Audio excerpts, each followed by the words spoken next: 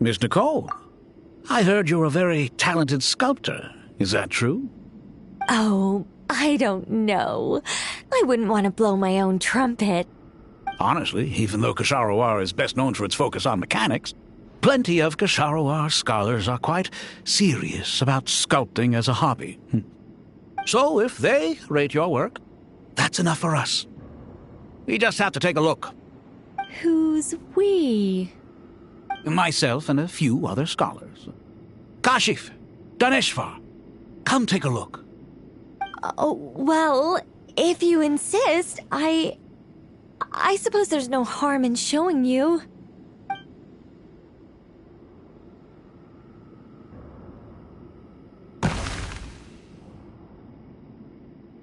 Whoa! Where did that come from? Look at the level of detail. It's so lifelike.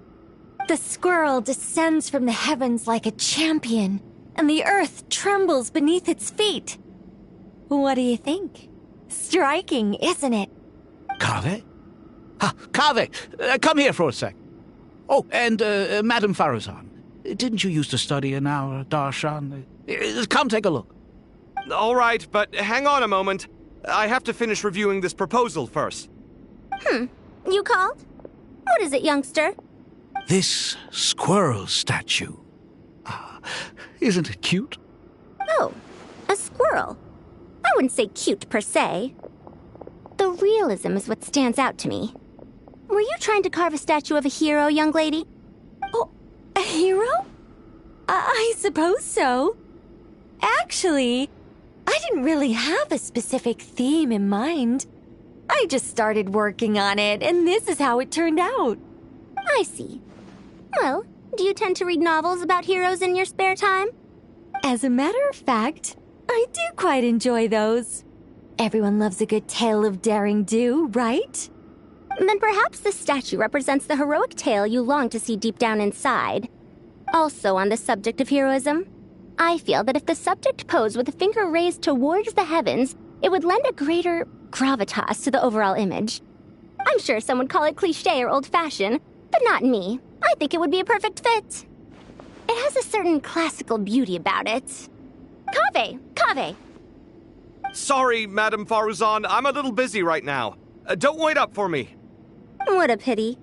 That young man has excellent aesthetic tastes.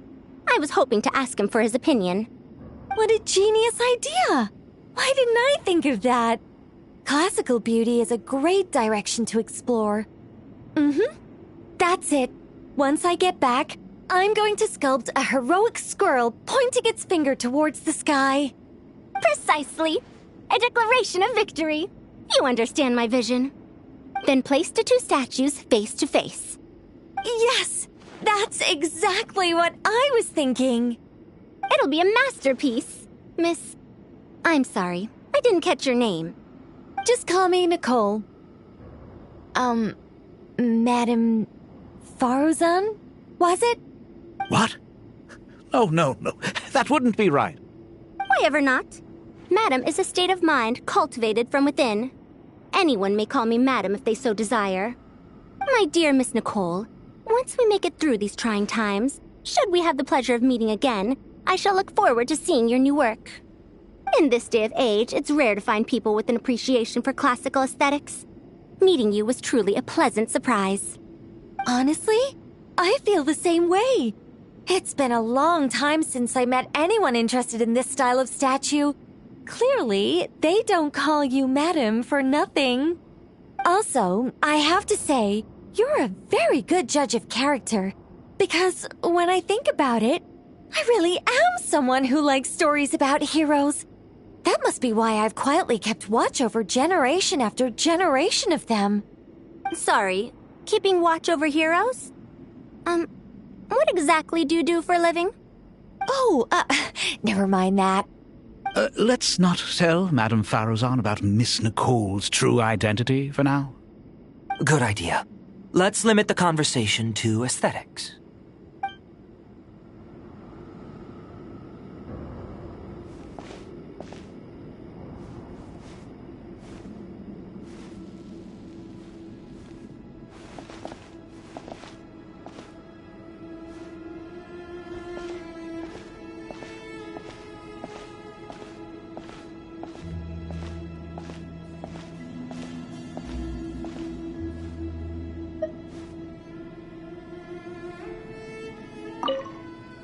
What's wrong?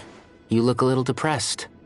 Kale got a fragment of the goddess of flowers, and all I got was one of the 7 pillars who served under King Deshret. I lost out, didn't I? That's what you're upset about? You're such a child.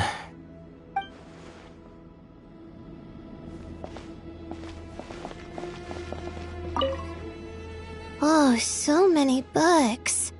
More than I could ever read in my life.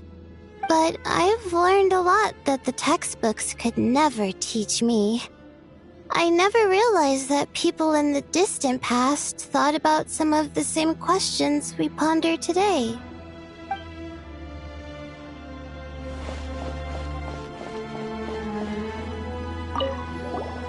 Paimon! Thanks again for your notes. I'm done copying them, so here you go. You're welcome. Just let Paimon know if you ever need help again.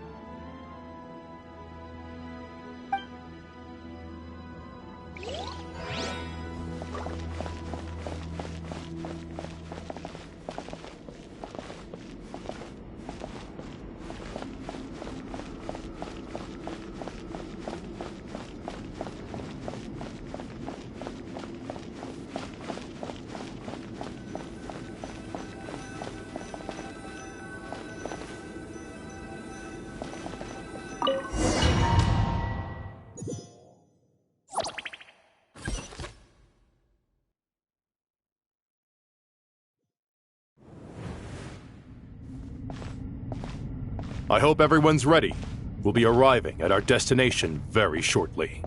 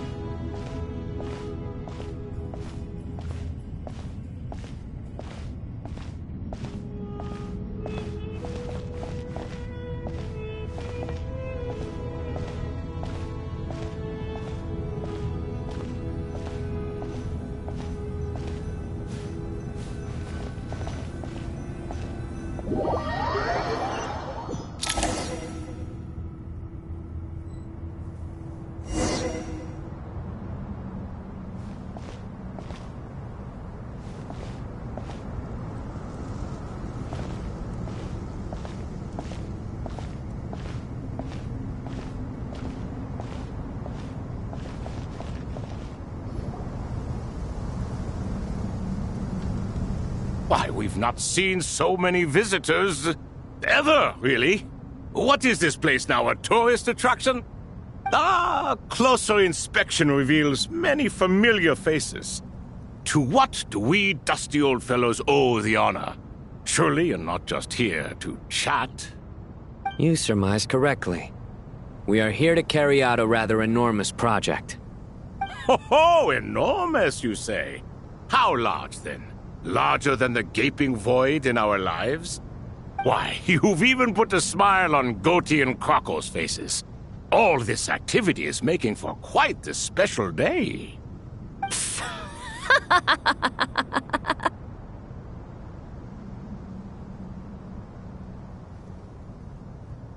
I know that laugh. Lilipar? What on earth are you doing here? Oh, this is hilarious. Turns out good things really do come to those who wait. As long as you stay alive long enough. When did you 3 get locked up in here? And still you act all high and mighty, putting on a show for the younglings. Truly hysterical. Why, you... Yes, I know. No need to shout. You're right, Lilipar. Goatee, Crocco, and I all have the same problem. But Didn't King Deshret seal you away? How did you break free, and how did you get in here? Who knows? Perhaps you can ask my master one day, should you ever get the chance. Behold, the executioners of old. Some have turned into fragments residing in human bodies, and others are imprisoned eternally, leaving not a single shard behind. It's almost tragic, watching lowly prisoners like you act all self-important. Curiosity gnaws at you, doesn't it? Your interest in the outside world threatens to burst you at the seams. I'm starting to take a liking to this magic bottle lady. Time is of the essence. Let's get down to business. We come to you, O three ancient lords, to request your assistance on behalf of the Academia. If we can help you regain your freedom, then please consider lending us your aid. As for precisely what we need your help with, it's a long story. So, to demonstrate our sincerity, we are prepared to first resolve the problems that plague the three of you. All right, stop arguing, Croco, and Goatee, don't you start. What's the harm in letting her speak? It's not worth getting so angry about. Forget about her. The three questions are the crucial thing here. But do you really have a way to answer them? You once answered the final question, Nefer, but the seal did not open. Unless, with the passage of time, you have found a new answer? You could say so. When you first asked me what determines truth and falsehood, my answer was a liar's soul. Liars are the best at seeing through the falsehoods of the world. But if you want them to tell you the truth, you have to reach their soul. I think that makes sense. I found it quite compelling myself, and I told Nefer so. Unfortunately, it brought us no closer to liberation. Well, that's simply because it was my answer, not the one King Deshret was looking for. Can you guess which answer Al-Ahmar wanted then? Time. And that's not only the answer to the final question, it's the answer to all three of them. All things wax and wane with the passage of time. Love and hate eventually fade into nothing. Current affairs are always fraught with conflict and controversy. Only time can distinguish between right and wrong. You once described King Deshret as a proud man. I'd say that the prouder someone is, the more inclined they are to believe that only time is qualified to be their judge. Time. Well. Indeed. Perhaps in building Aru, our king was in fact attempting to reverse time, to bring love and hate, right and wrong, the rise and fall of all things back to their point of origin.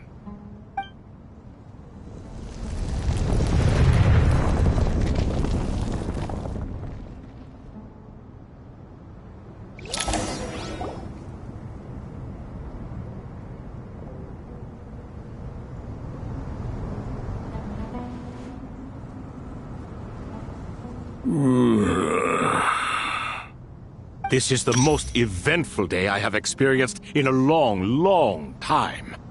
You have my sincere gratitude. Are those three of the 7 pillars? Turns out the statues were quite faithful to the source.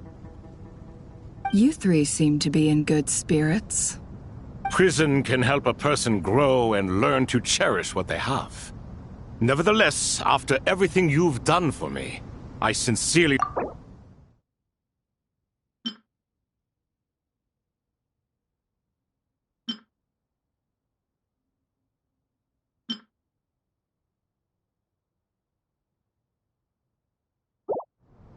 Hello, Nefer. It's good to see you, Thoth, the Ibis King. Nice. Definitely puts my mind at ease, seeing you two getting along so well. Should we maybe introduce ourselves, or... Sure. I'm Sethos, the current leader of the Temple of Silence. This is General Mahamatra Sino, and this is the former Spantamad sage, Cyrus. But I'm guessing none of that means a whole lot to you. Everything is equally new to us, in truth. We've been gone from this mortal world for longer than you can imagine. Let's hold off on the introductions for now. We can always ask Nefer about you later. It'll give me something to talk about with my chosen disciple. You're like a helpless parent. Gods and people of yore are not necessarily welcome in today's world.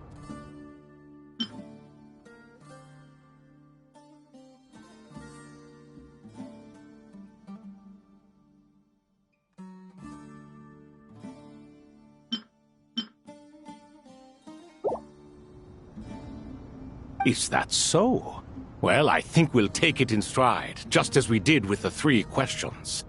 Let's not forget, it was my persistence that won you both your freedom. Fair point. I have to applaud your persistence. And I must praise you for your wisdom. Now, state your wishes, young ones. I'm sorry? Why, your tremendous accomplishments deserve a reward, do they not? You must let us do something for you in return. General Mahamatra, what do you think? I won't beat around the bush. Sumeru is facing a crisis the likes of which have never been seen before, and we need your help. Every calamity throughout the ages has been connected to us in one way or another, whether we were its cause or consequence. Whatever is wrong with Irminsul, it severely affected the Dendro Archon. She fell into a coma, and is currently receiving treatment from the Dendro Dragon. The Dendro Dragon?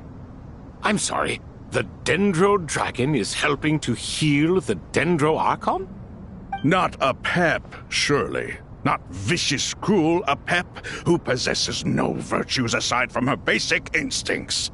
Ah, good heavens.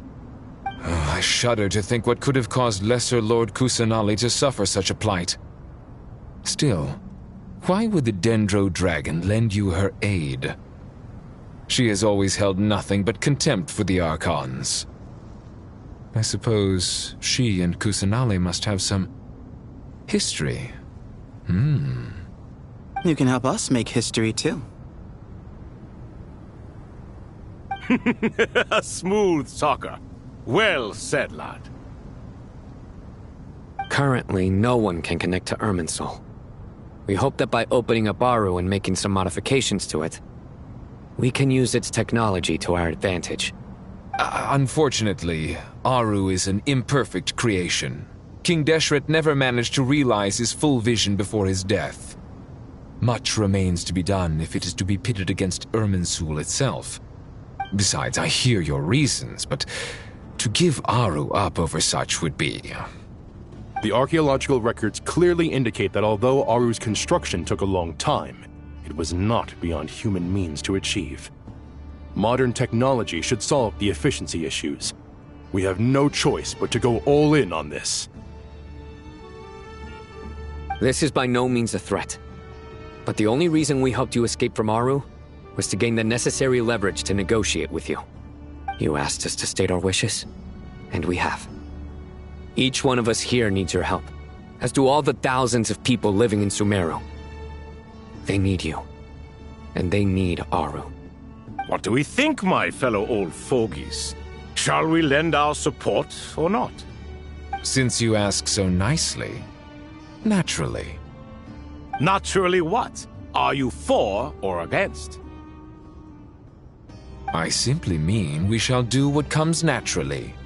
You claim that you wish to open Aru. Know you then that the golden slumber created by King Deshret is preserved within? We do.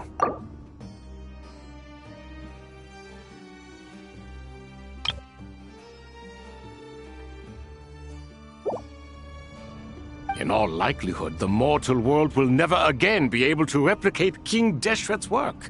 Never will there be another chance to come so close to creating a utopia. Knowing this, are you sure of your decision? We are sure.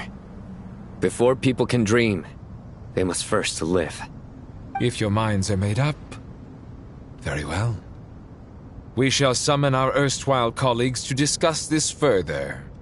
Saint Shezepank, Saint Bennu, once you surrendered to silence and were buried with King Deshret. But now, we invoke the right to awaken you with our voices.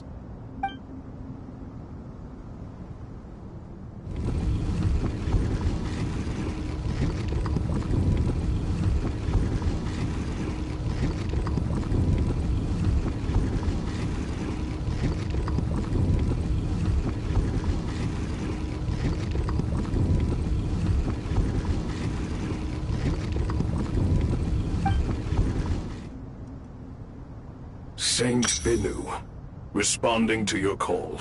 3 kings detected. Initiating autonomous will. Saint Shezbank, responding to your call. 3 kings detected. Initiating autonomous will. Ah, Lord Herreshoff. What a long time it has been. I trust you are keeping well. Then your trust in my well-being has long outlived your physical body. You have always opened with that same phrase, in life, death, and now even beyond. Al-Akhmar is long gone. What is the reason for this meeting? You're awake? Good. We are voting on whether to give the people of present-day Sumer...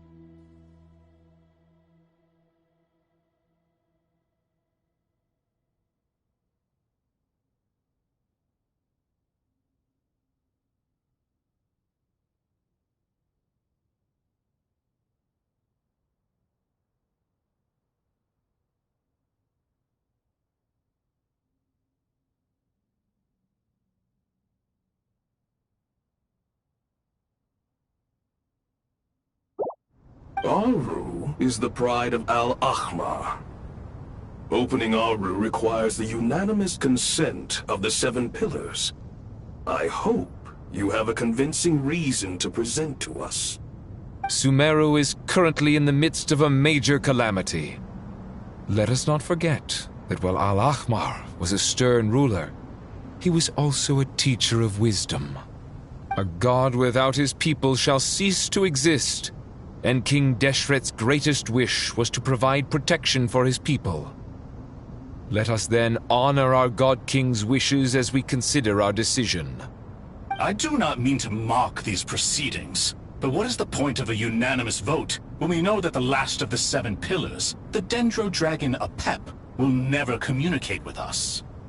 This will no doubt surprise your mechanical mind, and I have no intention of trying to persuade you it is true. But Apep is, in fact, healing the Dendro Archon as we speak. Huh? Can someone attest to this? Do we have any proof? I ask the 3 kings. Can any of you vouch for the truth of this claim? Naturally, the Ibis King, Thoth. What? It was Thoth's disciples who revealed the truth to us. We need not debate its veracity. Simply let Thoth bear accountability. That way the rest of us may have a clear conscience. Herreshoff, you diabolical fiend! I awakened our former colleagues for you, supported your opinion, and backed your decision. What sort of fiend would do that? I miss the days when Hermanubis was still around. At times like this, he would offer to take accountability. What are you trying to say? Is my word worth less to you than Hermanubis's? Hypocrite though you are, Lord Thoth, you are humorous in equal measure. How could we bear not to associate with a character such as you? I, Saint Shezpank, approve the Goat King's proposal. Since King Deshret is no more, we shall receive no reprimand for acting beyond our remit. Nevertheless, I sincerely hope that those before us understand the significance of what they intend to do. Remember, the moment that Aru is liberated, the myriad souls residing within the Golden Slumber will return to the ley lines. And once the ley lines flow again, these souls shall in turn be received by Irminsul. To take this step is to bring the perfect afterlife created by our king to a permanent end. We understand that well, and we have decided to proceed regardless. Furthermore, the contemporary human perspective would contend that confining souls in this way is no act of benevolence. The deceased have a right to rest in peace. King Deshret's creation is clearly a place of rest and peace. It is just that many do not see it this way. But no matter. Saint Binu approves. Hermanubis' representative and the Dendro Dragon Apep made their choice ahead of time, while the Goat King, Ibis King, and Crocodile King have also granted permission to liberate Aru.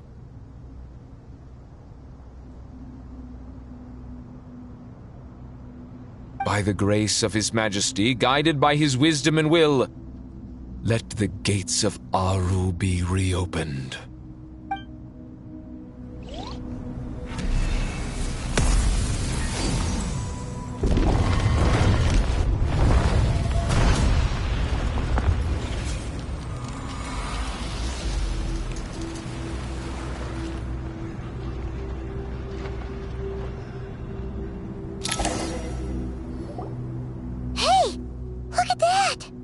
What's this? Are we under attack?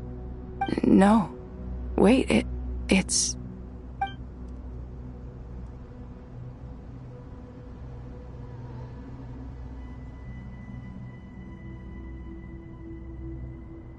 Here you are. Through the sands of time. I see you. Father. Father, is it really you? It's Jet's father, Jibriel! That's right! He entered the Golden Slumber, didn't he? I smell blood and sand on you. You've grown. Strong as a wild beast, and without shedding a tear. You have to leave, don't you? Please, just answer me this. What should I do for you? This meeting is a blessing from the gods. My soul, once imprisoned along with that of Samael, is finally free. I am truly grateful for the chance to see you again. That the dead should meet the living is itself a miracle. One brief, precious moment is enough. Enough to set my heart at ease. Do not weep for me, Jet. I know you will accomplish many great things in your life. You will go further and climb higher than I ever did. All I ask is that you take good care of yourself.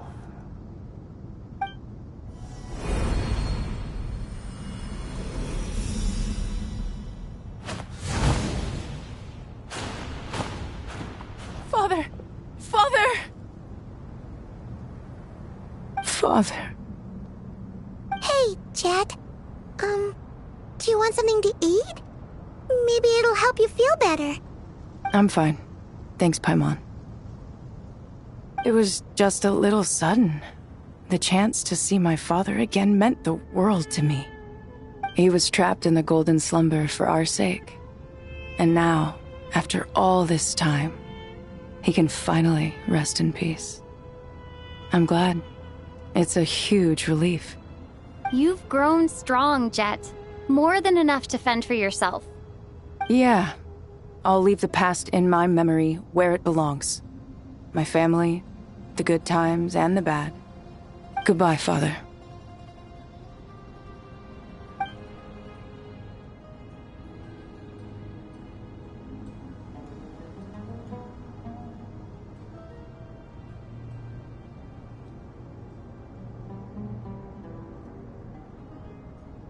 Ah, me, what a touching reunion that was. It seems we did a good deed today. We 3 retainers, once imprisoned for our iniquity, are surely the least qualified to judge whether this deed is good or bad.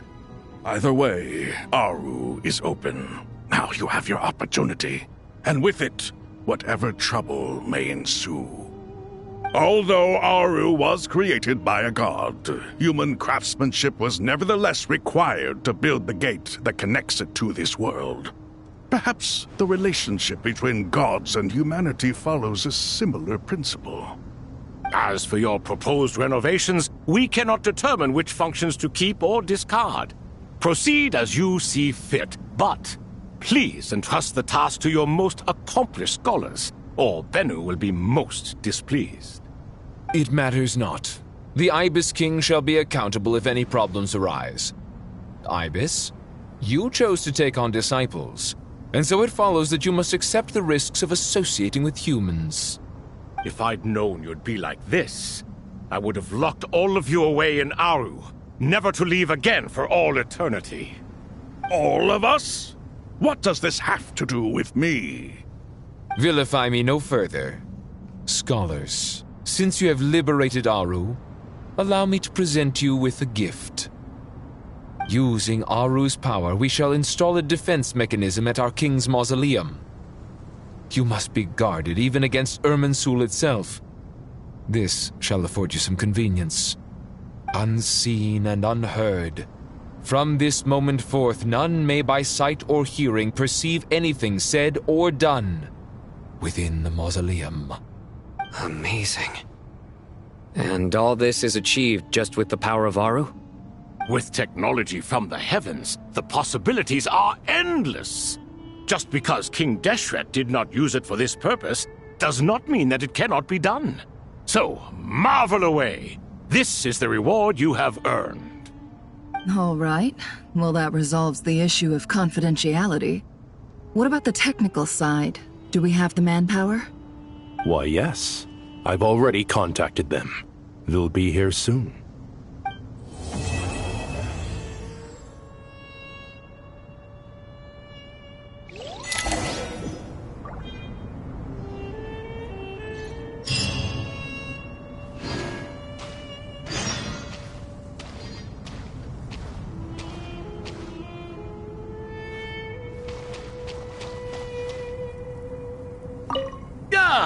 Fresh air. A wondrous feeling. Naturally. I have a sudden urge to stretch my legs. Can anyone recommend a suitable leisure activity? I might have had some recommendations for you were this the past, but here and now, for someone who has just left prison, there could be no greater joy than simply being outside of it at last. I could not agree more.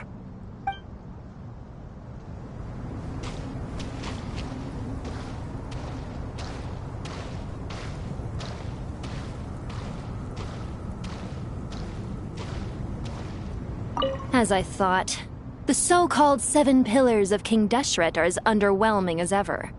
What do you mean? Not a fan of the boys' club? As men, as individuals, and even as gods, they are entirely undeserving of my attention.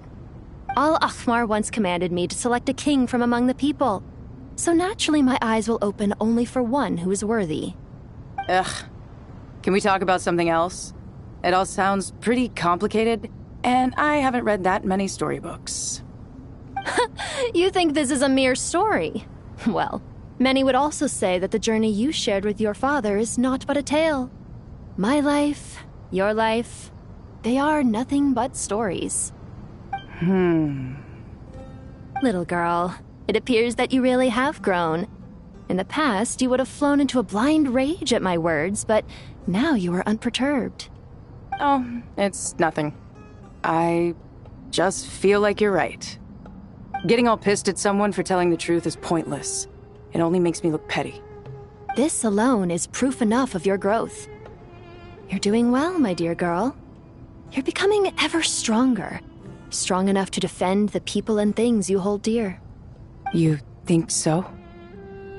I hope you're right.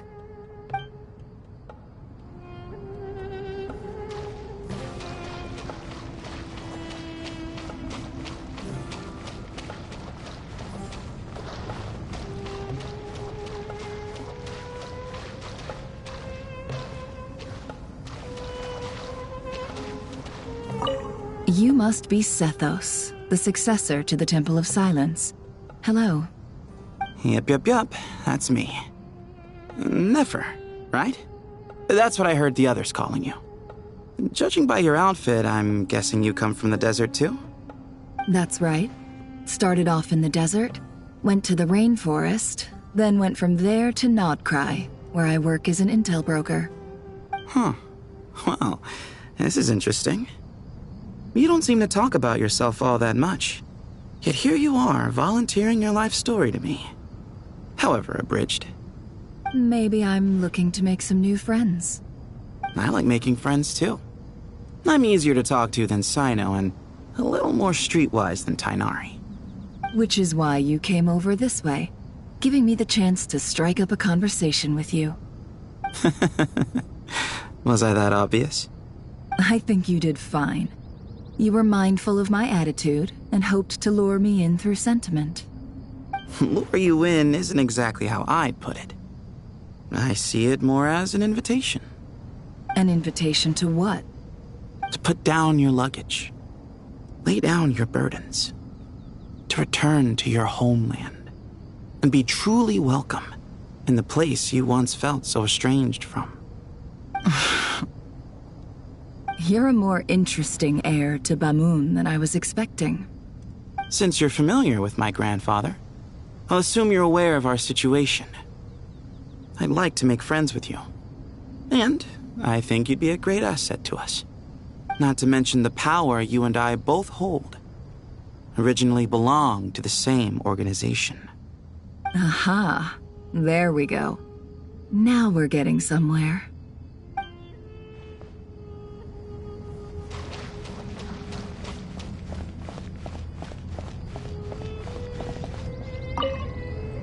Do you hear that? Sounds like your teacher is scolding mine. Huh. Classic. Did you see her? She's a former Vahumana student who dropped out of the academia and went to Nodcry to work as an intel broker. There's more to her than meets the eye. How can you tell? Do the Matra have information on her? Some, but nothing telling. I'm basing it on the fact that she seems to be an expert liar. She can fool many with her words. A sixth sense for liars after investigating so many of them, I take it? Yep. What about you? What do you make of her? A little earlier, in the corner, I noticed she gave some supplies to Jet and had her deliver them to the main group. She's meticulous and highly observant. Besides, what was it you said? Making it to the top is no easy feat in any profession. Anyone who's at the top of their game has to have some sort of edge over others. It's true, but she's not the only one at the top of her game. I also am, and so are you. Sure, but what's to guarantee she won't overhear us talking about her? Don't worry, I have my methods. Sethos is distracting her. Ah, I see.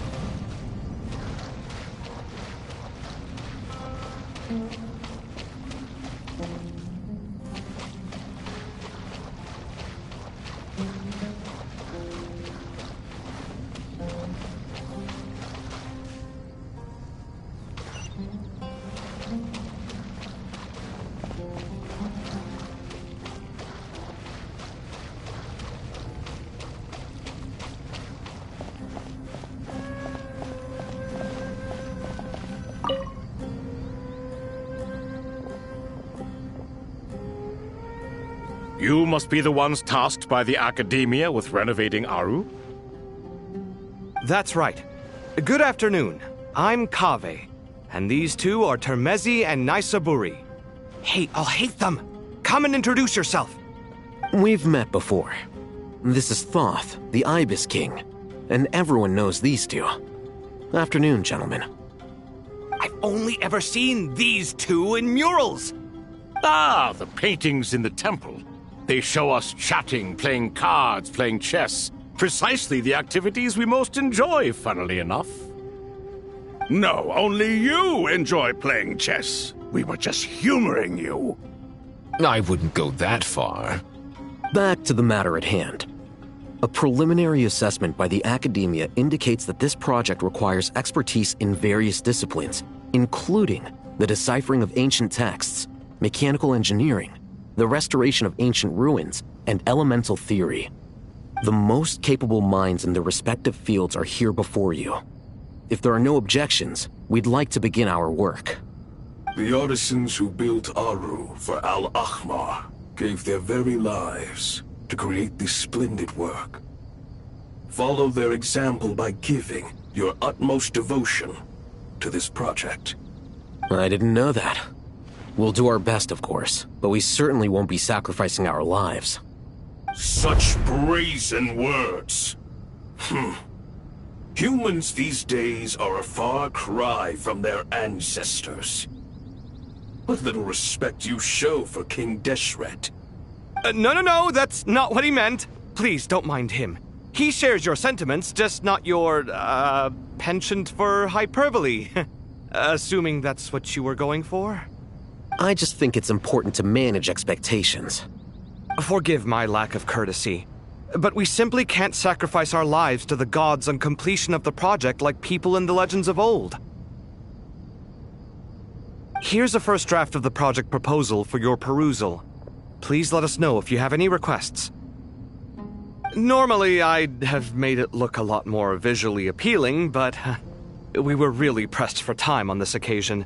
I hope you'll forgive me if it's a little rough around the edges. Naturally. If my fellow ministers deem this meager display of respect sufficient, I suppose I can consider agreeing to their proposal. Why are you so preoccupied with the ostentatious displays of respect to Al-Ahmar? We should be trying to make things easy for them.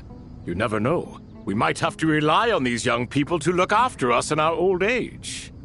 Exactly. This is Aru's mainframe. Be reminded to use it with great caution. We certainly will. Thank you for your assistance. You may attempt to lay out punishment should you so desire, though I'm afraid it would be futile. You and I both know that certain components of Aru can only be operated by humans. King Deshret always believed in humanity. Still, the reason that Aru's modules are designed that way is not so much because he trusted them, but more because he was wary of you.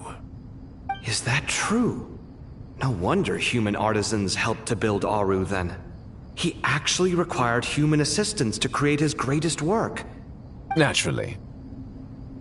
Have you noticed that the Goat King keeps giving superficial responses? It's like he's just going through the motions and leaving the real debate to his colleagues. He understands the art of perfunctory speech. That's what earned him his position as the Minister of Ministers. It seems the rumors about King Deshret being a poor judge of character are baseless after all. Excuse me for being blunt, but it sounds suspiciously like you're putting yourself on a pedestal and mocking me. You're mistaken. And while there's nothing strictly wrong with making every conversation about yourself, it's not exactly a positive tendency either. You? Whatever. I knew it'd be like this working with you. All right, let me past. I need to look at this console. It's your job to activate it after all. Let's begin. Everyone, please proceed with the external checks and preparations as per the procedures outlined in the engineering plan.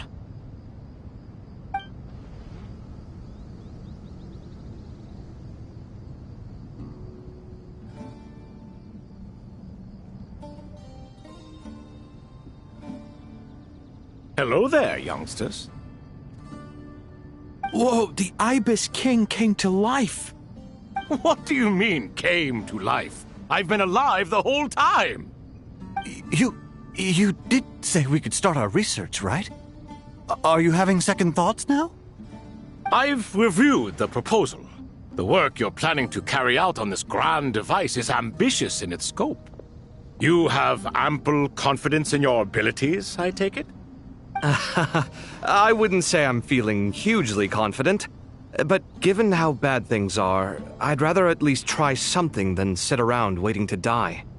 You are the top scholars of your day. I trust you are aware that there are countless links between Aru and the Akasha? Aru and the Akasha?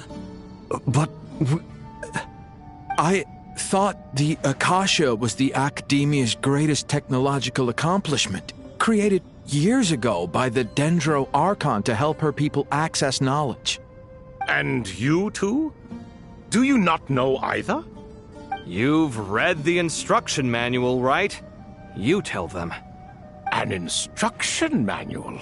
The Akasha has an instruction manual? The Dendro Archon is a kind and thoughtful god indeed. It used to sit on a shelf in the corner at the House of Dana. Not the most popular read. If the manual is to be believed, Aru was in fact the original inspiration for the Akasha system. What? But there are so few records about Aru anywhere. And practically none of the scientific expeditions into the desert had anything to do with it. Ah, but this is something you could not possibly have known. You may have heard many stories about the desert, but what is the most important aspect of history? Consider this a quiz. Anyone from Vahumana present? I'm from Vahumana. It's, well, veracity. Precisely. And a large part of veracity is the chronological order in which events occur. I may as well tell you. In the beginning, Nabu Malikata, the goddess of flowers, descended upon Sumeru. The glory of the heaven was within her. She brought life, oases, and knowledge to this land. Then she created the Jinn, enlightened them, and ordered them to serve her. Two other gods also walked upon this land where wisdom flowed in abundance, and the three met beneath the great green trees. It was the first and greatest alliance. We should speak with reverence of this covenant between the three, which transcended both time and life. For they promised that in Sumeru, wisdom would be shared with all. All the great changes in Sumeru's history began with the goddess of flowers. For King Deshret's sake, she pried into the secrets of Celestia, and for this was burned to ashes by the flames of wrath. So grieved was King Deshret by her passing that he lost all interest in state affairs and devoted himself instead to the knowledge that she had brought back. It was after learning of the technology from that floating island in the sky that he first conceived of Aru. And so, the Akasha was inspired by Aru, while the basis for Aru itself came from Celestia's technology. Well, if the two share a common technological origin, then connecting one system to the other is an entirely feasible idea. Unbelievable. Have you no reverence at all for celestial technology? No, I do, but there's no time for that. The schedule is too tight. Blame it on the deadline. Perhaps you could try coming up with our cutoff dates. You know what it's like having to turn around 5 different drafts in one day? I wouldn't wish it on my worst enemy. Yeah, also, Sir Ibis, King, you don't plan on getting directly involved at all, do you? Yes, well, you strike us more as having come to give a popular science lecture. Or, wait, does this count as more of a first-hand witness statement? Neither. Anyway, this sounds like far too much work for me. Still, if Aru is so powerful, why didn't King Deshret use it for more ambitious ends? Because it was never fully completed. King Deshret had grand plans, but he perished before they could come to fruition. In the beginning, his wish was to create something that could rival the very world itself. The Lord of Flowers sacrificed everything for that ambition. What he desired, she bestowed, and thus was knowledge brought into the world. Her courage and sacrifice had to be honored with the most splendid of monuments, or King Deshret would surely have deemed it a grave injustice. And that monument, built from knowledge and technology, etched with a sacrificial and courageous love, even in its unfinished form, it deserves to be treasured. At that time, King Deshret said the following to the Lord of Dendro. Since we share an eternal covenant, I shall never be your enemy. Hence, the fruit of wisdom from the heavens is not to be devoured. Remember, it is not that I lack the power to become the enemy of wisdom. Yet you and she have taught me much and shown me kindness. For this, I cherish you both. In the end, Aru was only used to store a portion of the souls. It was but a primitive form of the masterwork the king had envisaged. His final hope for Aru was to return to the past, when she yet lived. So the point you're making is, King Deshret was both powerful and ambitious, and he only ceased his imperious ways out of affection for the Goddess of Flowers and the Dendro Archon. You could see this as an act of mercy, but you could also see it as the sentiments that lay between these 3 gods placing constraints on him. This was, after all, the foundation of the alliance between them. This explains why Aru was both a prison and a monument, and why the answer to the 3 questions was time. You have to be careful who you get involved with, or you invite all manner of misfortune. This is as true for gods as it is for humans. Love is the same. It is both a prison and a monument. All right, let us pause the story here for now. Seeing as you've been so diligent, I'll offer a little help. Who's in charge again? Is it you two? Ah, yes, me and him. Now then, close your eyes. Wisdom hides in the space between the tangible and the intangible. It is to convey the incommunicable through the simplest of mediums. By the power of King Deshret, I shall grant you a glimpse into the unseen secrets that lie at the threshold of existence.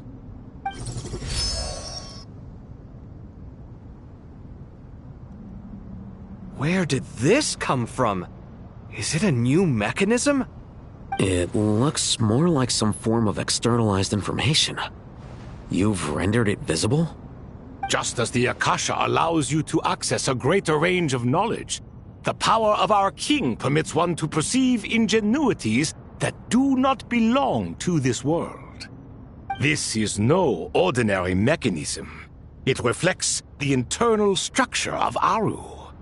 Whether you choose to increase or decrease, keep or discard. Come, use these to achieve the outcome you desire. Looks mechanical to me. Better let me handle it, just in case. But wait, how do I get up there? Turn around. So that's where the elevator is.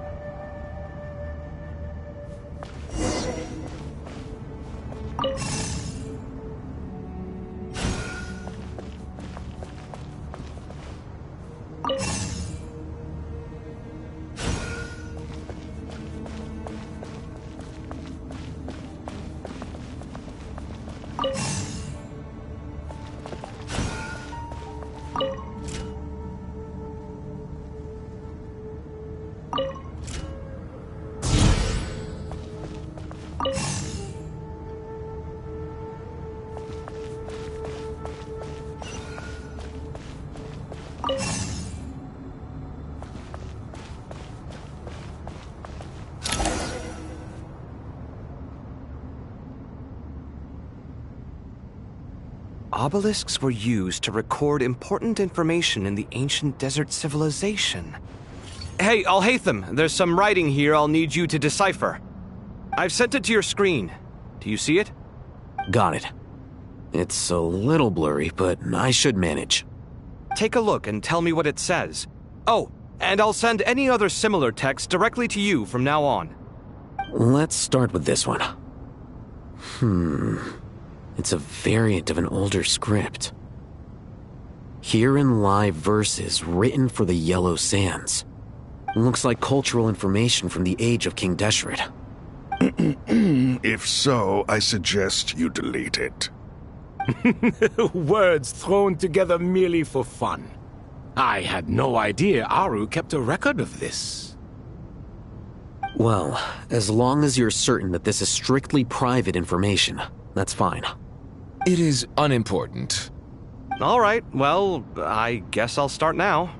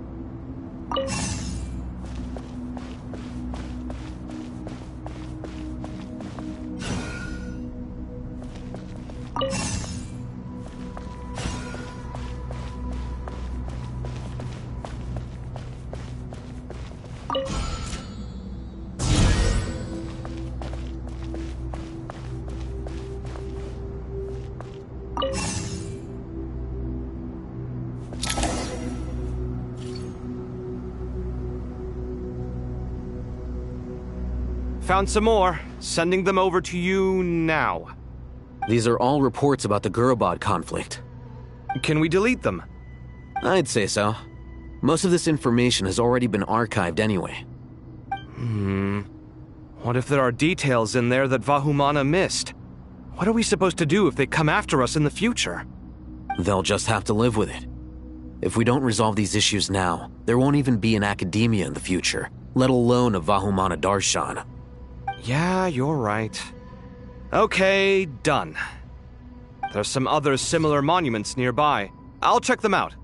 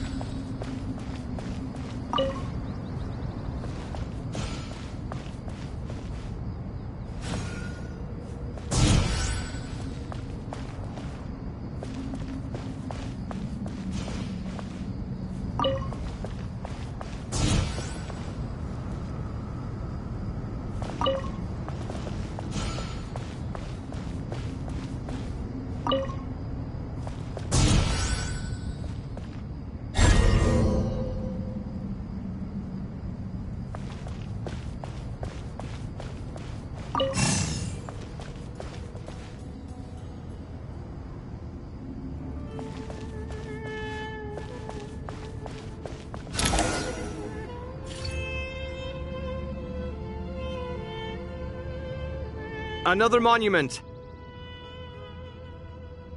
Hold on.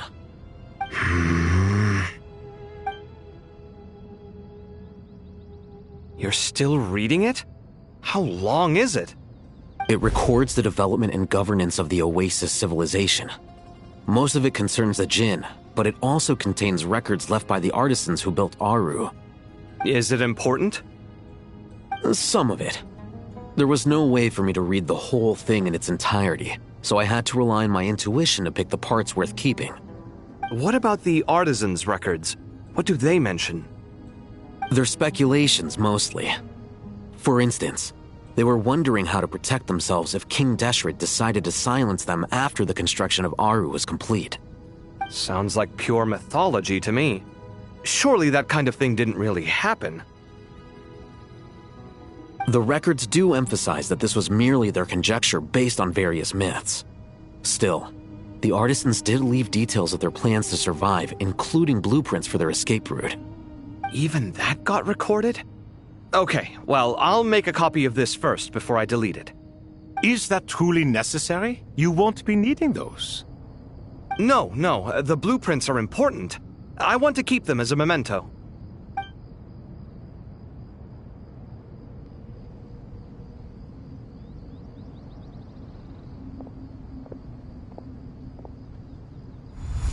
I think that should just about do it. It meets the requirements of the contingency plans, so we should be good. I gotta say, it's the strangest feeling, this cross between reality and the intangible. It's like drifting between life and death, or in and out of a dream, using my own hands to manipulate illusions that are forever out of reach. Chasing dreams in the most literal sense. Definitely a novel experience. What happens if my spirit just floats away? That won't happen. Anyway, I wouldn't celebrate just yet if I were you. There's likely to be a phase 2 of this project. All right. I'd better keep my wits about me then.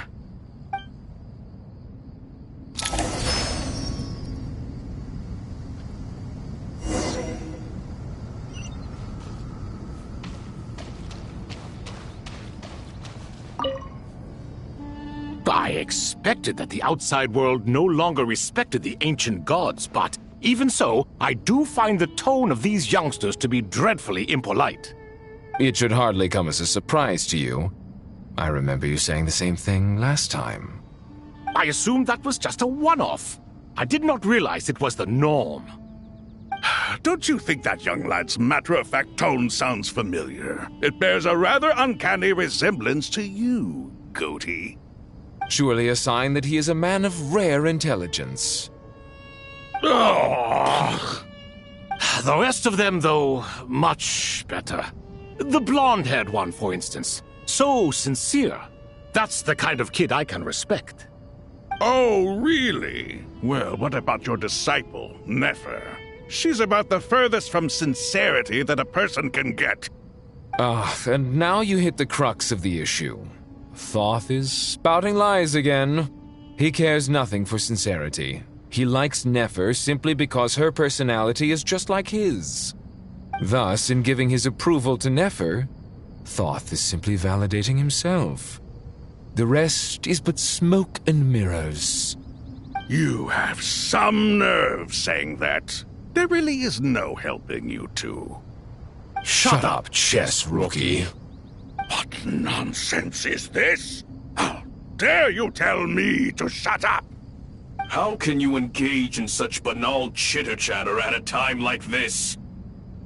Aru has been opened. The glory and splendor of a bygone age is about to sweep over the earth like a flood. And you're here squabbling like petulant children. All three of you are insufferable. King Deshret was merciful, indeed, giving you a chance to be released from prison. I say, you should have been locked up for good. Ah, but Bennu, look on the bright side. Had they not been released, we would not have been awoken. Oh, you've been here this whole time. You should be scolding them along with me. I miss Hermanubis. It's not a real reunion without him here. And now you're avoiding the topic and talking to yourself. Why King Deshret designed your personality like this, I will never understand. Isn't this simply proof that our king supports my free will? Oh, look at those two rust buckets. Suddenly, you two do not seem so bad after all. Here, here. If being stuck together for thousands of years fosters no friendship, I cannot say what would. Naturally.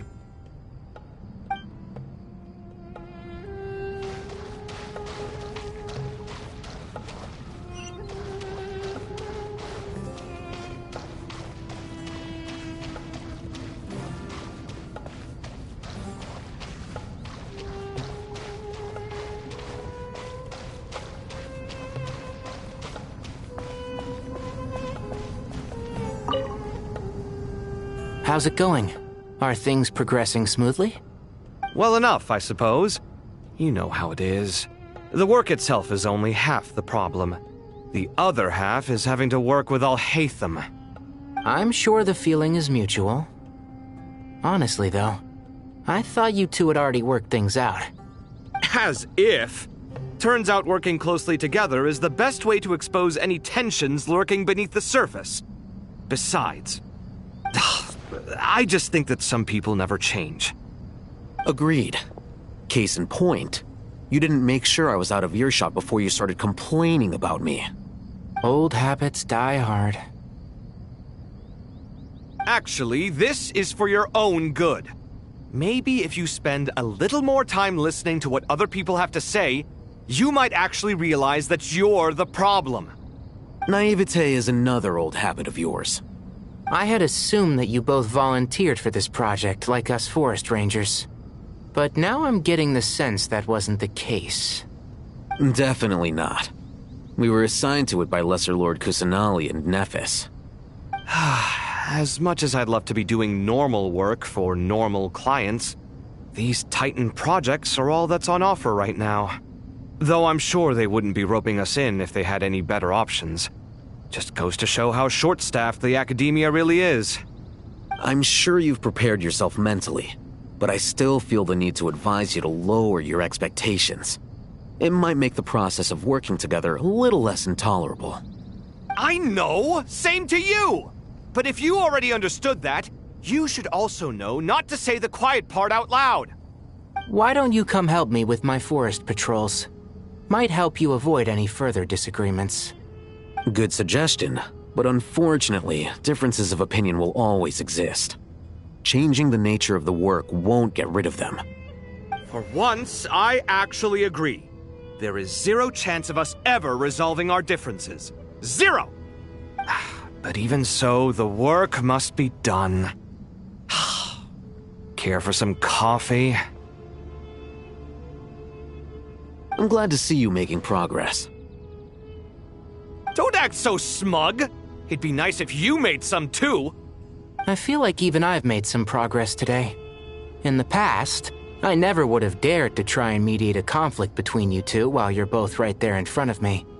Apologizing probably makes it sound like I'm in the wrong, but I'm sorry. I was just kidding. Truth be told, I don't have any work to do at the moment, so I'm just here to kill some time. How's Kale? She's studying with Nicole. I'm not sure how she's getting along, but she seems to be in good spirits at least. I wouldn't worry. Angelic affairs are probably above your pay grade anyway. I know what you mean, but Sino and I are still a little concerned for her. He said he'd go keep Kale company after he's finished training the mercenaries. I'm planning to join them myself shortly. Kale will be okay. Have faith in her. Even we can see how much more confident and outgoing she's become in these past few years. Thanks to you and Sino being there for her and providing guidance every step of the way, she can finally stand on her own 2 feet. On her own 2 feet. Does it feel bittersweet? Watching the younger generation grow up and move on? No, not yet, at least. I was just thinking, I wish there was more I could do for everyone. She'll be fine. Yeah, she will. Just try to relax.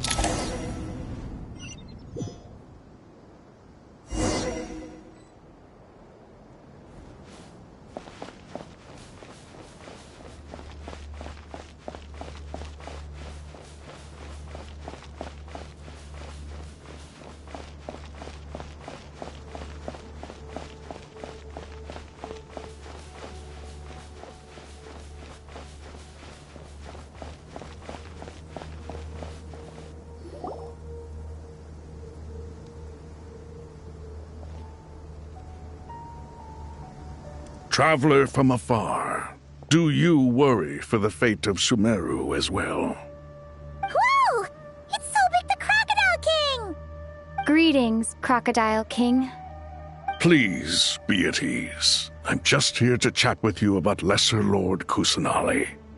Sounds like you really care about her. Yes, although to be exact, it is a mixture of both concern and curiosity that I feel. Speaking of Nahida, Paimon was wondering how she's doing. Wait a moment.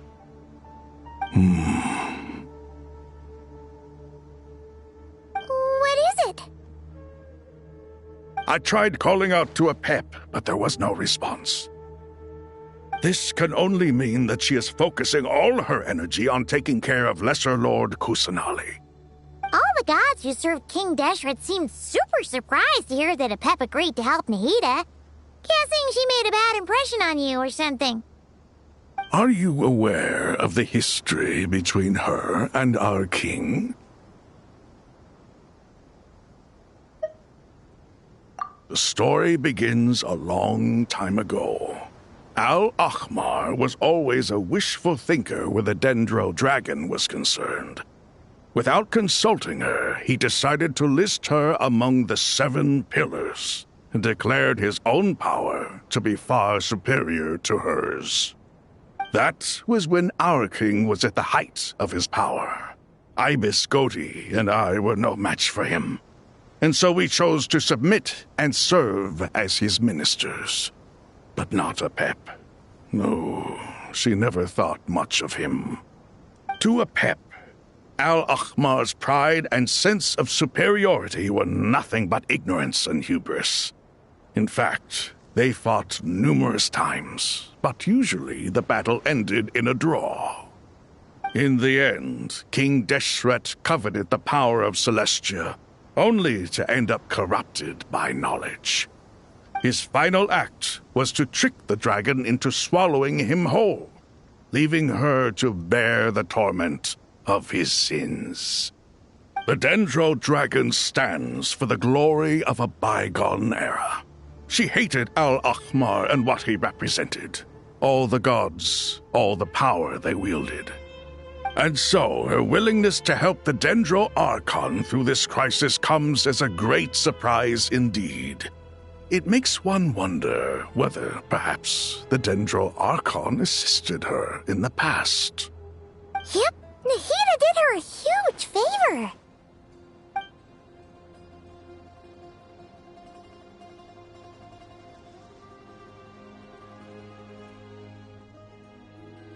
So Lesser Lord Kusanali put an end to the Dendro Dragon's many long years of torment. As much as she loathes the 7, Apep knows kindness when she sees it. No wonder she was willing to make an exception. Yeah, that's the sense we got from dealing with her, too. She is not incapable of coexisting with other living things. Rather, she actively chooses to avoid coexistence. And this despite the fact that she symbolizes life itself. How ironic. All of this being said, I wouldn't expect too much from her if I were you. Nothing will change her hatred towards humanity and gods. We'll keep that in mind. Anyway, how much longer do you think Nahida needs to stay with Apep?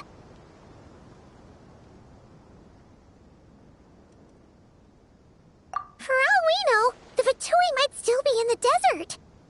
Just to be on the safe side, why don't we grab anyone who isn't busy right now and go look for her? I'm alright, Paimon. Huh? Was that Nahida's voice? It seems the treatment was effective. Since when do my deeds require your evaluation? Ah! Here will do just fine. I had no intention of taking you any further. One ought not expect greater generosity than they have earned. You always hide your kindness away like an oasis within a sandstorm. Only those who make it through the swirling winds can know just how beautiful that oasis is, and how much hope it brings. You dare appraise my being? No, I'm expressing my gratitude. I want to thank you for sharing your precious life force with me.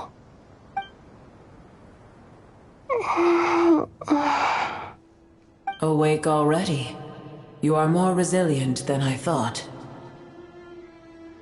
Pep. I feel much better. Thank you. Gods and their gratitude mean little to me. I would rather you give me your assurance that the situation with Irminsul and Sumeru's ley lines will be competently managed. If I suffer any ill effects from the ley lines, you, as the god of this land, will be held responsible. And you would not enjoy being held to account by me.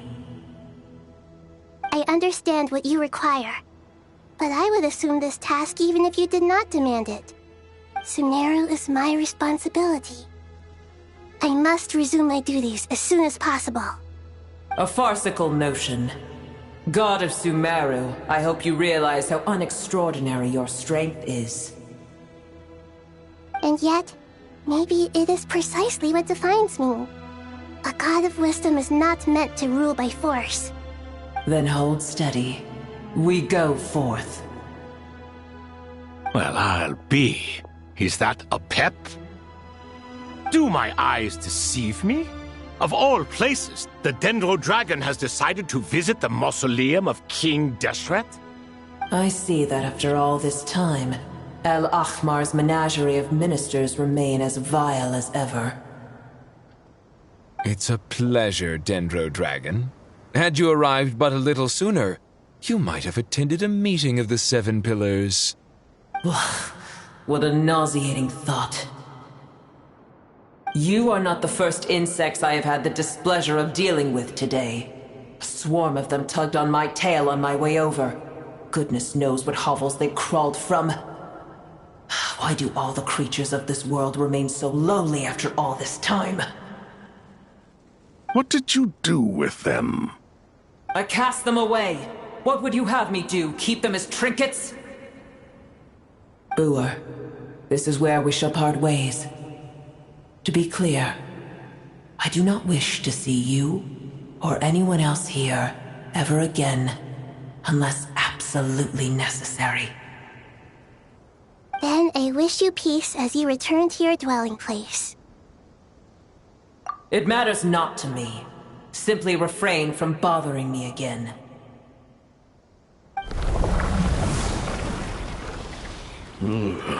A force to be reckoned with.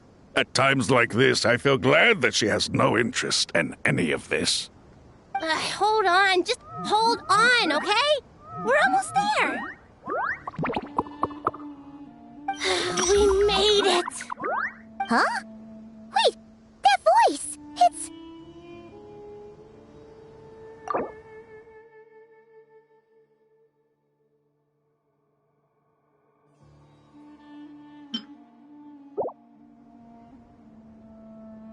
Uh-oh! I'm gonna fall!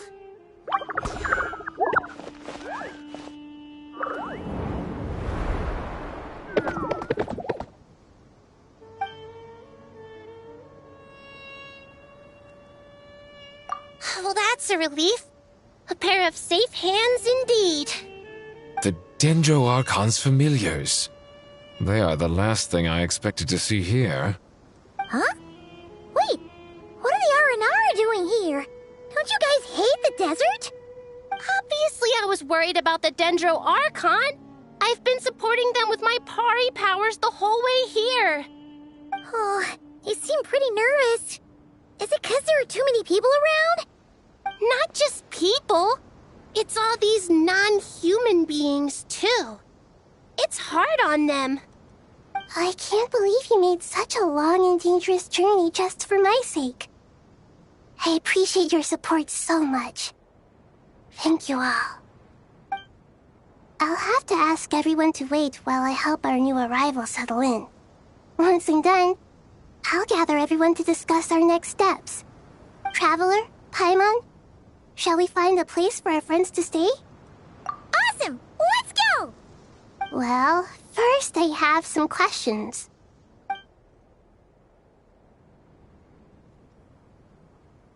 Okay, I think that covers everything. Thank you. We can get going now.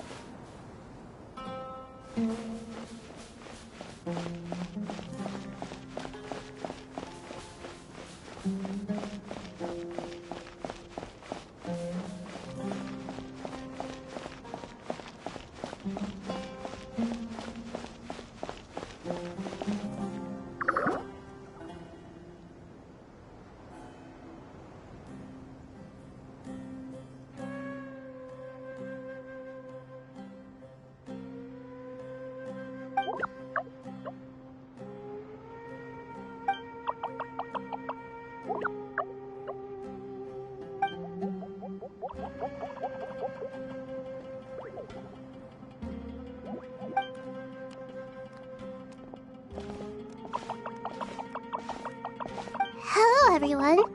It's only us.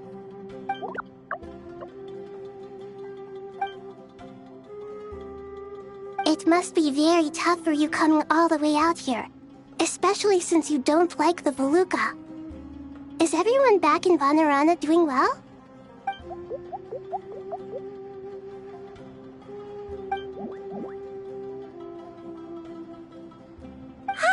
Everyone's here. Good. Are you okay? You look like you were about to pass out back there. Then you're forgetting who I am. Don't underestimate me.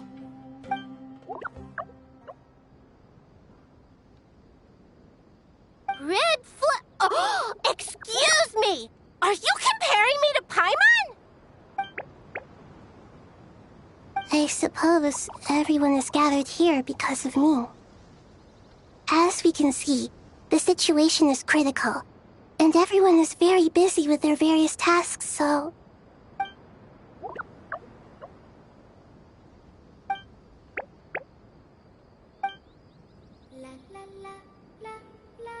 I can't thank you enough. Right now, we're focused on restructuring Aru, processing excess information, and helping restore everyone's confidence. I'm sure you'll find it all very straightforward. I can help too. Just let me know where I'm needed.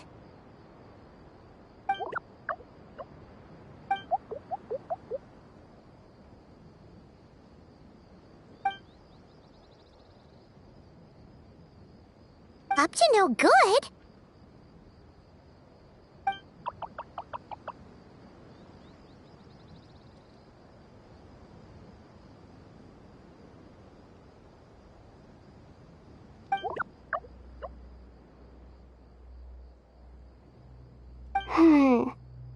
That definitely sounds suspicious. Traveler, Paimon, I have other work to attend to here that needs to take priority.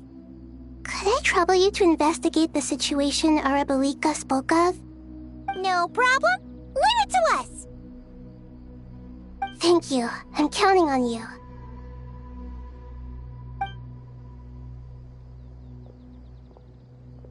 There's one other thing.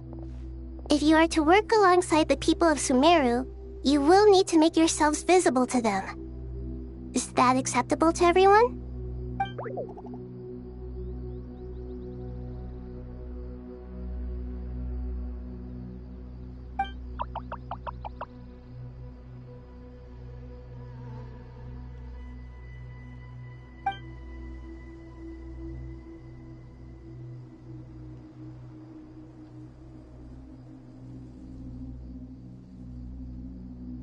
There's nothing to fear. No one here will hurt you. But if you do feel afraid, don't worry. Just call my name and I'll be there. Very well. Now, I shall bestow a small blessing upon you all. Whenever people see you and interact with you, from the moment their gaze meets yours, they will experience the most beautiful of dreams.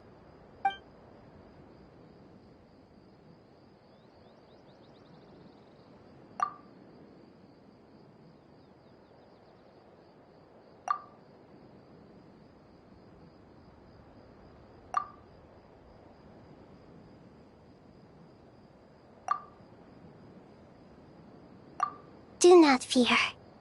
We will face it together. This too shall pass.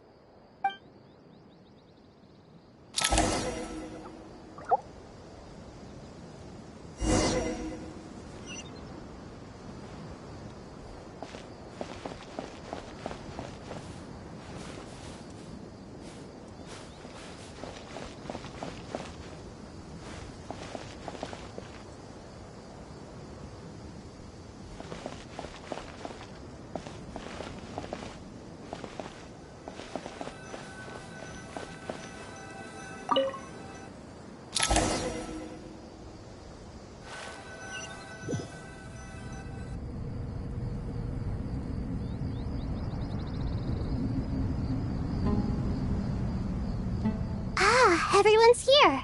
Wonderful. Dendro Archon, you're back. Are you recovering all right? You mustn't push yourself too hard. I'm doing very well. Thank you for your concern.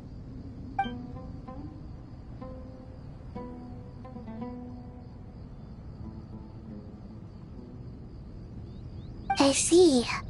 Using the power of Aru to reboot the Akasha and gain access to Irminsul. It's a sound plan, although... I regret to be the bearer of bad news, but with the state that Irminsul is currently in, it's impossible to access via traditional means. Even the Akasha won't change that. Alas, we had feared this may be the case.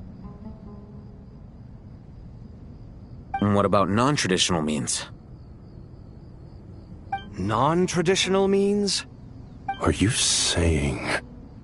Desperate times call for new measures.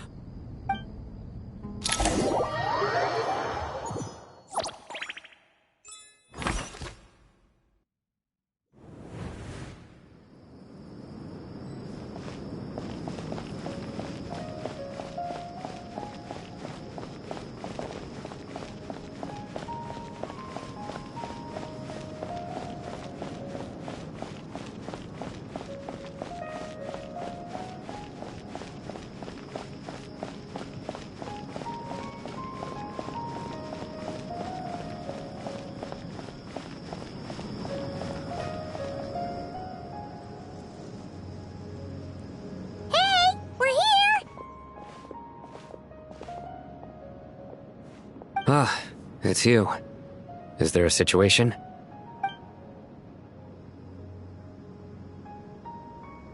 The Aranara have good intuition when it comes to people. In other words, there may well be a traitor among us. Given everything that's going on, I'd be more surprised if there wasn't. Miss Nefer, as a professional intelligence broker, I trust you have a solution? Not one that I'm willing to volunteer. What's in it for me? Let's say I'll treat this as a pilot project aimed at expanding your intelligence operations. Whatever business you're in, an avenue to demonstrate your abilities could never hurt. I like the sound of that. Glad we're on the same page. Given that you rarely set foot in Sumeru, practically no one at Caravan Rebot knows who you are. I take it you've read the files on everyone in the area? Yes. I also skimmed the list of evacuees, and am more or less up to date on where everyone stands. Any initial suspects? Limiting the scopes to males whose recent activity could be viewed as suspicious. I've identified 3 names. The Aranara saw 2 people talking, but currently we only have 1 suspect.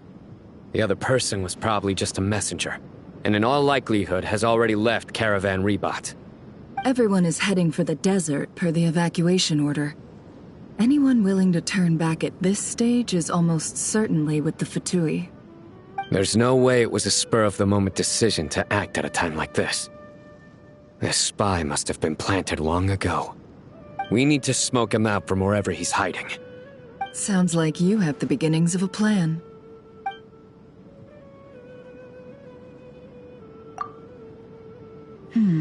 I see. Your suspicions are well-founded. I'd be watching him too if I were you. So far, we still lack solid evidence that he's been bribed. He hasn't made any recent purchases that would indicate he came into some cash. Then let's get closer to him to confirm before we make our move. I can handle it. I'm not based in Sumeru, so barely anyone at Caravan Rebot knows who I am. And you're certain you've never encountered this person in Nodcry? I'm certain. Besides, it's extremely rare for me to have had any direct contact with Sumeru mercenaries besides Jet. There's no way he could have seen my face before. Sino, stay out of sight and wait for my signal.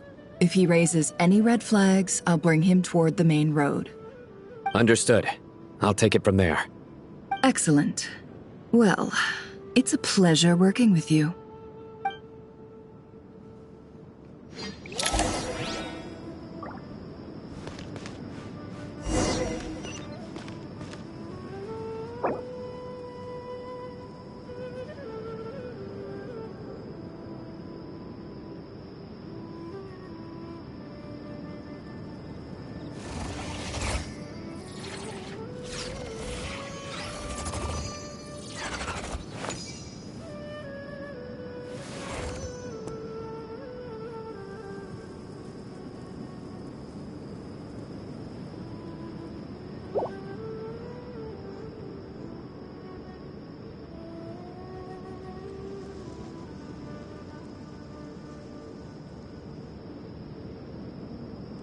Why does Ashru sit up on the counter? To welcome our clients, of course. A kitty's gotta earn his kibble somehow.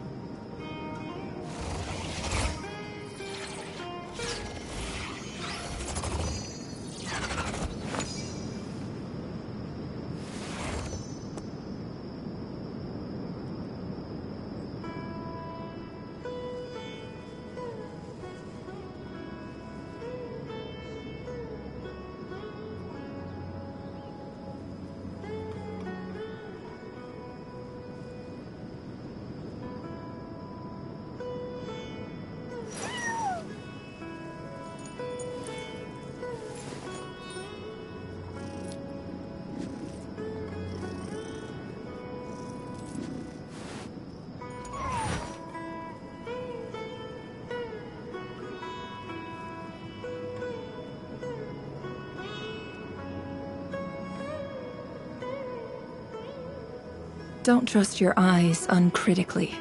People only see what they want to, so don't be your own fool.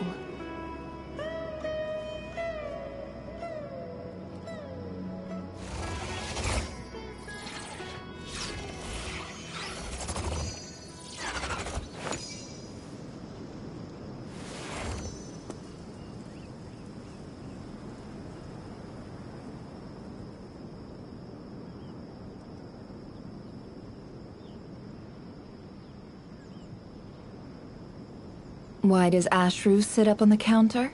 To welcome our clients, of course. A kitty's gotta earn his kibble somehow.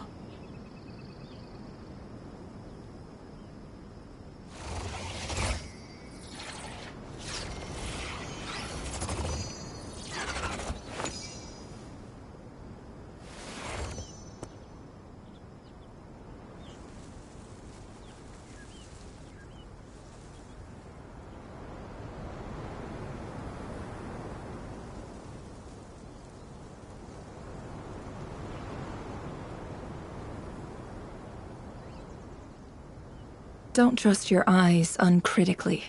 People only see what they want to, so don't be your own fool.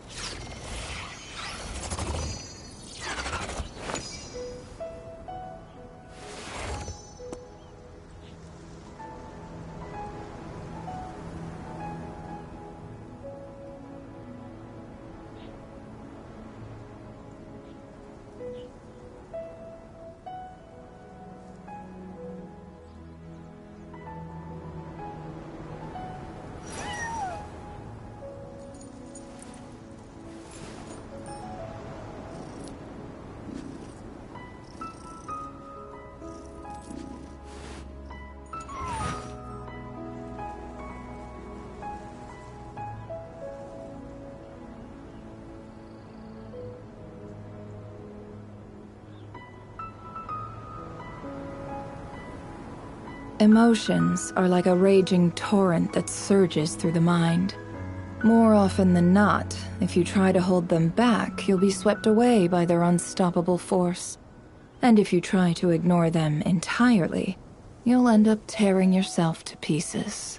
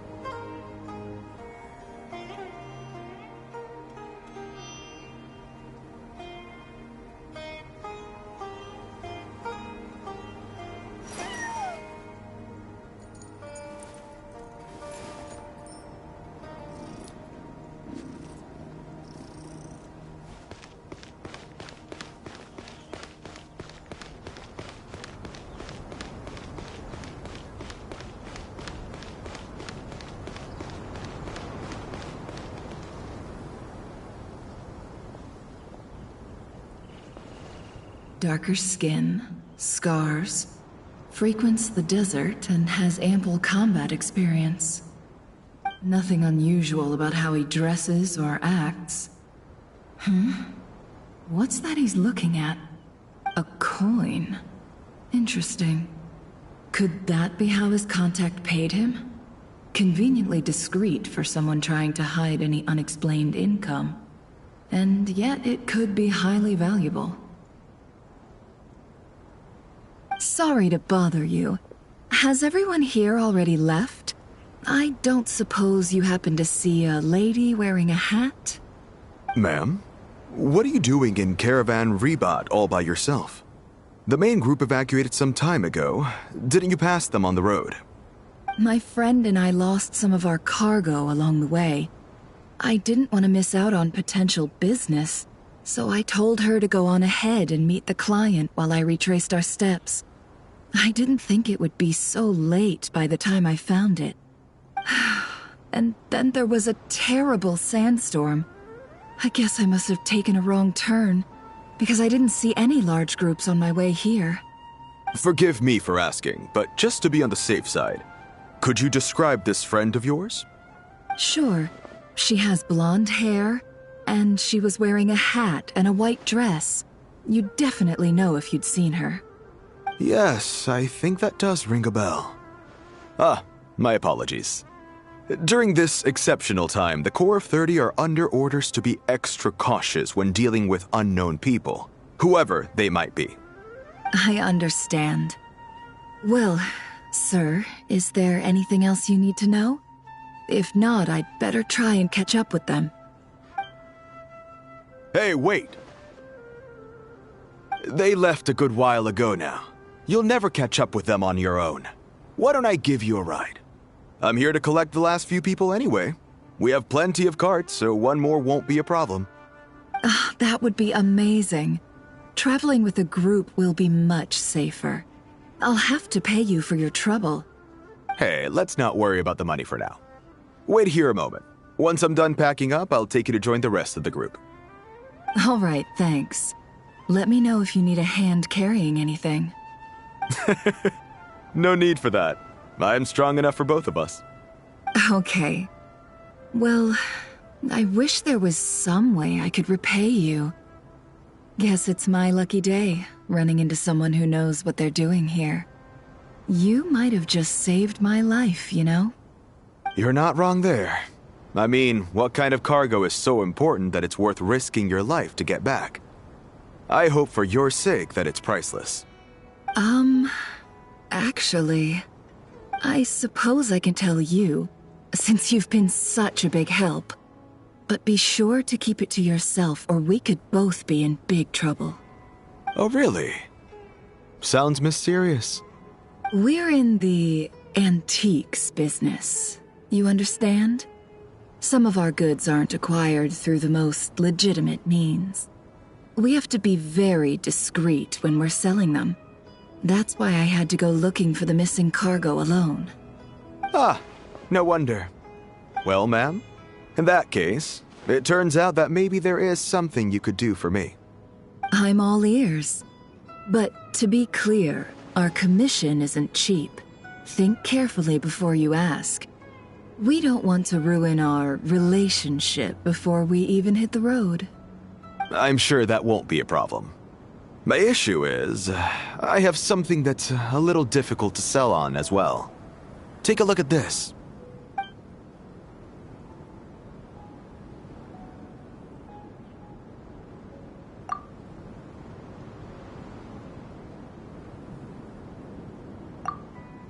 Pure gold. That's quite something. How'd you come across it? Dig it out of some ancient tomb? If you look hard enough, there are many treasures to be found in the mausoleum of King Deshret. It has no distinct Snezhnayan markings. That'll be why he's going with that story. And he clearly doesn't want to arouse suspicion, so he's on the lookout for an opportunity to make a quiet trade. Surely you have an existing business partner. Won't they take it off your hands? I hope I won't be attracting the wrath of my competitors by helping you sell this. The shop I used to work with is having cash flow issues at the moment after losing some money. I'm under enough pressure as it is without having to deal with them. On the off chance anything went wrong, I'd never get my money back. I understand. Gold is the last thing that traders with cash flow problems want to see. Well, in that case, I think we can work something out. As it happens, I'm just about done packing. Shall we make a move? Sure. Let's walk and talk. This evacuation was a huge operation. They needed a few people to stay behind and tie up loose ends. And I ended up being one of them. You're lucky you ran into us in time. I certainly am. I don't know how this happened. One thing led to another, and look how it ended up. I just hope our client doesn't get spooked and cancel their order. Fingers crossed. But either way, life goes on, and we all have to make a living somehow.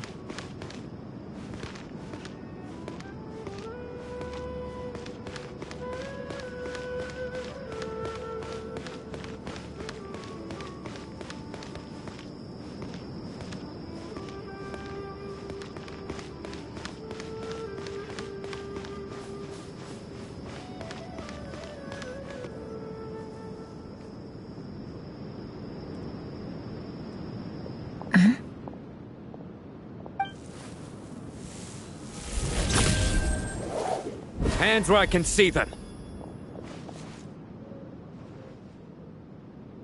General Mahamatra! No, wait! What are you doing?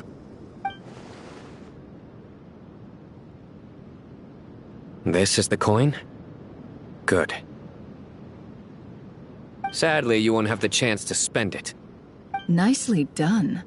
Looks like Sumeru's Matra are a well-oiled machine nowadays. Unmarked gold coins are quite difficult to trace. Thanks to you, we have secured the evidence. Here's what's gonna happen.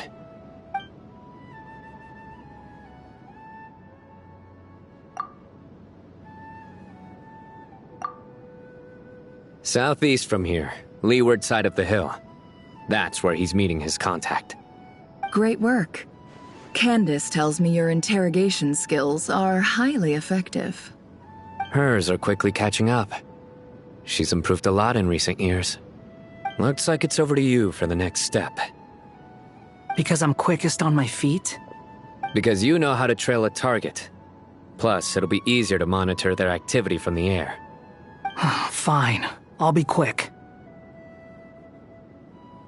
One more thing. The Traveler just brought a message from the Dendro Archon. Once you're done with this, we're to meet up at the mausoleum of King Deshret. Got it. Will do. Are you sure you'll be okay on your own? Gee, I don't know. Maybe you should come with me. Okay. Then Paimon's coming with you. Really? You do know this is a stealth operation, right? Meaning, you have to be quiet? Paimon? Are you sure about this? Well, Paimon at least wants to give it a shot. Like everyone says, if you never try, you'll never know. Besides, being the best guide into that has to count for something. This should be a piece of cake. Fine. Join me if you want. But be warned, if anything goes wrong, I'll have to gag you and shove you into a bush. No need! Paimon will be super careful. Promise! Good. Then what are we waiting for? Let's go. Ah! Coming! Coming!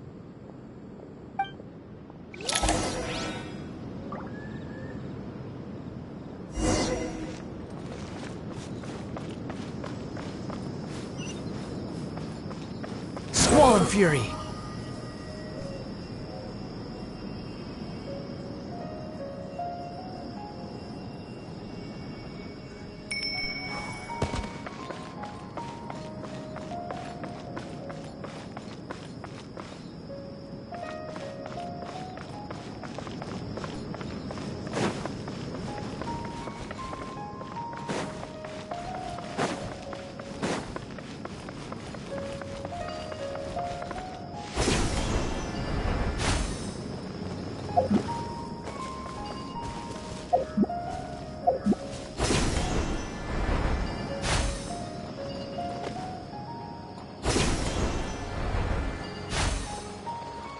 The wind rises.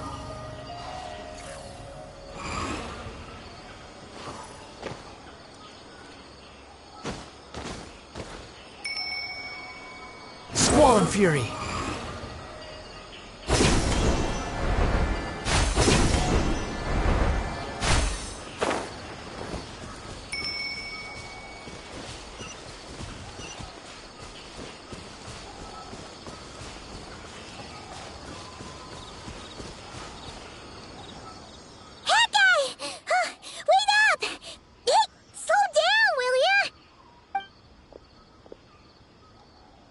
We're here. Now we wait. Okay, yeah, cool. Cool. What's on your mind, Paimon? Huh?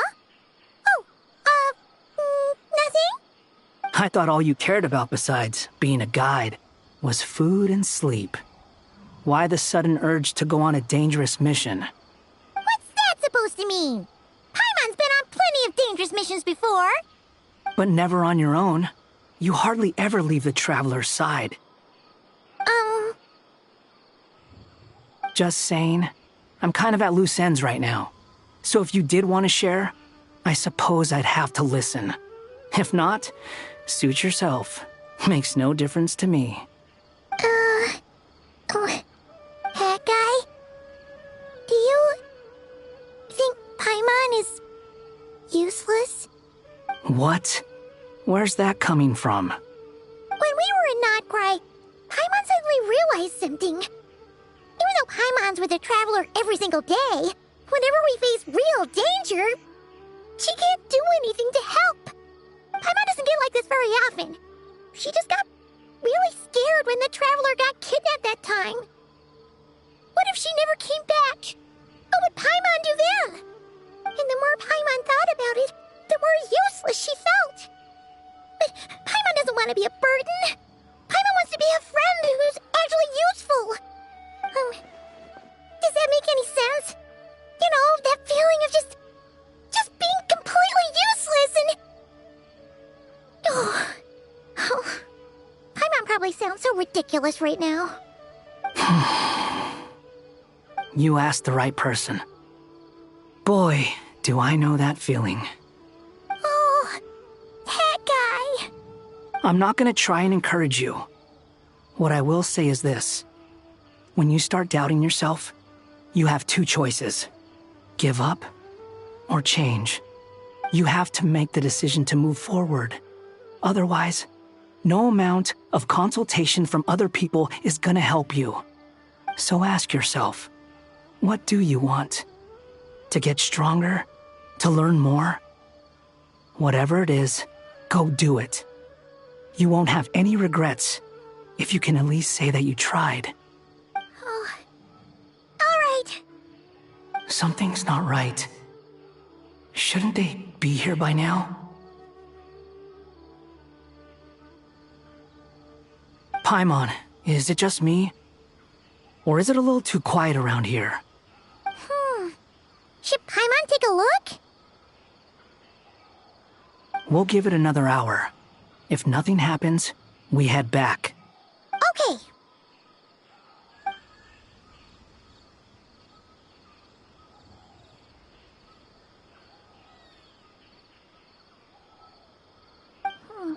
How strange. We've been here for ages. Where the heck are they? Have we been stood up? What is it? Did you think of something? Something feels off about this whole situation, but I can't quite explain why. We know for sure that the guy Sinocot had something set up, yet somehow his contact is a no-show. So, either the handler got caught, or, more likely, they decided to cut our guy loose. But how would they know to do that? Wouldn't they at least send someone here to check things out?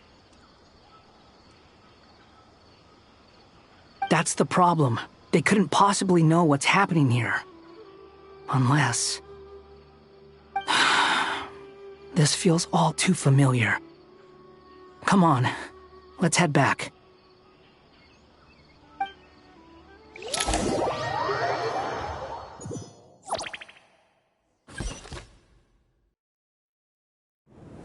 Even though this isn't a formal meeting, I'd still like to start by saying how grateful I am to each and every one of you. Thank you all for coming here and standing by our side. Shesipang and Bennu are currently assisting the scholars with the maintenance of Aru. Please forgive their absence. As for Hermanubis, may he rest in peace. We remember him with great fondness. There have been times when I imagined what it might be like to meet you all. Now that it's really happening, I feel quite emotional. Time has taken many things away, but that which remains is all the more resilient. I must say, there is one thing that rather surprises me. You appear to be in good spirits, Lesser Lord Kusanali. But even so, I can sense that the life force given to you by the Dendral Dragon has far from fully resolved the problem of your vitality. Oh no! So even a Pep's power didn't work? Don't worry, Paimon. It worked very well indeed. The issue is how closely I'm tied to Irminsul.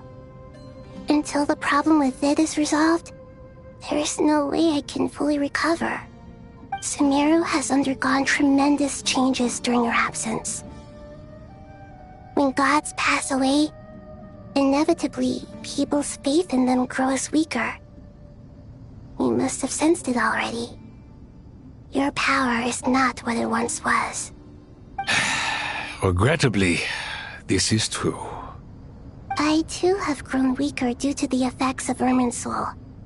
Right now, we're all in quite a sorry state. Then what do you suggest? We take all the help we can get.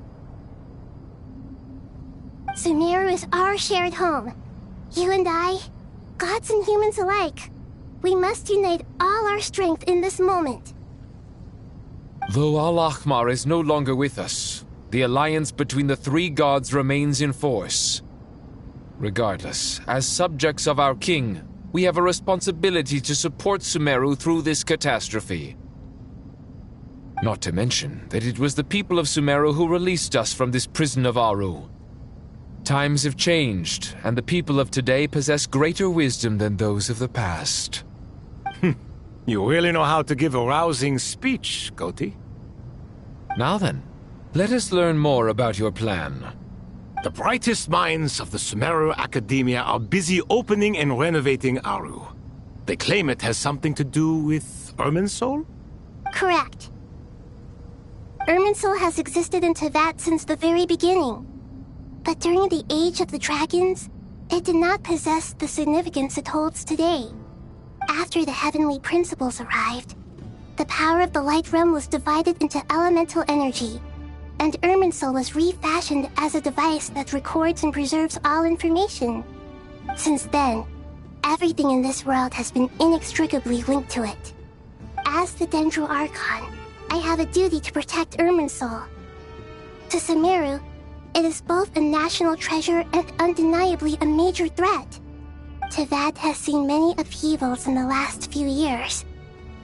The most recent of these was a major crisis in Notcry, which forced Sumeru to be even more vigilant than usual.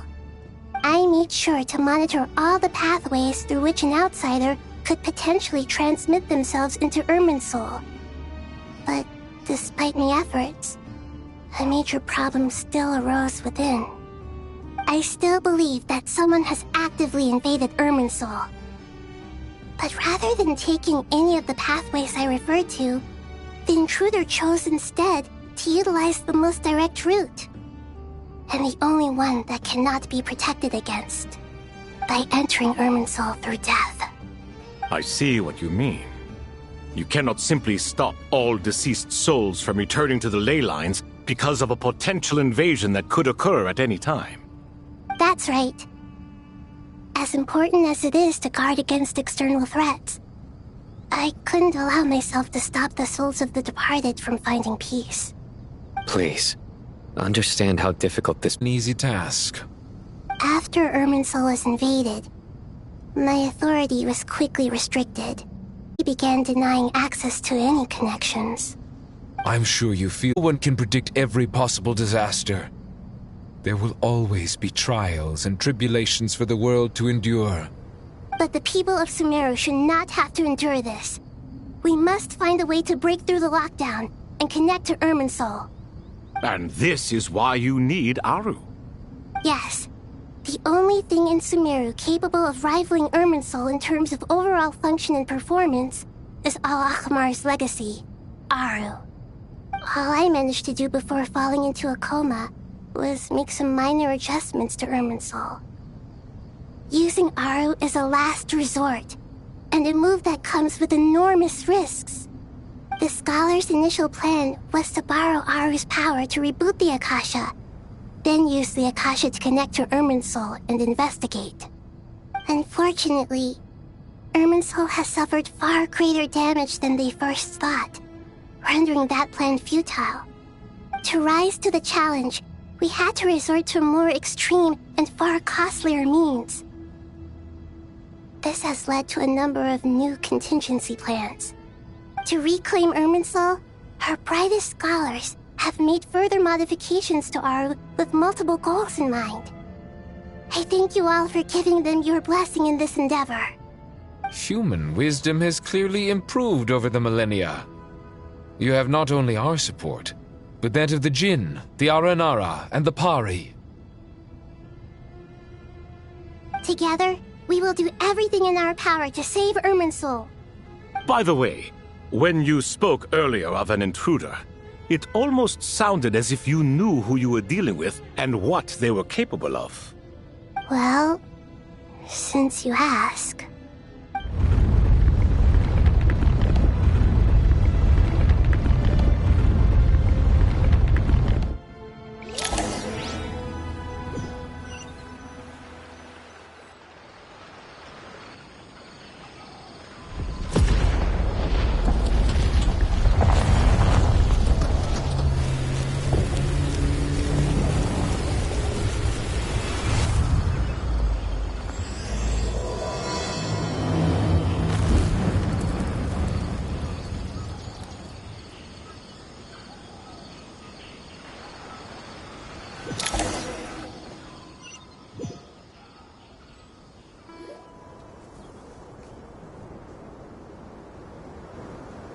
Master Tainari! What is that? Is this Irminsul? How did this happen? What's going on inside? Luckily, we managed to evacuate everyone. What in the world was that? That was terrifying!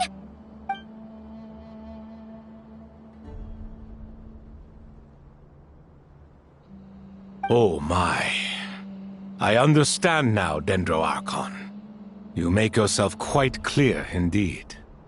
Not once over the millennia has Irminsul been so terribly afflicted as this.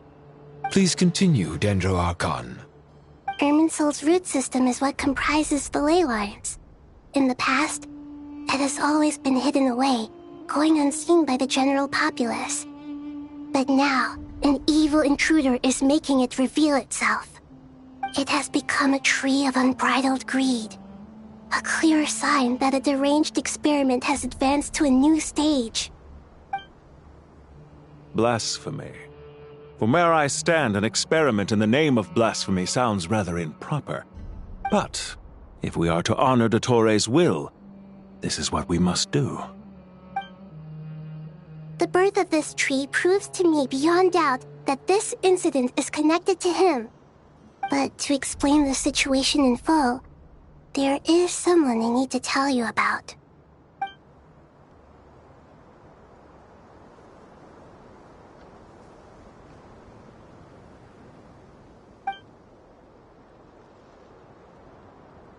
Zandik. So it was him. I saw him in the desert once. A man of supreme arrogance. So this is where it has taken him. But didn't Dottore die and not cry? How is he still able to do all this? He must still have loyal followers amongst the Fatui. Even so, I'm still unclear as to how he has been able to wield such a profound influence over Irminsul. I can confirm that Fatui forces have arrived in Sumeru City. Furthermore, Irminsul seems to be undergoing some kind of mutation. Evil branches are beginning to grow. Things that do not belong to this world are slowly but surely materializing. Sorry, I couldn't think of any other word to describe it. They don't seem to be fully formed physical entities yet, after all, but they are gradually becoming real. A baleful tree, climbing up into the heavens. Speaking of Dottore, I have some information on that front as well.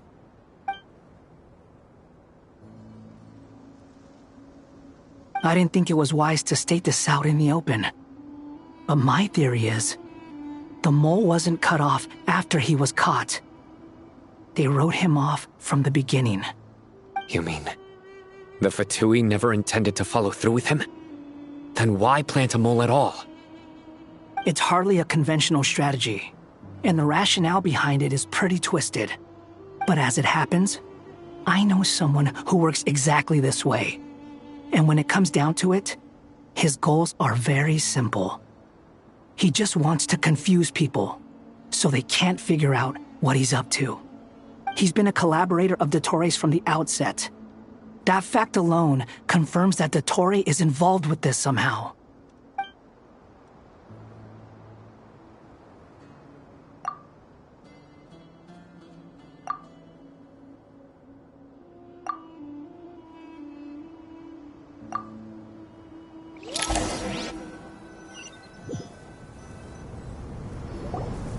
There is still much to be done. Everyone, please remember our core strategy. As per the discussions, the following groups must act immediately. Mr. Alhaitham and Mr. Kave, the next phase of the Aru renovation project must begin right away. Godspeed to you both. We'll give it everything we've got. The plan looks feasible, but the implementation will require certain resources. General Mahamatra Sino and his team will help to procure the materials required for modifying the terminal. No problem. I've already spoken with Sethos and Hat Guy, and they've agreed to assist me. This kind of thing is best left to the fleet-footed, right? Hat Guy? If it's efficiency you're after, we're the right people for the job. Following up on the elemental energy amplifier we discussed, Ms. Dory, I assume you're the one most familiar with the status of this project. Aside from the Dendro Archon, of course. Yep, that's right. Leave it to Lord Sangama Bay. Got it. Well, I'd like Madame Farazan, Kale, and Nicole to support Dory on the technical side. You can count on us. Will do. Rest assured, I'll take good care of Kale. Dia, Candace, and Nefer, you'll be in charge of negotiating between the various parties. I trust you remember our goal. You bet. We can handle it.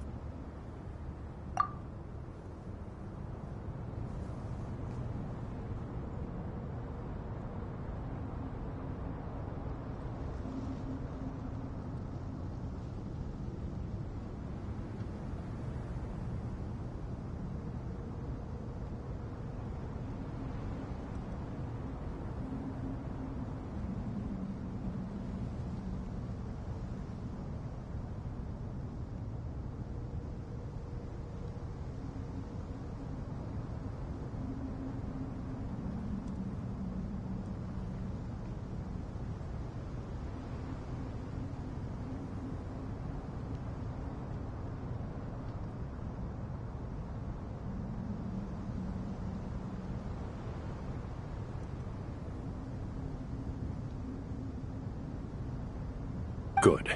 I believe that covers everything. Tainari will provide ad hoc support as needed, if that's okay. Poor Tainari. Must be tough being Nephis' student. Getting bossed around all day, every day. Hey, don't try and drive a wedge between us, you old rascal. All it says to me is that Master Nephis has faith in everyone's abilities. While I'm nominally here as backup, I doubt there will be many situations where my help is needed. Exactly. Finally, Traveler, you and I will head to the border between Sumeru and Natlan. Once that task is complete, I'll be asking some of you to accompany me to the Eternal Oasis.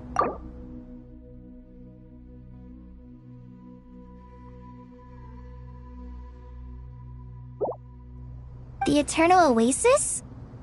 I thought that was just a legend. So it does exist after all. Regarding your trip to Natlan, under normal circumstances, a meeting between our two nations would be a far more formal affair. Unfortunately, Sumeru is all but completely cut off from the outside world at present. So regretfully, we won't be able to give the Pyro Archon Mawika the grand reception that she deserves. My apologies for the inconvenience.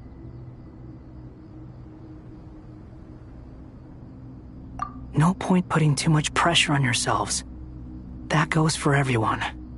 Right. Especially you, Dendro Archon. I'm sure you're still feeling quite weak. Don't worry about me. The Dendro Dragon's life force will sustain me. Plus, we'll be there every step of the way. Nahida will be just fine. Yes. I believe in myself.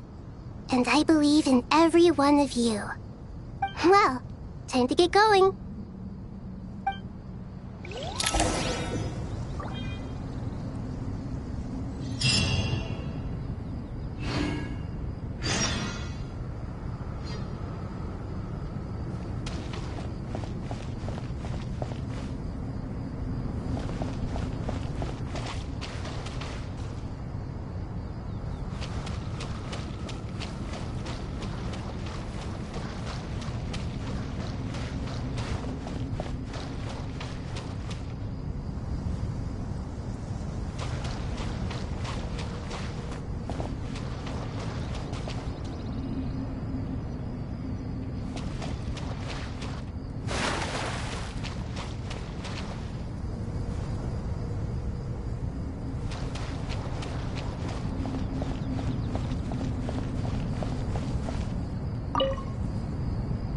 To what extent we can implement the final plan depends on how successfully the Akasha can be modified and configured.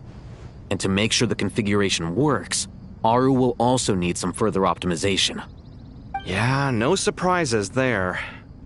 Once we roll this out, any Sumeru citizens who already have Akasha terminals can simply continue to use their existing devices. This still leaves us with a significant equipment shortage, though. Many groups of people were never issued Akasha terminals, including mercenaries, the desert folk, and many others. We'll need a supply of rare materials for the renovation of Aru and the production of new terminals.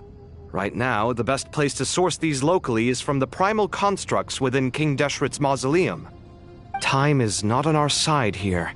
It's going to be a race against the clock. The Aru merge and renovation project will have to be carried out by you two. Everything's riding on this, so failure is not an option. Best of luck to you both.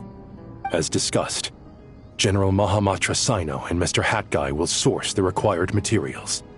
Mr. Sethos is quite familiar with the layout of King Deshret's mausoleum. With him accompanying them, things should go quite smoothly.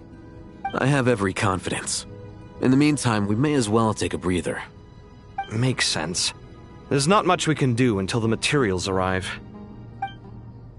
Get information and stay close. What is this, boot camp? Knock it off. It's just Sino being Sino. You know what he's like. Everyone clear on our mission objective. Look at the excess primal constructs, dismantle them, and extract the required materials. And King Deshret's 7 pillars agreed to this? If they're just sitting there doing nothing, we might as well put them to use. Thoth's words, not mine.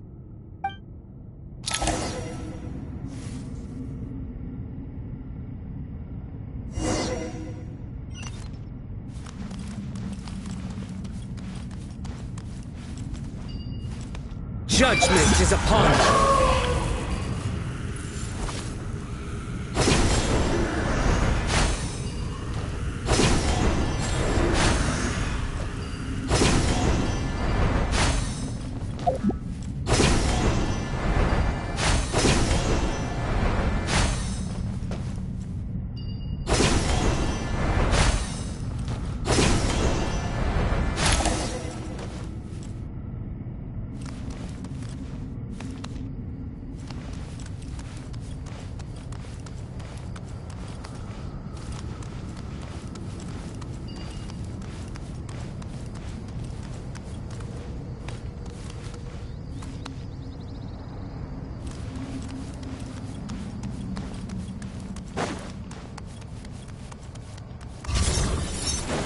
Futile!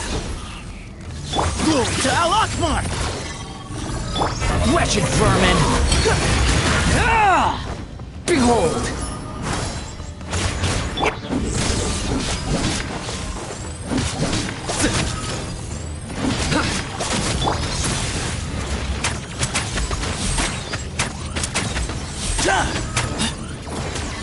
The wind rises.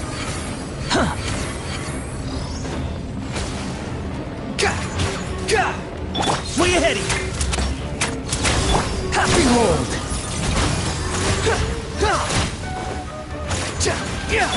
Nowhere to run! Empty space! Squall and fury.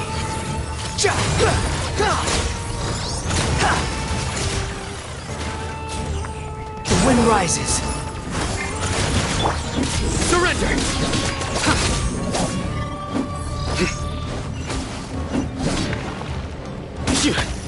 Nowhere to run!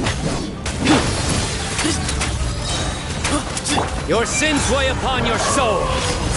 Guilty!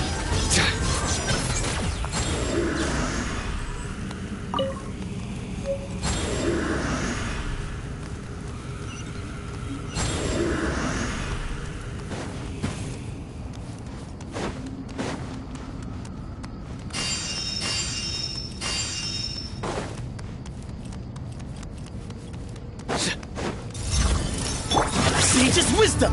Excuse me? Behold! Futile! Way ahead of you! The wind rises. Cry louder! How amusing. Behold! Surrender! Excuse me?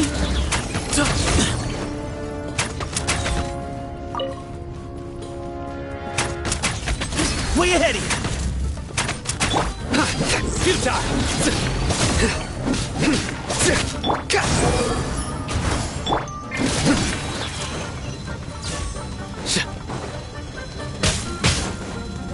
Surrender!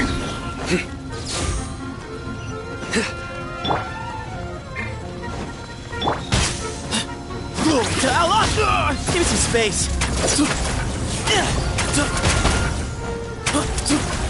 The wind rises. Nowhere to run! Through me, justice is served. Their penance is due! Guilty! Their penance is due! These devices should still be usable even though they're broken down. Let's take them back for the others to review.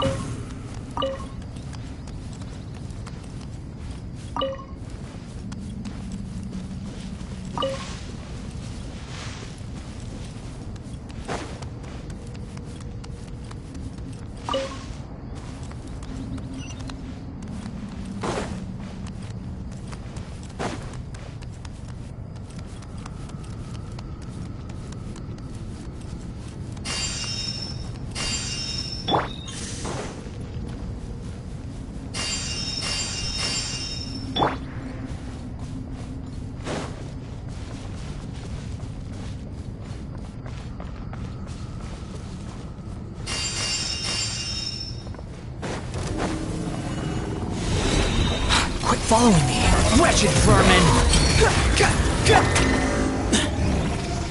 Way ahead of you!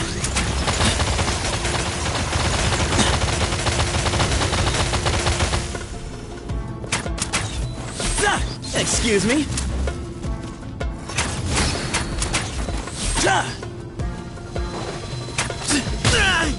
Give me some squall and fury.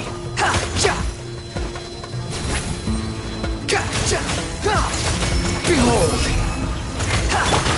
Futile! Judgment is upon you. You stand condemned!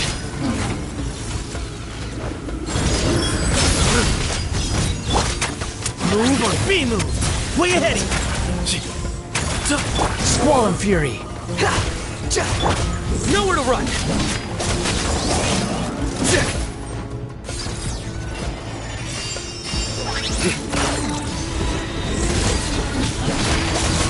Excuse me? Sage's wisdom! Behold! Quit following me.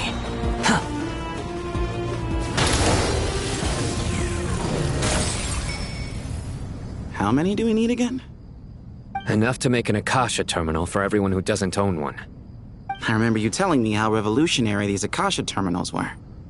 You've used one before, right? The Academia declared the Akasha to be the most powerful and comprehensive wisdom dissemination system in history. That should give you an idea of how powerful it is. Certainly sounds impressive. Neither Hat Guy nor I have ever had an Akasha terminal. Well, if it all goes to plan, that's about to change.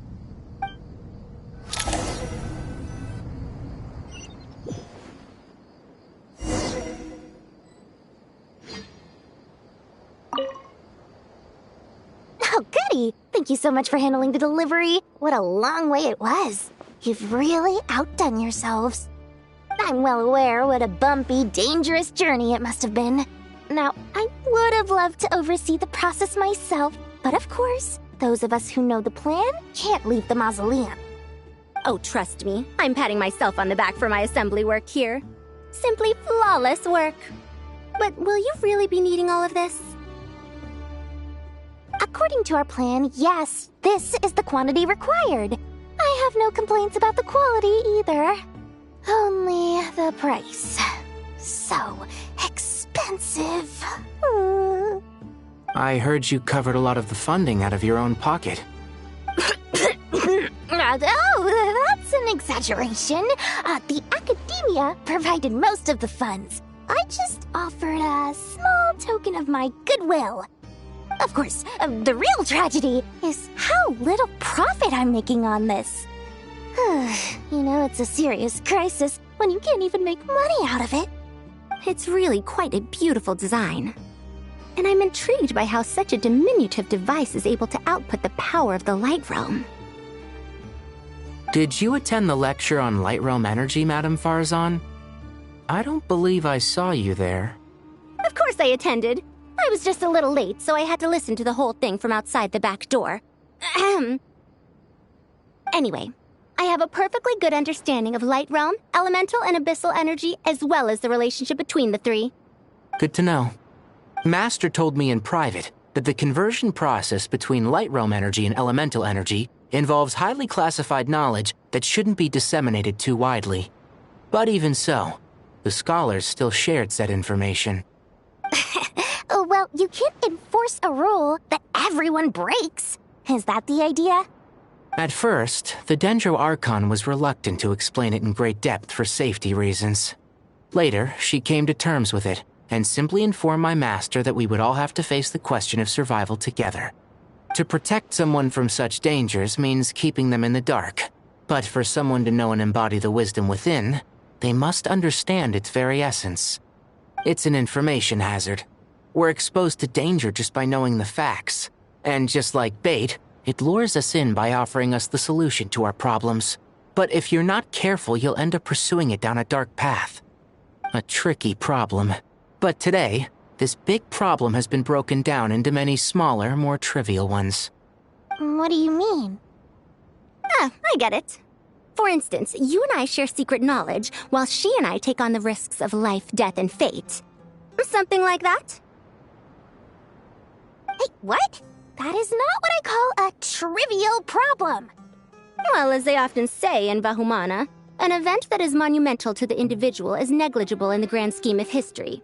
Generally, the fate of the individual is an insignificant affair.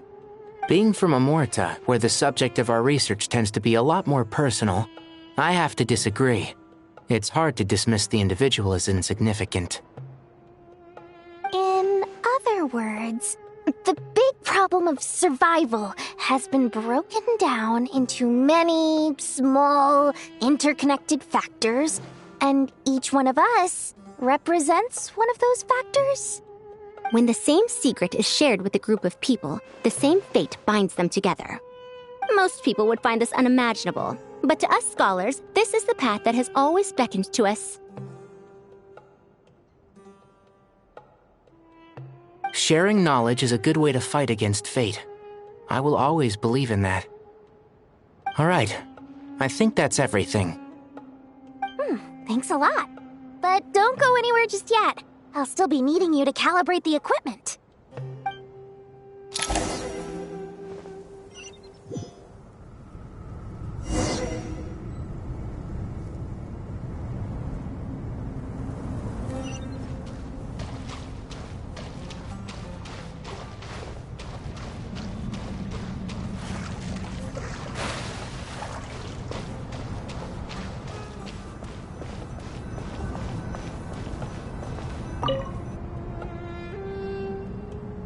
Okay, the materials are ready. We can proceed with the next phase. Alhaitham, how are you getting along? Most of the information in Aru is written in ancient desert scripts. Some of this is written in a tribal language, while other parts seem to be a variant of an Oasis script, based on the glyph forms. Oh. Not lost to history, I hope. Some are. All we can do is infer the meaning based on the rules of related languages. Although, this section actually fills in some of the missing historical record. I'm transcribing it so we can bring it back to the academia. After Aru started up, 2 more lines of text appeared here. Can you read them? Humans may not read what is written by the gods, except by not reading. Victory should not be easy to attain, for it symbolizes divine wisdom. Knowledge must not waver, for it has external borders. Is this a clue to solving a puzzle? Or is it being symbolic? You can't read it unless you don't read it. Victory is wisdom. Knowledge is confined by borders. Wait, I think I've got it. It's a metaphor, isn't it? It's talking about... a chessboard.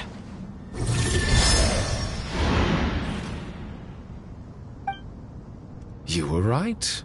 The youth of today are skilled at solving riddles. Have the secrets buried in the desert not been unearthed over the years all the same?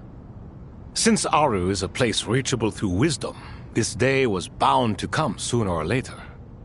Oh, I've always been against overly cryptic sentences. Don't you get tired of reading and writing all that? Ah, it's you 3. Just in time. We've been delving deep into Aru, and now this board has appeared. I've heard this was how you'd while away your free hours. You must be quite the experts by now in that case. It is true. King Deshret's chess games are some of the most well-loved of all his wonderful creations. If you have ever been to Safhe Shatranj, you may well be familiar with the chess pieces you see here. Is this chessboard supposed to be another visualization of the interior of Aru, then? Naturally. Visitors, everything is ready. Only by completing the challenge on the board in accordance with the rules will you be permitted to overwrite Aru. 1 second. It's not dangerous, is it? Dangerous? Why, yes, of course.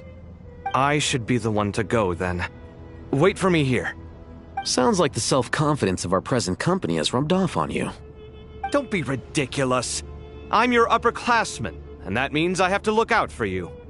I appreciate the sentiment, but a game of chess typically requires 2 players. Besides, I'm sure they won't let things get out of hand. Keeping things relatively safe is in your best interest too, isn't it? Fair enough. I mean, you guys are controlling the difficulty, so please don't go too hard on us, all right? Ah, but Bennu said he wanted to put some respect into these whippersnappers. All right. Thank you. Obviously, we'll still try to be careful. This doesn't seem like ordinary chess. Is the goal to defeat the opponent? No, you must enter the board and pass the trials we have placed there. Ready? Let's do it.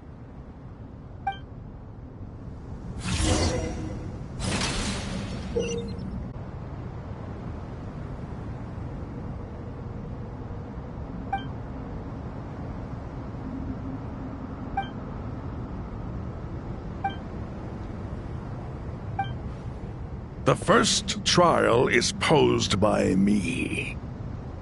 I don't think this is gonna stop us. Ah, but the key to this game lies in working together. Otherwise, you will be deemed to have broken the rules. Looks like it's up to me. Marak, can you open it? King Deshret's favorite primal construct. Living on in suitcase form, of all things. Amusing. Ho-ho! Excellent work.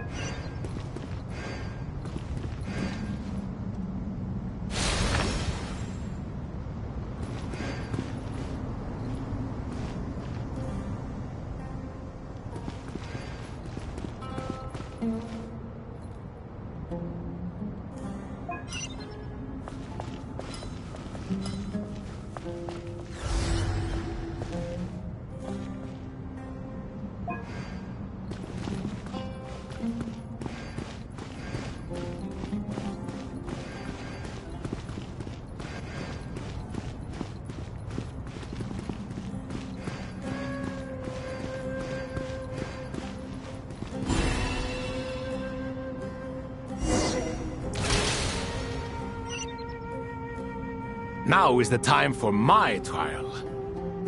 Now, don't be nervous. I'll make it nice and easy for you. Really? Thanks in advance. We appreciate it.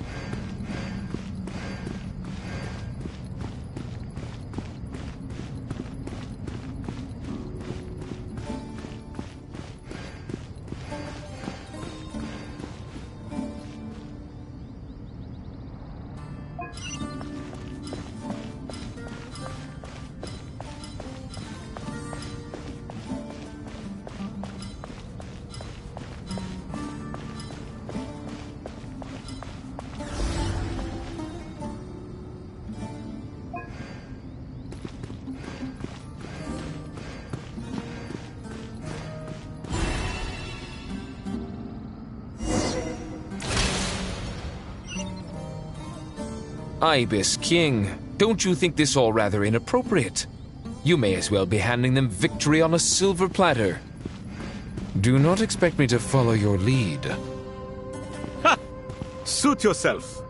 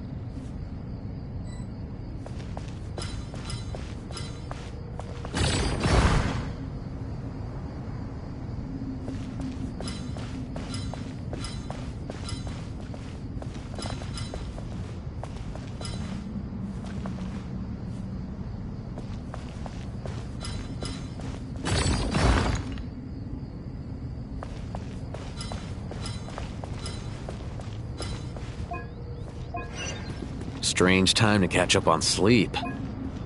I'm not sleeping, I'm thinking! It's not that simple, you know.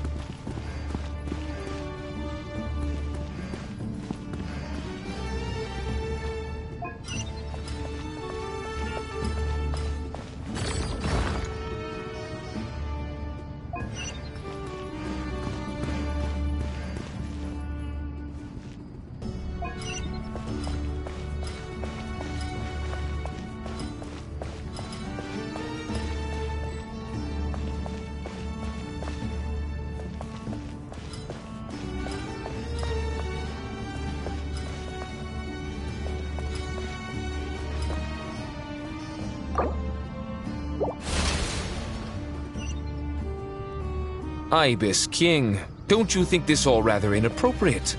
You may as well be handing them victory on a silver platter. Do not expect me to follow your lead. Ha! Suit yourself.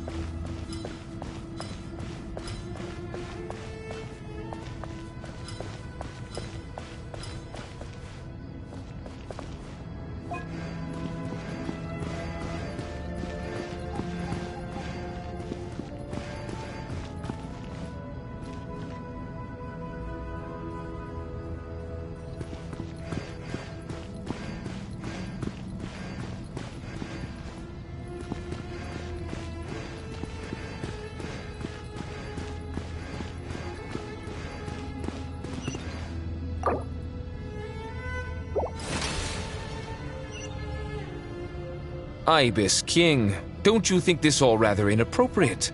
You may as well be handing them victory on a silver platter. Do not expect me to follow your lead. Ha! Suit yourself.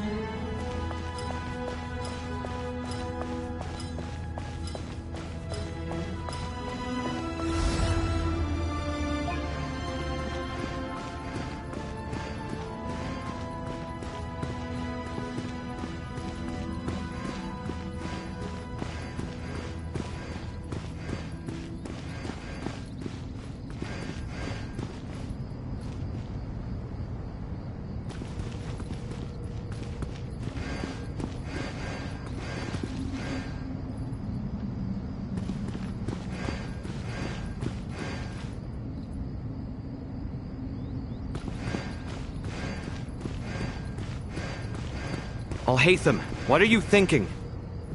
If you don't want to wait, you're free to leave. I never wanted to wait in the first place! Chessboard gave me no choice. If you say so.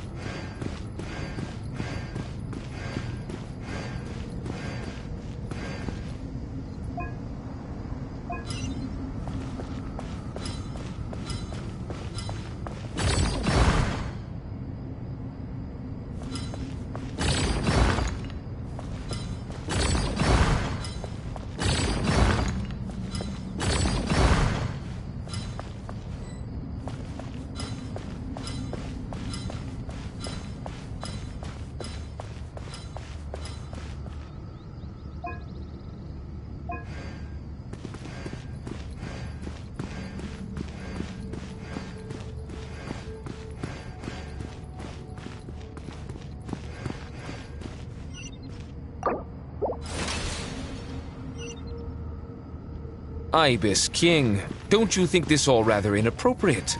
You may as well be handing them victory on a silver platter. Do not expect me to follow your lead.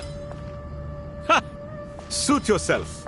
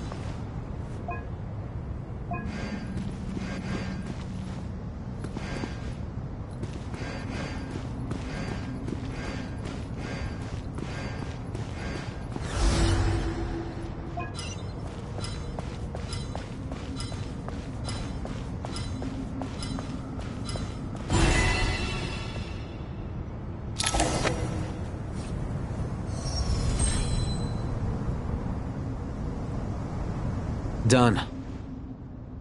Finally. It's over. But seriously, that was incredible. Standing on the chessboard felt completely different from standing on solid ground. And also... Oh, sorry. I'll save my thoughts for later. Thanks to the three of you for helping us out with this. Is it just me, or were you giving us quite a lot of guidance along the way? We made but a humble contribution.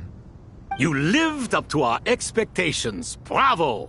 Our aid was not given for naught. In addition to the existing functions, I'd like to ask you for another favor. Since Aru's interference shield can cover the entirety of the mausoleum, it should be possible to extend its range even further. Perhaps you can find a way. So, building upon the existing functions to... I'm with you! Imagine for a moment. What would the ideal outcome look like if this function were compatible with the devices? I agree. This is the best solution possible. Please, everyone, we beg you to help us. Me, oh my! Well, since you ask so very nicely, I suppose...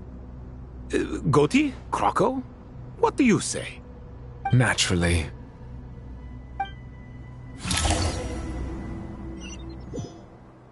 Time to go! Let's go find Nahida!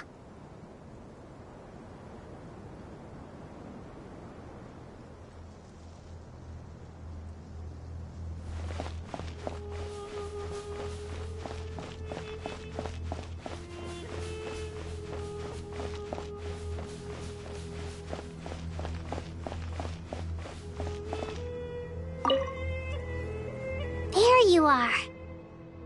Miss Nicole truly is an angel. She shows great wisdom in guiding others, and she has already sent word to Natlan on our behalf. She said that while the other members of the Hexen Circle are busy with important work, she is quite free, and she is more than willing to accompany the people of Sumeru for the entire journey. Oh, that's Nicole, all right. Always super patient and loves to help everyone out. She's the best. She is. So kind and enthusiastic. Well, time for us to get going. Let's head out.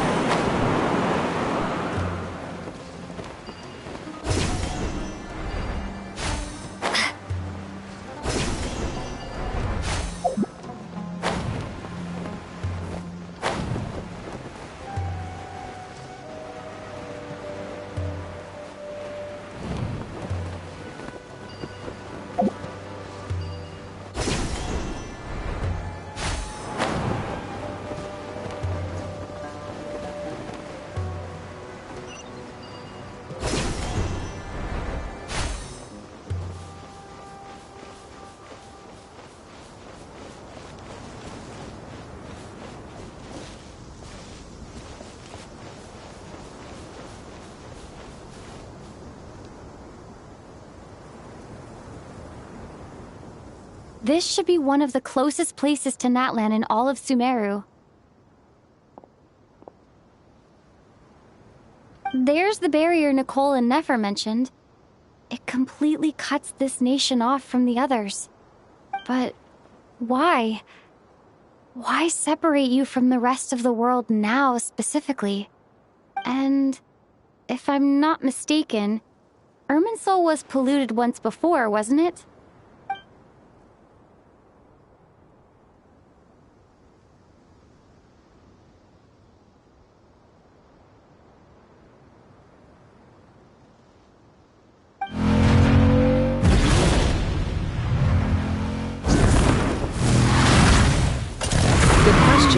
I'm wondering the same thing myself. That voice.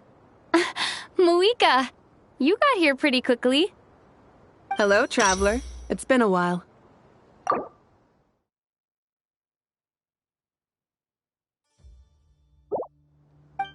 Hello there. Hello, Dendro Archon. Moika, I apologize for asking you to meet at the border on such short notice. I also apologize for not being able to greet you in person. The form in which you see me now is one carried by the Traveler. The real me is inside the mausoleum of King Deshret, and I am reaching out to you with my mind from here. Irminsul has been infiltrated by the Doctor. We must be on our guard, as he can spy on information in the world from within the tree. Fortunately, there is no record of the Traveler in Irminsul, and you are still within Natlan's borders. My records will be preserved in the Night Kingdom, rather than the ley lines.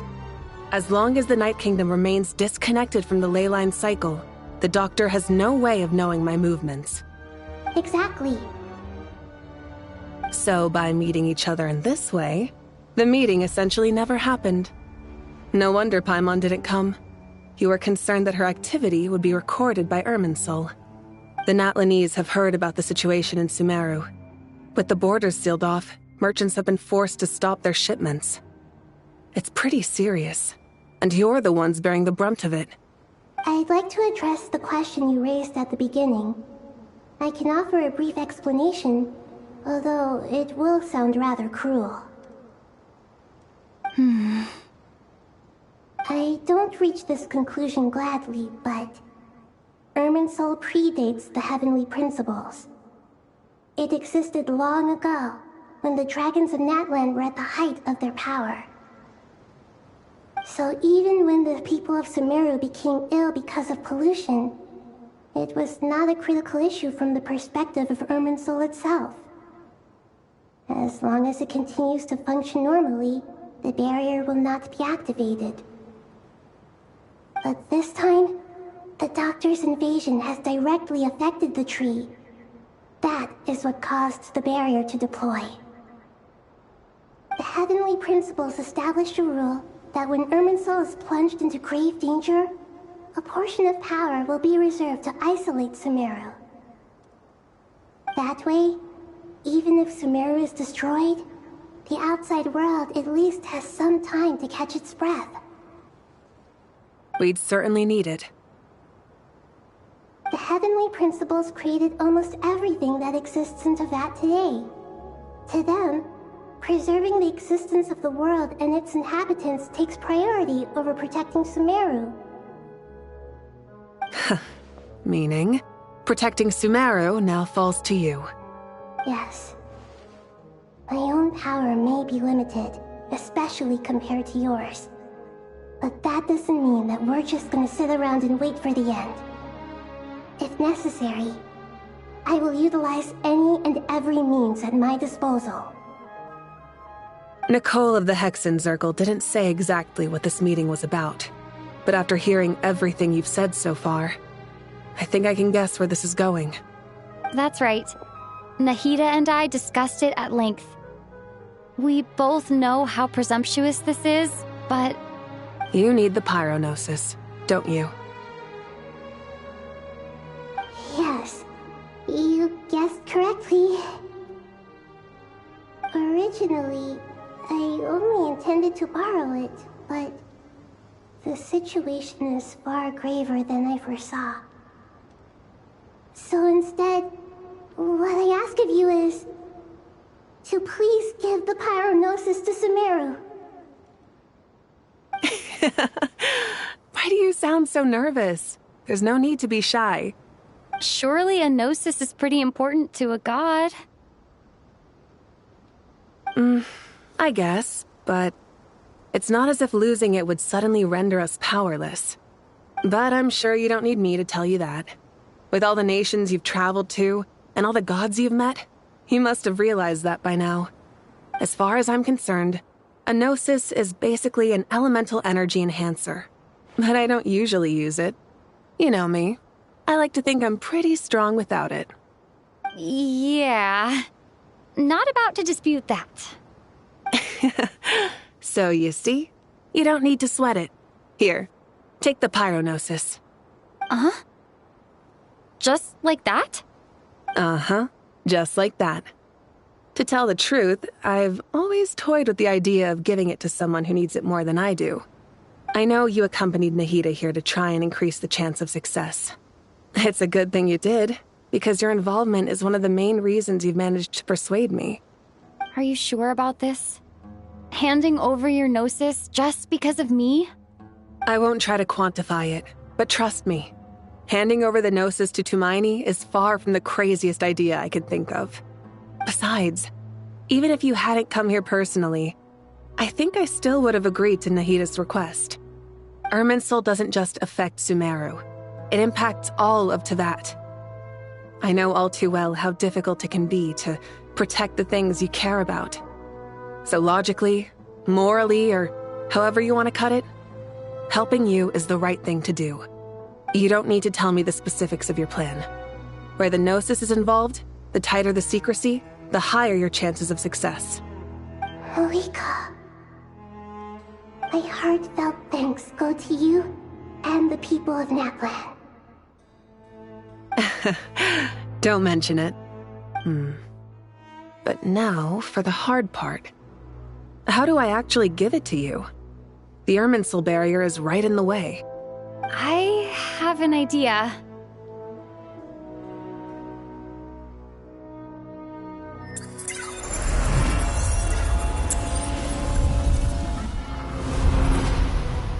Just as I thought.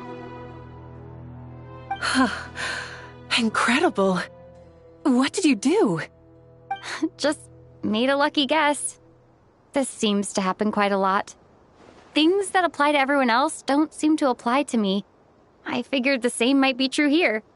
Irminsul usually produces effects based on the records it holds. Since the Traveler is a Descender, Irminsul contains no records of her, and thus has no way to impede her. Is that right? You really are full of surprises.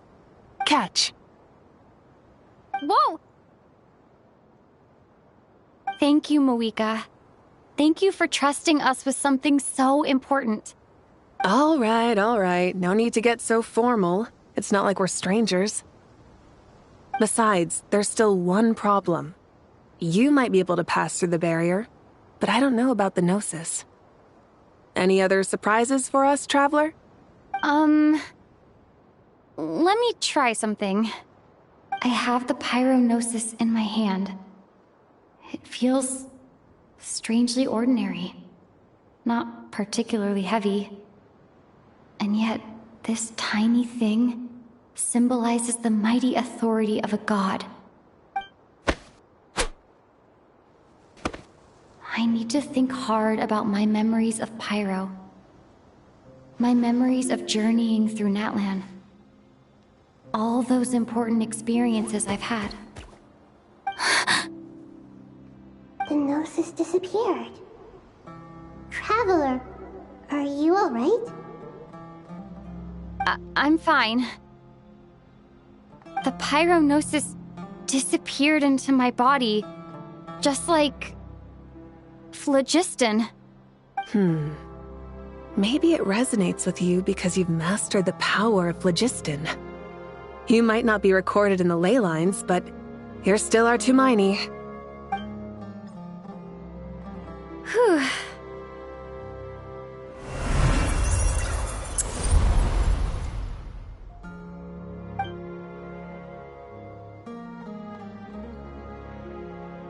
Please allow me to express my gratitude once again, Malika. Pleasure. Well, I've given you all the help I can. The rest is up to you. Good luck. We won't let you down. Yeah, we aren't about to lose.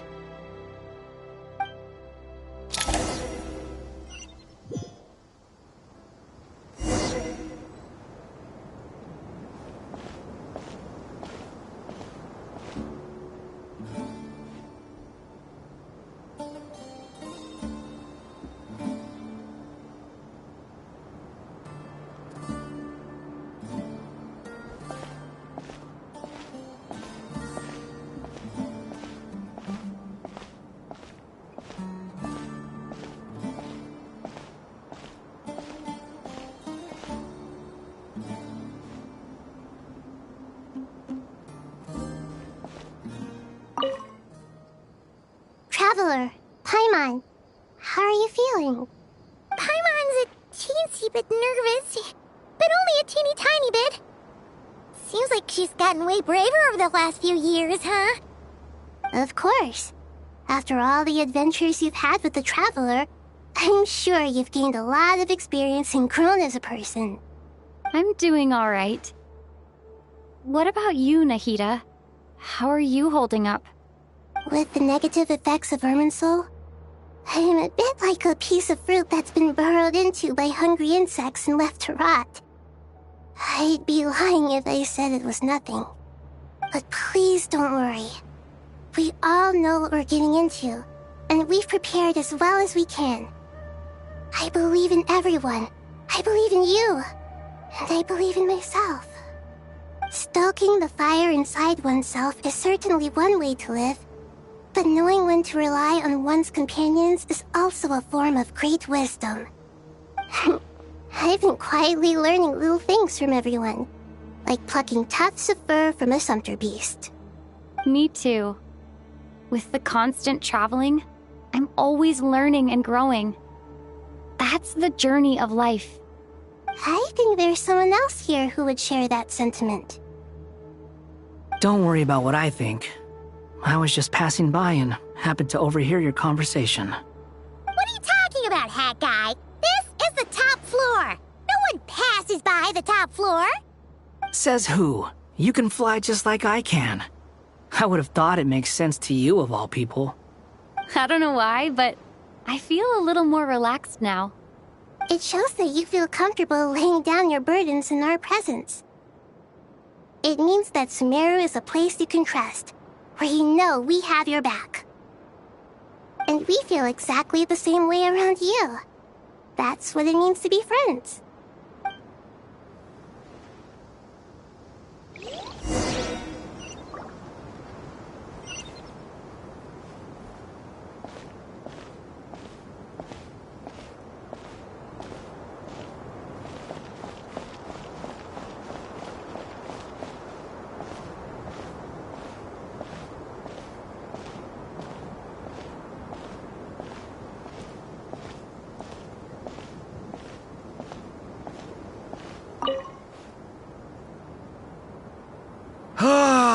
It's finally done. Ugh, but I have a nagging feeling that there's something I've forgotten.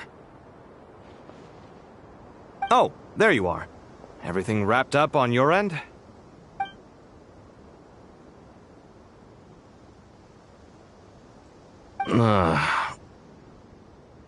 Okay, fair enough. That was a pointless question.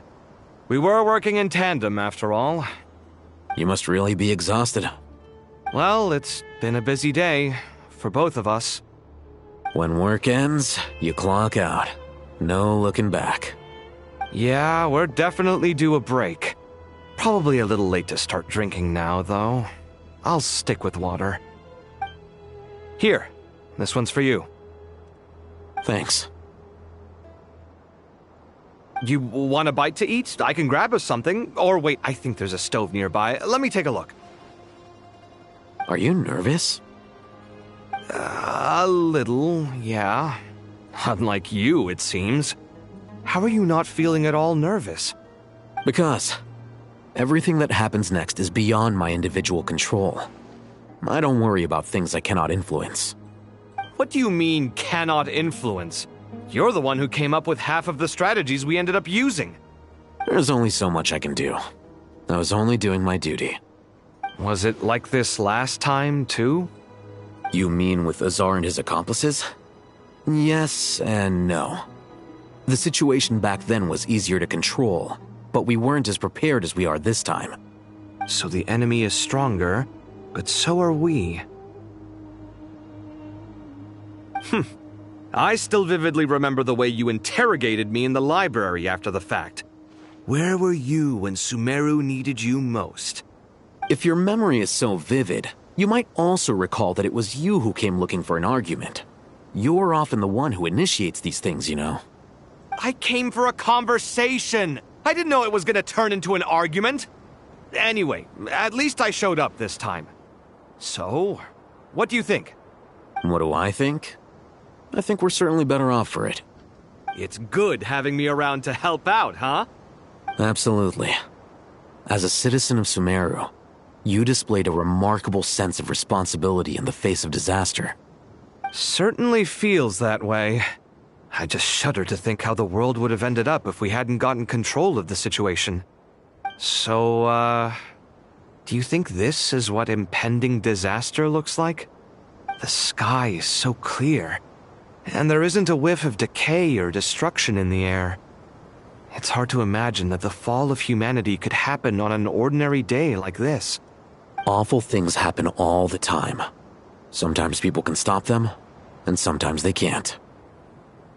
What you and I have done is increase our chances of stopping this one. Lofty ideals may provide no defense at all against nihilism, but perhaps little decisions can. Oh, nothing. It's nothing. I hope everything works out tomorrow. It will. As long as we stick to the plan, our chances of success are good. It's really strange. You're my junior, yet you always seem to act more like an upperclassman than I do. I think it's mostly a matter of temperament.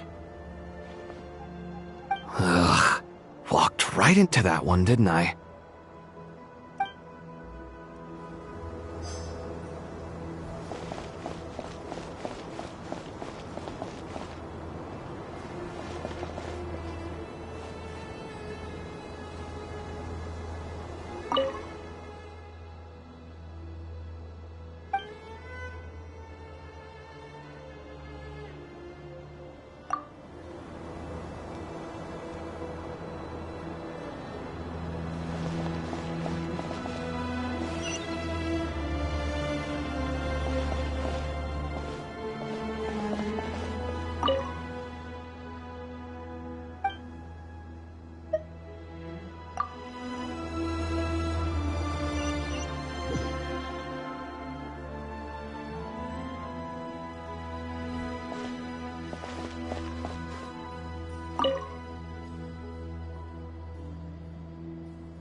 We'll make our move after sunrise tomorrow. Good. Is everything ready? As much as possible. That'll be enough. Don't let the pressure get to you. We'll take things one step at a time. That's how we've always done it. Master Tainari! Mr. Sino! So this is where you were. I brought some juice and some water. Would you like some? I know how easily you get dehydrated in the desert, so you should definitely have some water. In which case, I'll have the juice. I gotta ask, though. Who's on juice-making duty at a time like this? Madame Farazan said she was feeling a little nervous, so I told her about the automatic juicer my friend invented. She took it right off me and started making carton after carton of juice. A juicer? Did Sucrose send that to you? Yeah. I hadn't had the chance to try it out before this incident occurred, but I couldn't bear to leave it behind in Gandharvaville. The juice is very sweet. I think so too. Kale, how are you feeling? Physically, I'm okay, but it just still feels strange to me. Why would a great power like this come to someone like me? I know the feeling well. That same question ran through my mind every day as a kid. At least now, you have someone who can relate to you. All the more reason that you should apply for Spontamod. Tainari fiercely opposes the idea, though. Those two things are completely unrelated. What are we all chatting about, Would anyone like any juice? Oh, you have some already. I had some earlier, ma'am. Maybe give the extra to someone else? Very well, very well. I shall be off then. There's this enormous power, and then there's little old you. You feel like there's no connection between the two. And that sense of dissonance is difficult to get used to. Yeah. But after all this time, I can't believe this stuff still gets to me sometimes. Makes me feel a little childish. Kale, Just because we normally keep the conversation light doesn't mean we can't discuss deeper issues. I don't think it's childish at all.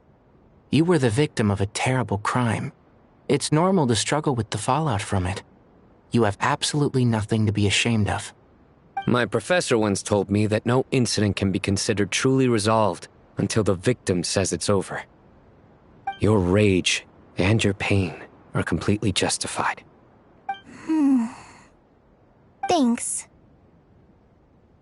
Miss Nicole said that the same god remains which were once used to inflict so much pain upon me have now become a weapon with which I can protect everyone.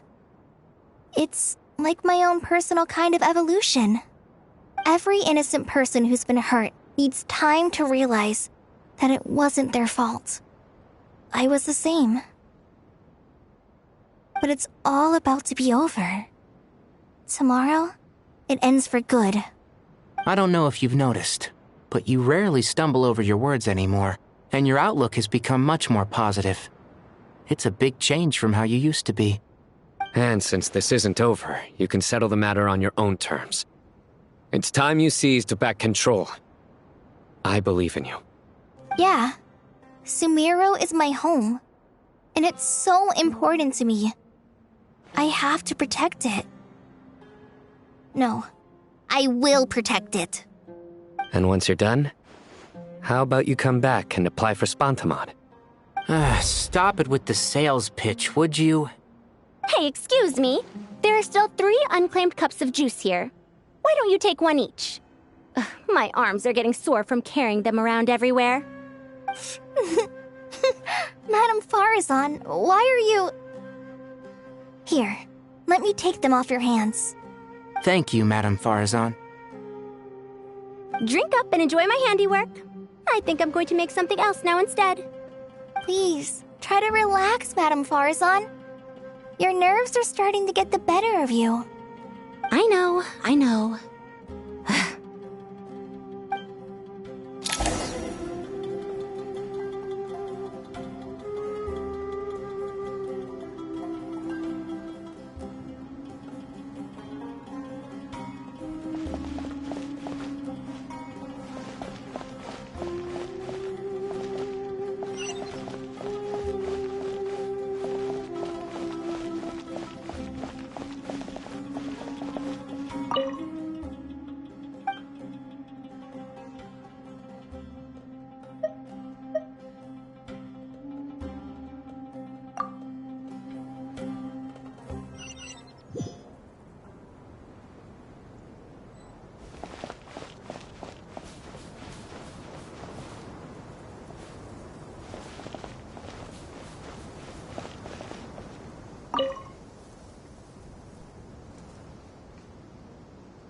Something on your mind, Miss Nefer?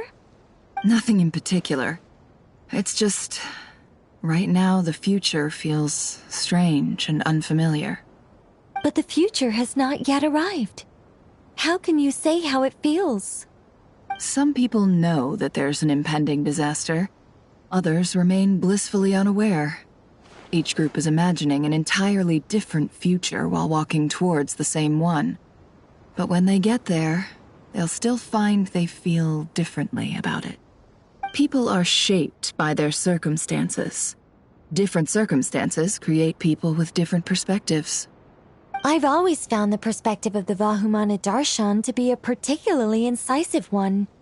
Even at the height of the crisis in Nodcry, people held diverging opinions. But things are different this time. Indeed.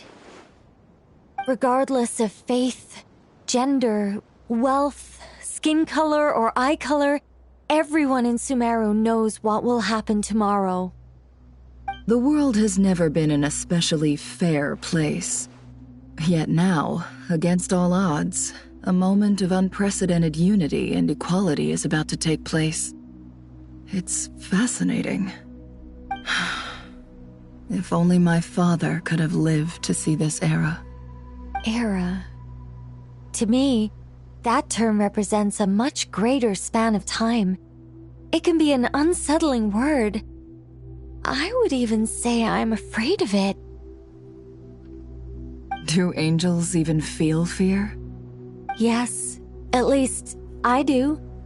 I fear the gap that grows wider with each passing day and the never-ending flow of time.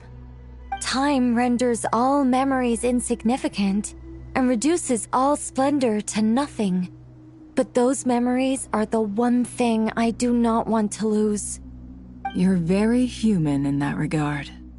If angels draw too close to humanity, our wings burn away in the bright flame of awareness, and we fall to the earth.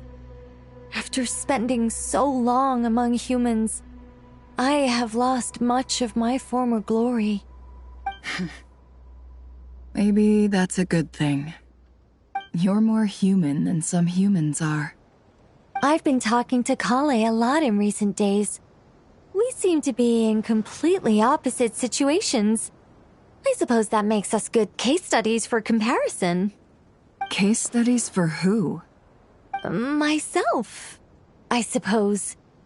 After comparing the two of us, I suddenly discovered that I desired more than before. It was a gentle, pleasant sensation. Just as most people pursue glory and miracles, I too am pursuing miracles of my own. Guiding humans to make the miracles in their hearts a reality. That is my miracle. It doesn't sound so bad, does it?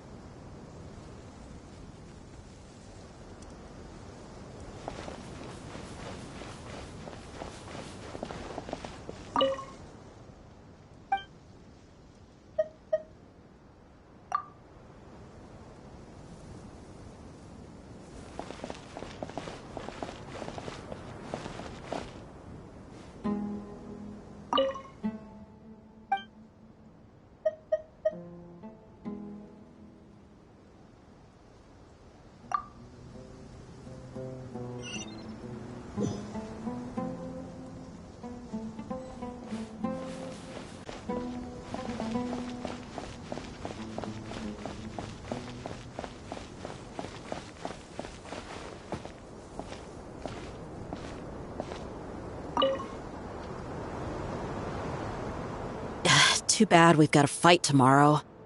I could really do with a stiff drink. Let us pray instead. Prayer. How nostalgic. Lord Sangama Bay. Came to get some fresh air too, did ya? That's right. Actually, I was hoping I might run into you, Dia. I wanted to let you know that I've stocked up on that perfume you said you were so fond of. No, really? I'll take 2. Any chance of a friends and family discount? I knew you'd ask that. And I'm afraid to say that. Surprise! It's free of charge.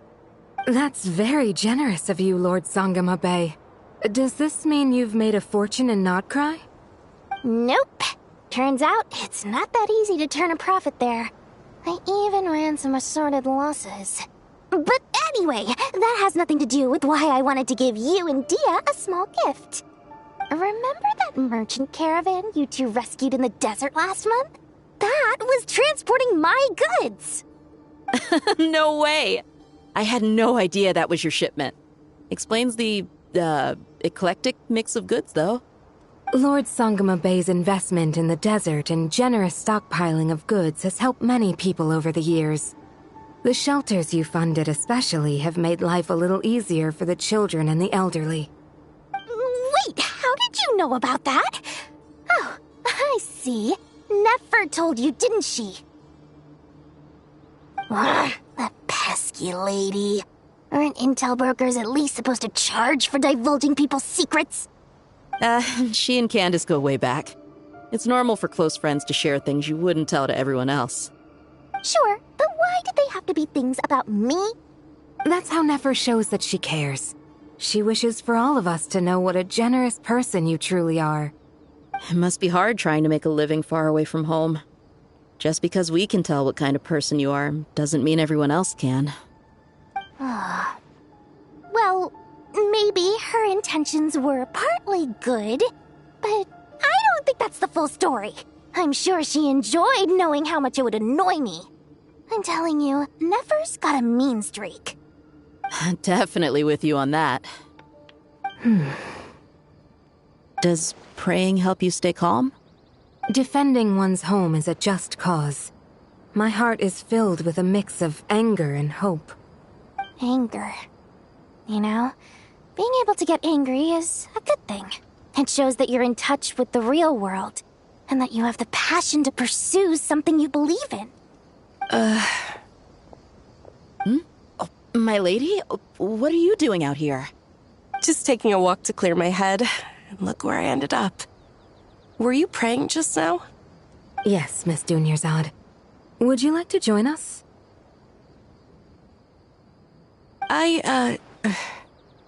Come on, it's fine. She won't mind who you pray to. Oh, then sure. I remember you, Miss Dunyarzad. You visited my shop before. If I recall correctly, the god you worship is the Dendroarchon, correct? That's right. She is such a gentle and kind god. But to me, she is more than just a god I worship. I see her more as a friend. And so do many others. She's not some almighty god who reigns on high, but a genuine friend. Agreed. She's a wise teacher and a good friend. I spoke with several people during the evacuation. Everyone's aware that tomorrow's battle is one that ordinary people can join too. A battle to fight for our friends and our homeland. Oh, it makes me glad. I can finally do something for those who protected me. You've grown so much since we first met. Oh, a compliment? Ooh, more please. Thank you. My lady, you've always been a remarkably strong and ambitious person. It's indisputable. And that's not just a compliment. It's a statement of fact. What are you praying for? Our beliefs may not be entirely the same, but we both wish for the same thing. I pray that everyone will rise to the challenges ahead and return safe and sound. I pray for the safe return of all my companions.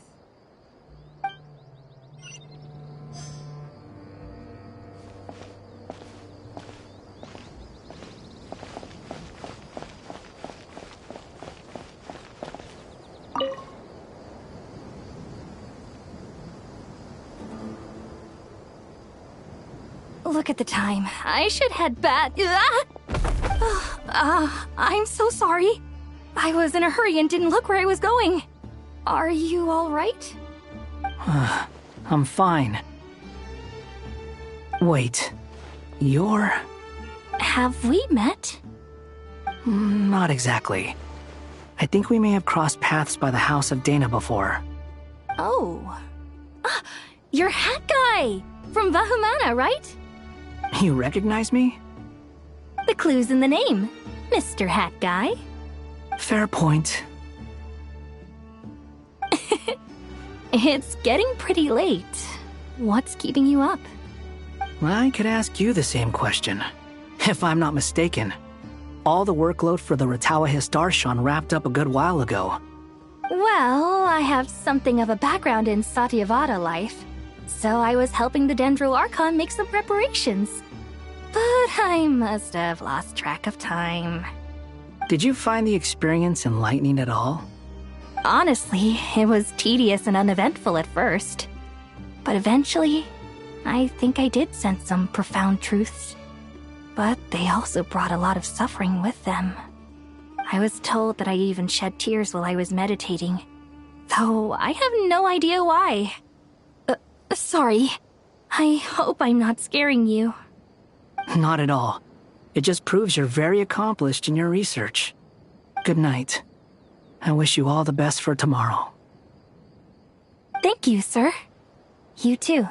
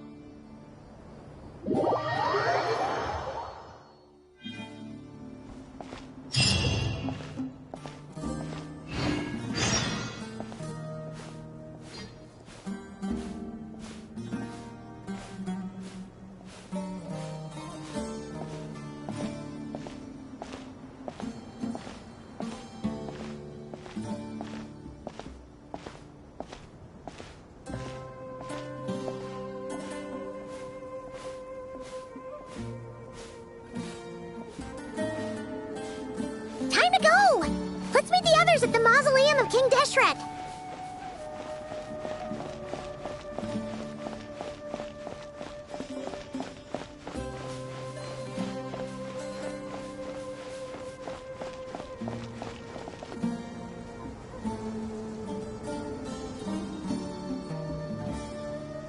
I have not felt this way in a long time. Standing up high, gazing out at the rolling dunes. One cannot know what freedom truly means without first losing it. The golden slumber truly lives up to its name as a dreamland. Though desert sands exist there too, no mirage, no matter how glorious, can compare to true beauty. Dendro Archon, what is on your mind? I was wondering whose counsel I should seek on the questions in my heart. What kind of questions? So many. More than can be put into words. As I once said to a friend, we look, we see, and we comprehend. But the question still troubles us. What are the many disasters that this world faces, but the sum of all irresolvable questions? The biggest question you should be asking is how to seize victory. Yes. Although, I would express it differently. I must not fail. And so the question I am most curious about now is whether the path to victory will be an arduous one. What we declare to be a young sapling, we may, in fact, find to be a towering tree, if we would only cast aside our ignorance and look beyond the veil of time to see her true form. Nahida! We're here! Just in time. My preparations are almost complete. Ready when you are. We're here too. Miss Nicole! Miss Nicole! You run so fast! I thought I'd get a lot of exercise as a forest ranger, but I can barely keep up with you. Sorry, I got a little carried away. Lesser Lord Kusanali, the equipment is ready, and the modifications to Aru are all complete. As discussed during our meeting, Accessing Irminsul via the Akasha is no longer feasible at this stage. There are other options, it's just they're a little more extreme and more technologically demanding to implement. Maybe you should take it from here. The architecture and functionality of the Akasha terminals overlap considerably with Aru. There is reasonable evidence to suggest that one was developed based on the other, or that they both utilize technology of the same origin. As long as the transplant and merge operation succeeds, Aru should theoretically work on a scale greater than the Akasha and approximately equal to Irminsul. It will become the largest active computing device in all of Teyvat. A system this powerful is capable of a lot of different things. In the past, the Akasha was primarily used for one-way information transmission, but I suspect it could also serve as a central bridging hub. In the pursuit of greater knowledge, some scholars have attempted to connect their consciousness to Irminsul through the use of terminals, incense, and meditation. Correct. In academic language, scholars who reach that stage are said to have entered Satyavada life. Hypatia has performed this practice many times in the past, and she was once under my care for a period of time. Right. And this at least proves that there is a zone within Irminsul that can be connected to. That's right. Providing wisdom to the people is one of the very reasons for Irminsul's existence. I think I understand where you're going. Please, continue. In that case, I'll skip to the conclusion then. We need to further modify Aru, merge it with the Akasha, manufacture terminals, and distribute them to every single person we can reach. Every person? Even the desert folk? Yes, everyone. I've already calculated the amount of raw materials we need. So you mean we're going to get new Akasha terminals? Yes, but this time the people of Sumeru won't be using them to acquire knowledge, just to connect to Irminsul. That's the key. When we evacuated the city, we brought all the important assets from the House of Dana, in case we ended up needing them. Fortunately, this included the Akasha system's main terminal. We've checked all the relevant records, and one thing is certain. Nothing like this has ever been done on this scale before, so... Everyone in Sumeru is part of the plan. Whoever controls the people controls the situation. Since this function of Irminsul was introduced, it has only ever been made available to scholars, who don't constitute a particularly large group of people. But by expanding the scale to include all the people of Sumeru, all the individual connections will stack up to create a significant load on the system. Under normal circumstances, Irminsul would be able to cope with the additional load. But with it already being under strain from other activities, its remaining capacity is limited. Thus, it might be possible to shut it down completely by overloading it.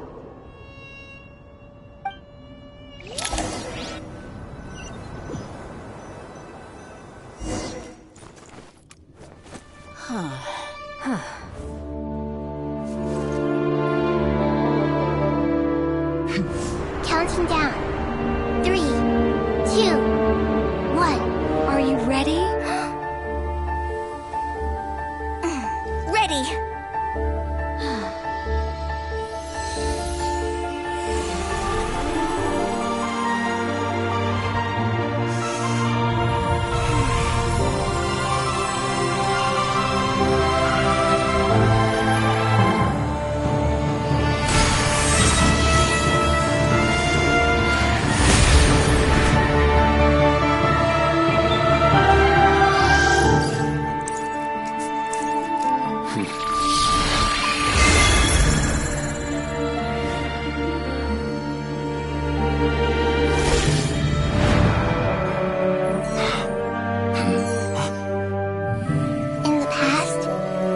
People sought knowledge, they turned to the Tree of Wisdom.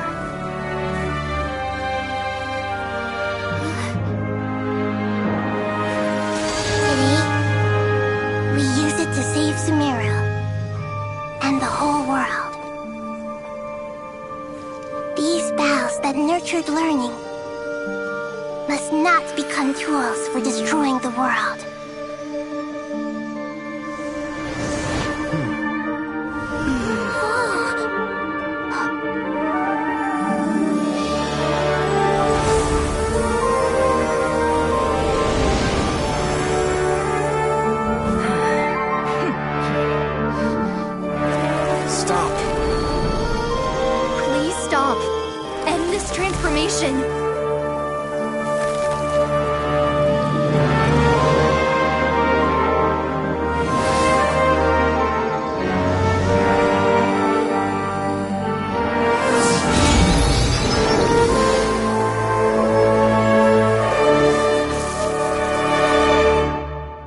Shut down Irminsul just to stop me? You fools.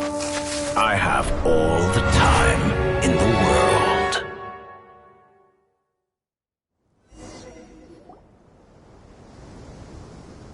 Success! The evil Irminsul tree has stopped growing! Great!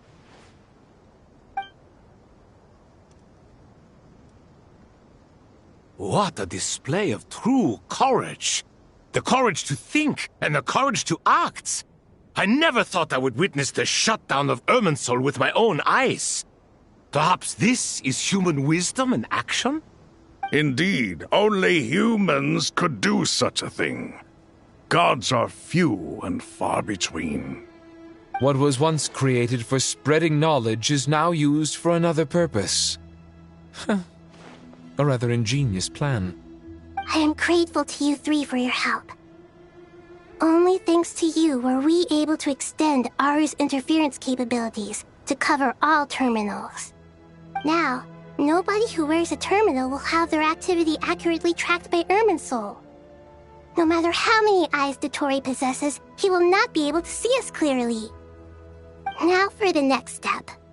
I will need the help of your supreme powers once again. How might we be of service, Lord of Dendro? I need to reach the Eternal Oasis immediately. Right now? In that case, Ibis King, would you agree that this is a fine opportunity to dust off our old tricks? Never. I assume you have that chess set with you? You mean the one you gave to me as a gift? Asking for it back, are you? How could I? You misjudge me. I just wanted to show you another way you can use it. Connect to Safei Shatranj.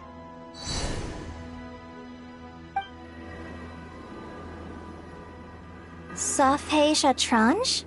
You mean that place in the desert? Thoth's chess set gains its power from the chessboard laid out in the desert by King Deshret and ourselves. All ceremonies conducted using the chess set must be activated via Safei Shatranj. In other words, the chess set is an extension of the chessboard. In the past, moving a chess piece was a sacred and momentous act. Transfer initiated. Entering live combat mode.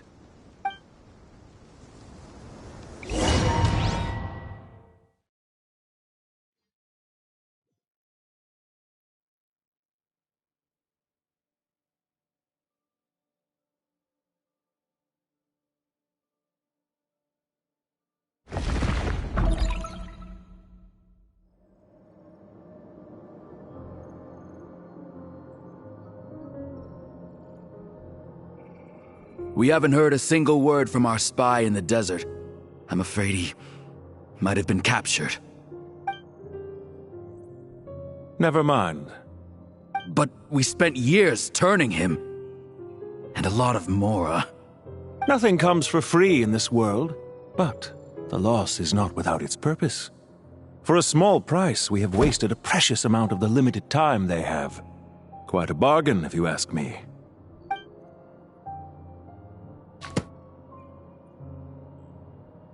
Understood. Weighing profit against loss is a necessary part of life. But to tell the truth, I have been operating at a loss since this all began. Since many centuries ago, in fact. For instance, why would a banker act as the executor of a will? If you hadn't deposited your personal belongings at Northland Bank, I would have no reason to be here right now.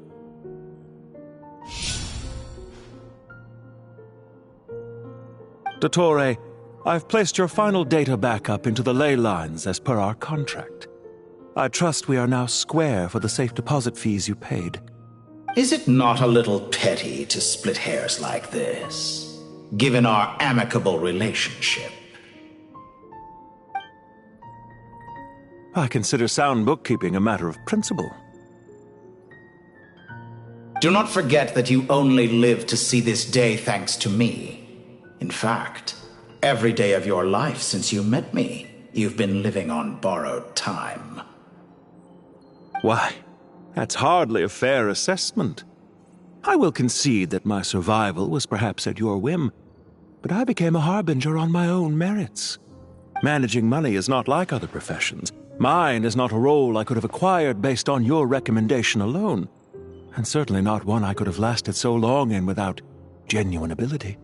The information stored in the ley lines is quite comprehensive. Rest assured, I have not forgotten how strong your pride is. Well, I presume you have no sense of fragmentation while talking with me. How could anything possibly go wrong with such strict measures in place? The remainder of your soul was split in two, with one half sent to Nodcry and the other stored in the most secure vault of the Northland Bank. Though I must say, your disdain for the other segments is quite amusing. Zandik is you, and you are Zandik. Zandik created the segments, yet you, a segment yourself, reject him. That is, Zandik, created segments of various ages in his later years. To achieve this, he had to freeze time and part with a portion of his soul. But as constructive as it sounds, it erases my uniqueness. If each segment is equally me, then by the same token, none of them are truly me. A soul living forever in the past inevitably holds different views than he did in his later years. The same thing that completes me also restricts me. You too might ask yourself which stage of your life you want to be preserved at. The day your business failed? Or the day you were framed by a gang and sold off to a medical lab as a test subject? We needn't dredge up the past. This undesirable plan was eventually scrapped. Lesser Lord Kusanali was quite right. I needed an opportunity to eliminate myself. And after that, I concluded that there was no more effective plan than directly splitting the soul. Once the soul is transferred out, you will find that creating a physical body is far simpler than creating a puppet. The other half of your soul suffered a crushing defeat in Nodcry, you know. And yet in the process, I obtained the information I always wanted, did I not? Because now we finally know where the best testing ground truly lies. I once thought your ultimate goal was to ascend to godhood. But as it turns out, that was merely one of your experiments. Experiments take many forms. Most people are too eager for success, too fixated on the end goal. They forget that the experimental process itself is just as important. A suspiciously vacant seat, a new face. I trust you can put two and two together. The reason it doesn't exist is because someone tampered with the record. What can I say? After all your efforts, you really did uncover the world's secrets. So, is the new world you promised a lie? No, it never was. I am glad to be able to control Irmin's soul from within. Now I shall attempt to create a new world inside the existing one. Almost everyone faces the prospect of death, but not a single person has ever been able to experiment unrestrained in the afterlife through sheer force of will. I am the only one to have overcome this enormous challenge. Would I not be letting the world down if I didn't make the most of the opportunity to experiment? Clearly, the dividing of your soul did not affect the magnitude of your ego. Out of all the versions of you that have ever existed, this you is the most insane and the most radical. Is that why you chose to work with me? Which was it then? My insanity? Or my radicalism? Could I call myself a venture capitalist without a suitably ambitious plan to invest in? Yours happened to fit the bill quite perfectly. Well then, I must say, while I am surprised enough that you showed up at all, what surprises me more is that you chose to present yourself as my former subordinate, and not as the banker Pantalone. Why make things harder than they need to be? Exposing my true identity in a situation like this would only serve to destroy diplomatic relations between Snezhnaya and Sumeru. I daren't imagine the consequences. Showing up in the name of the original antagonist gives you the recognition you rightly deserve, while also being sensitive to Snezhnaya's predicament. It was an easy win. As for why I'm here, if you're suggesting that your credit is in the negative, I won't argue with that. Many people say that about you. I'd argue that a significant factor in your willingness to cooperate is the fact that you have but a few years of life left after my death. Living and dying together has a way of binding two parties together rather closely. Is it not true that a relationship should be judged by both the positive and negative returns it yields? So some of what I said actually made it into your head after all. It's true that I hope you don't die too soon, but don't you find that a strange thing for me to say? After all, you've already had quite a long life, especially for a human being. Let's not pretend that you're any more innocent than I am. Are we not the same in this regard? We both despise the existing laws of this world, and neither of us enjoy being under anyone else's control. Is it really so greedy to want the world to operate by a new set of rules? Of course not, my dear friend. And as I've said before, mutual interest is the foundation for the most reliable of relationships. You can attest to that. I just hope there never comes a day when I have to work too hard to prove that. Regrader, sir. People have been spotted approaching Sumeru City. How strange. Despite your access to Irminsol's data, it appears the soldiers noticed before you did. They must have found a workaround. Well, Dottore, I trust you know what this means. The fact is... They're coming. They'll breach the city gates any moment now. But even so, I would say Irminsol is a wonderfully convenient thing on the whole. If you do manage to create a new world, perhaps you could plant one outside my office, too.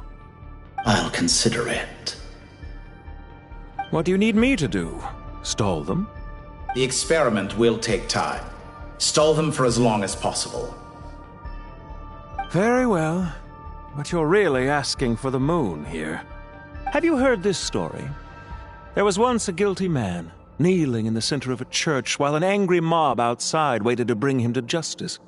He pleaded with the gods, begging them to grant him one final request, the chance to finish confessing his sins before he was sentenced. Many suns and moons passed, seasons changed, and still his confession continued, as if he intended to speak until the end of time.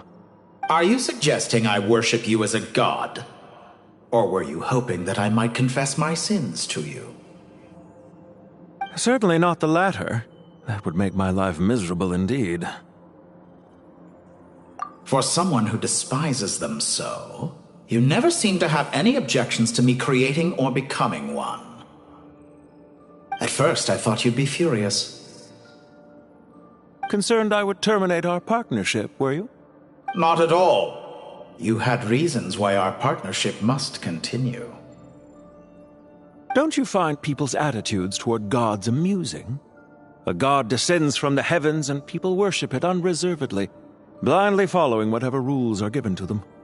And yet, when they see an ordinary person gain godlike levels of power by virtue of their own hard work, they treat him with nothing but suspicion, even if he is a compatriot. Is that supposed to be a compliment? No, I was just thinking. I pity the man who would call you a compatriot. There's no need to be so self-critical.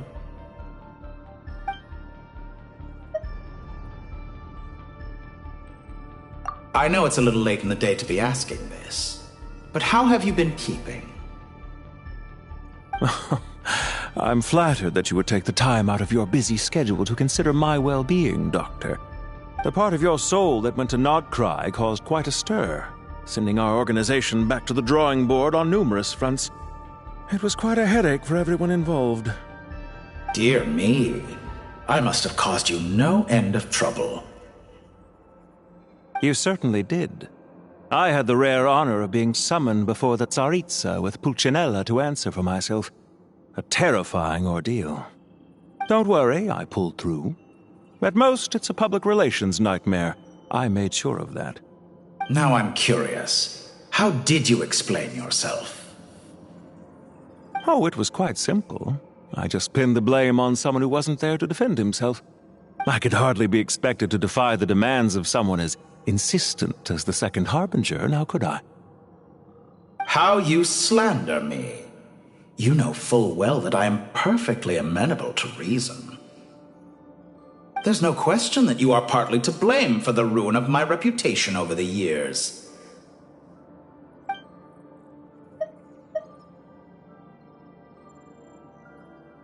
Do you have anything lined up for when this is all over? Hard to say. Field work always takes quite a toll on me, as you know. Once I'm back at Snezhnaya, I'll start with a well-earned cigarette. Why are you so eager to ruin your lungs after I went to the trouble of replacing them for you? If you have an issue with it, feel free to try to stop me.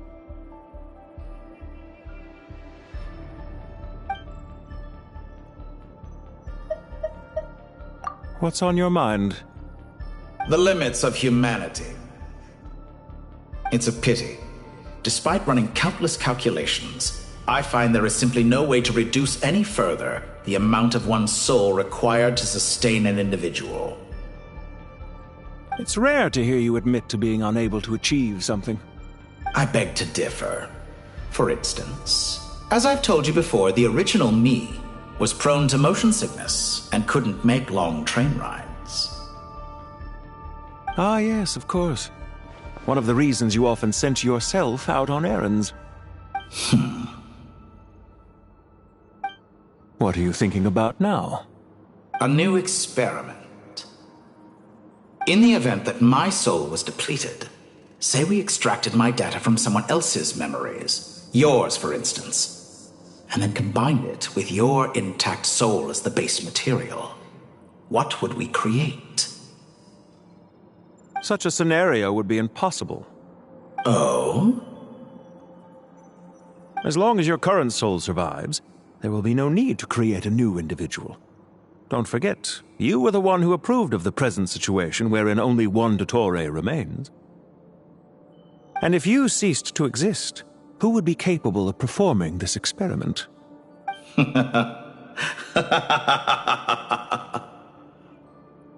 Since the day I met you, you've always excelled at talking your way out of a quandary.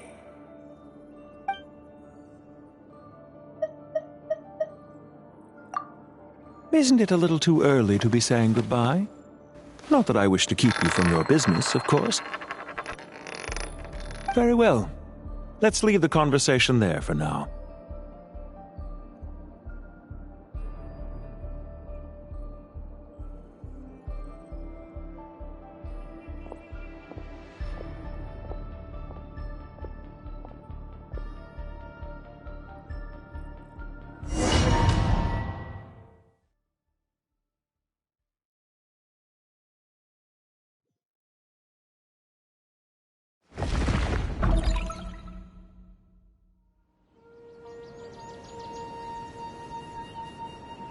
The power of King Deshret's 7 pillars is truly remarkable. With just a chessboard, you can move an entire unit across the material plane. Yeah, sets us up for a much easier fight. Really makes my day. The last time we stormed the city, it involved a lot more running around. I wonder how many people can say they stormed a city twice in their lifetime. I was just thinking that. I've definitely had more than my fair share of unusual experiences in my life. This is my first time here, actually. We never usually leave.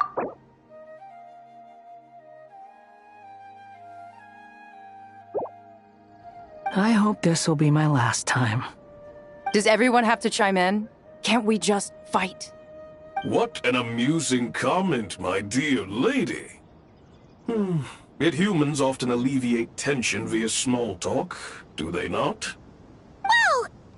Why is Candace's shield talking? Because the image on her shield is one of me. And I, of course, can appear wherever I wish to. Huh. Well, la-di-da. Isn't that fancy? Could I get in on this? You wish for your gauntlet to speak? Why, certainly. Ahem. I think you'll find that it is I whose image is carved hereupon. Thanks. Definitely feel stronger now. You're welcome, my lady. I am glad to lend you my power. Sino, what's the situation? There are troops stationed at every entrance. As we expected. A frontal assault will suffice. Everyone, stick to the plan. We'll take the main entrance. You head for the House of Dana's side door. Move out.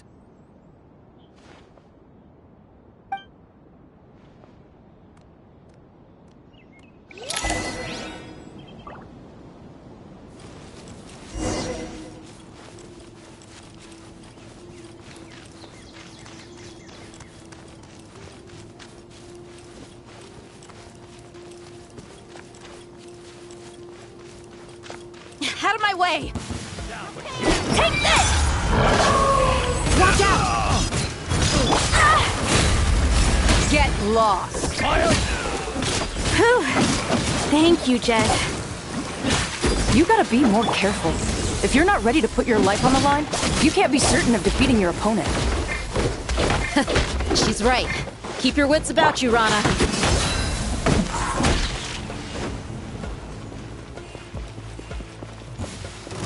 Ha! You asked for it!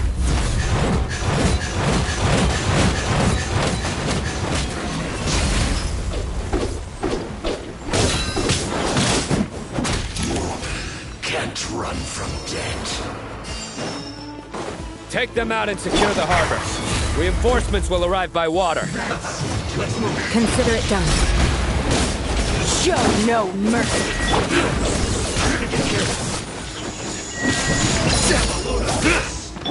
Do your worst.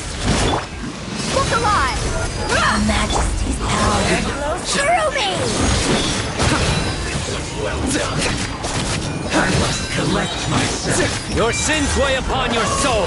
Guilty. Their penance is due! Out of my sight, Winter. Guilty! You need to hurry up!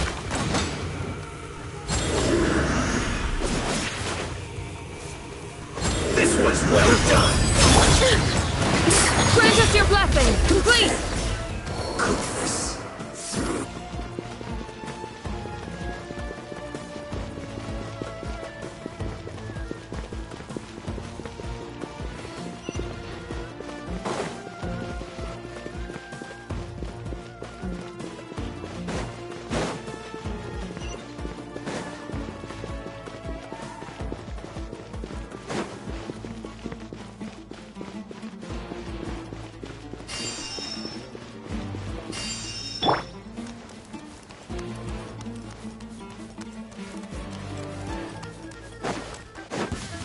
Looks like we're in dangerous fight.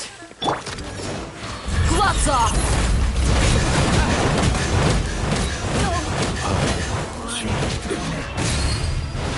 So soon. Buckle up! Hi! Yield! No escape. Use the force. We shall prevail! Surrender! Judgment is upon you. Do it.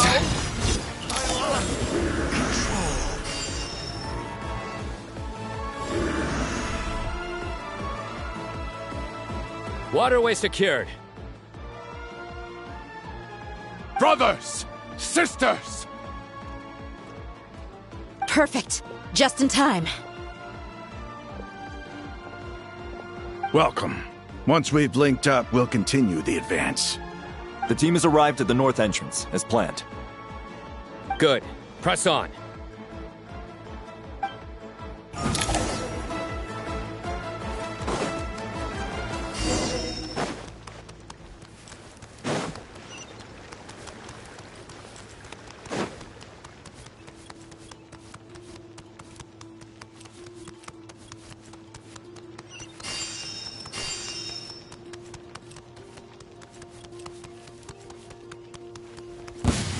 There you are. Do your work. Grant us your blessing. Fire rate maximum. You're dead meat.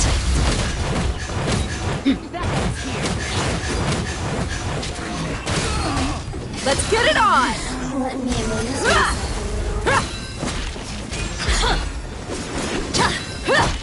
Please. Hear my prayer. Nowhere to run. You really know how to get me going. The citizens. What a waste of time. Shine. No. Through me, justice is served. Run while you still can. There's nowhere to hide. You stand condemned.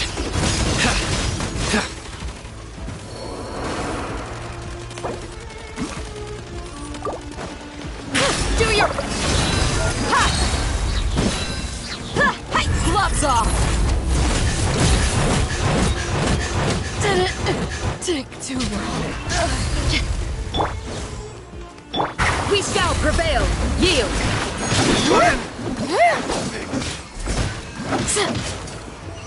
Wait! Surrender! Look alive!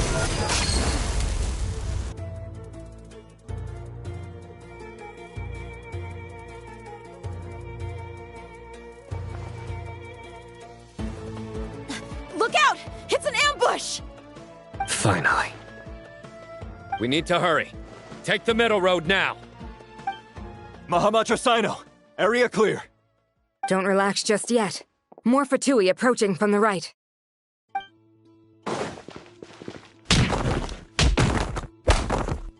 Irminsul cannot track our movements. If necessary, we could split up. Don't worry. We'll wipe them all out. As you can see, our people came raring to go. Good, good. How are things with the Traveler? Can Tainari keep her safe? Don't underestimate Tainari just because he's a forest watcher. He can handle it. All right. You know that's not what I meant.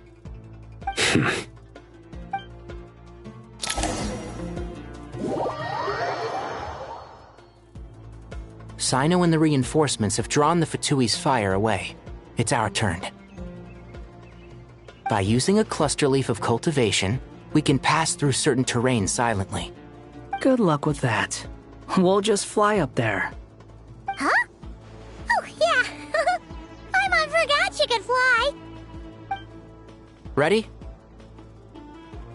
Ready.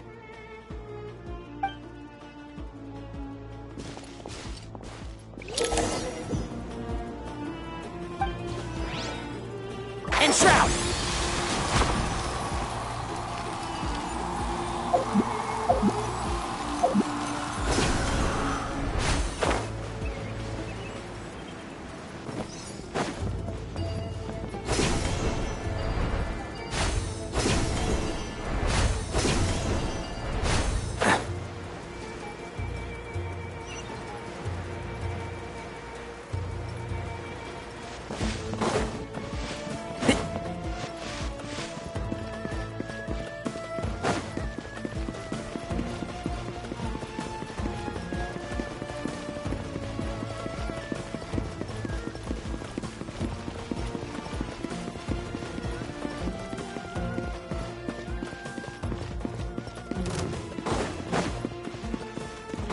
I hear everything!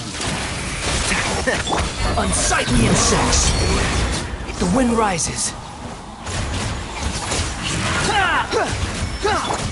A new dawn rises! Yeah!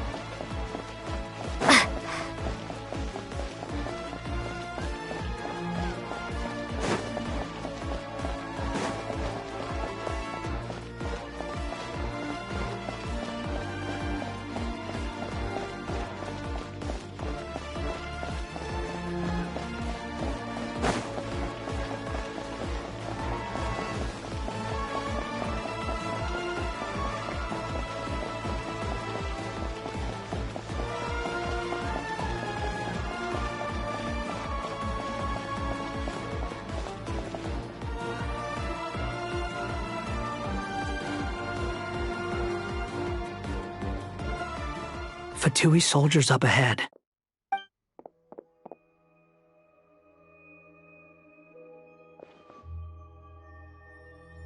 Careful. Prepare for battle. Hey! There's people over there.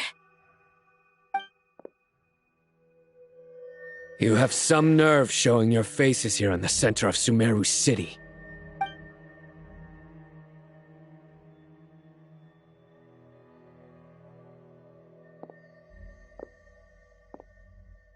You're right on schedule. Well, this guy sure as heck isn't your average Fatui sergeant. They've stationed quite a few people nearby. It definitely looks like they were waiting for us. But something feels off. Everything about this guy feels too deliberate. I highly doubt he's just a subordinate of Dottores. And he's no mere sergeant. Whatever his rank is, it's high. Much higher than we thought. So you've been waiting for us. But it looks like you're geared up for a conversation, rather than a battle. Very clever, General Mahamatra Sino. I know you're the one in charge of this siege, and I look forward to making a deal with you. A siege? Sumeru City belongs to us! Historically, yes. But things can always change. We have quite a sizable force with us, you know. For instance... There's a Fatui ambush at the north gate. Can you handle him? We can for now. Yes, I'm quite sure both sides can hold their ground for the time being. The battle has not yet reached its climax. But what happens next? Do you enjoy watching bloodshed? Surely some of those here are people you count as friends. Once a war begins, some people must die. I doubt you wish that fate upon anyone you know. Wait a second. It's a trick. He's not even there. Silence! He disappeared. What was that? A ghost? Curses. He was never there to begin with. That was just a shadow projected there to lure us in. Enough talk! Attack! I apologize for being unable to accompany you at this crucial moment, but I am compelled to leave for reasons beyond my control. Please excuse me. Sumeru's General Mahamatra is quite ruthless. It's a good thing I wasn't there in person. Your illusion held them up for a time just fine. But now that they have seen through it, they will realize you were just a decoy. Decoy or not, what matters now is that they will be heading your way imminently. Not imminently. They are already here.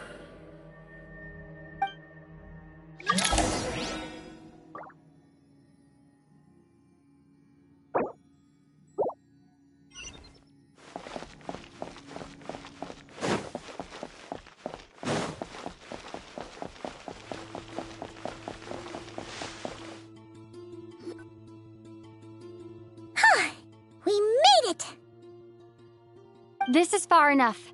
Tainari, you go help Sino. Don't worry about us. We'll manage from here. Are you sure you don't need me to stand guard? No need. Once the connection is established, we'll disappear from the sanctuary of Surasthana. Go help the others. All right. Goodbye for now, then. Please tread carefully.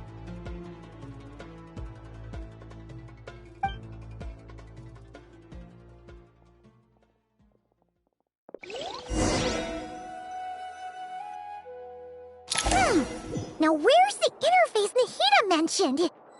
Come on, where's it hiding? Found it. It's over here.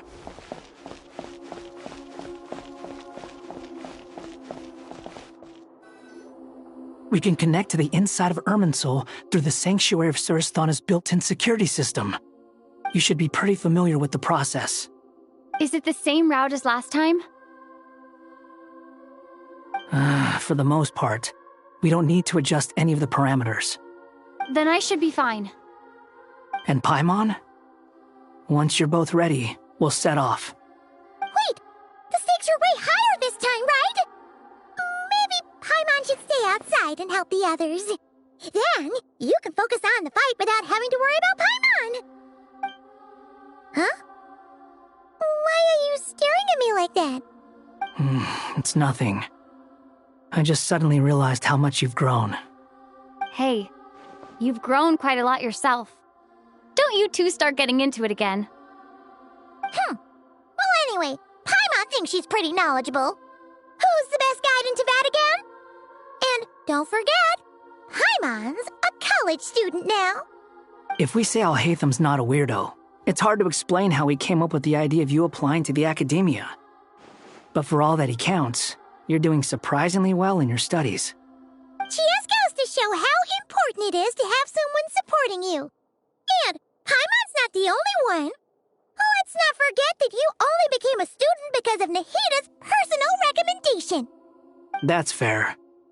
I have learned a lot in Sumeru.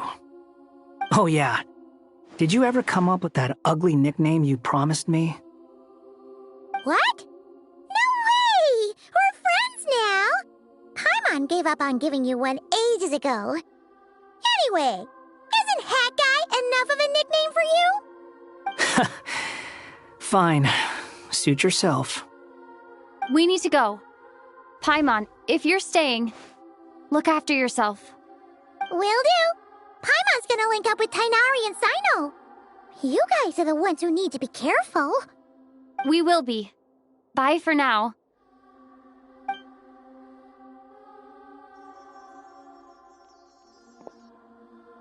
Initiating connection.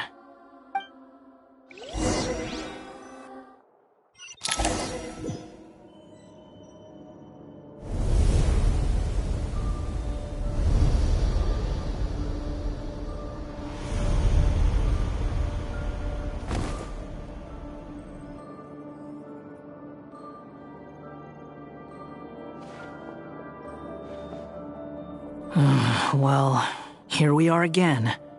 Come to think of it, I still don't even know where we're going. Thanks to our terminals, it should be impossible for Irminsul to read.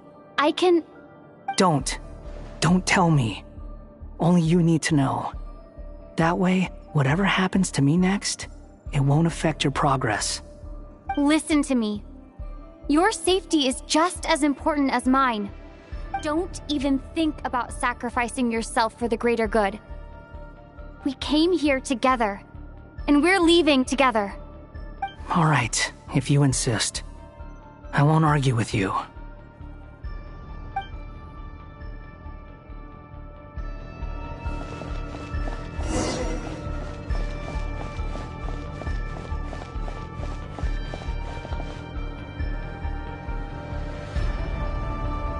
This place looks so different from how I remember.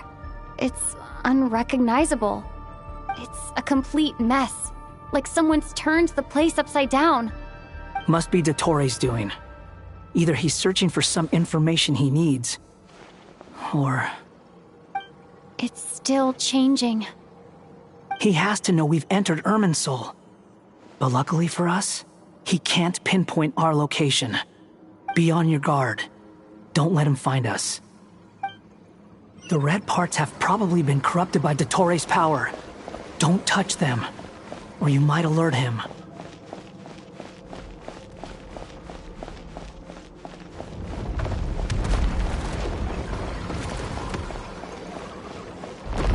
He's looking for us. Tread carefully. That wall could be a problem. Fortunately, it looks breakable. Give it a shot.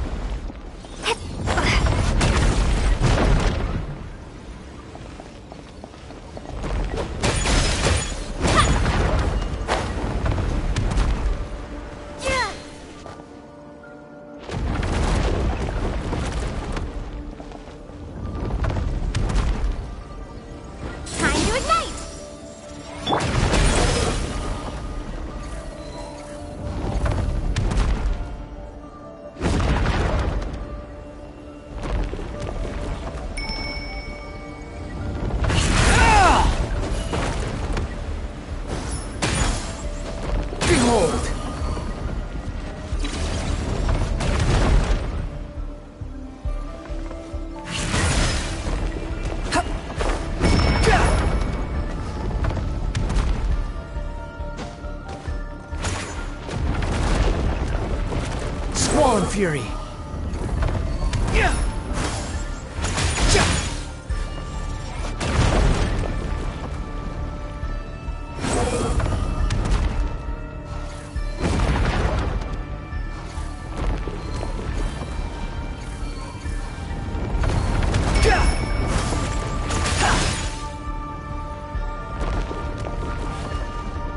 The wind rises.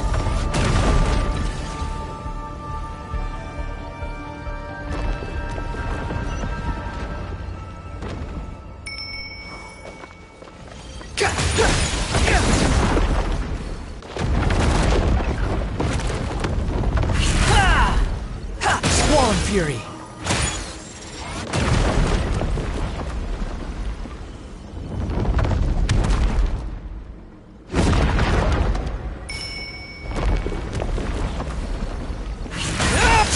The wind rises.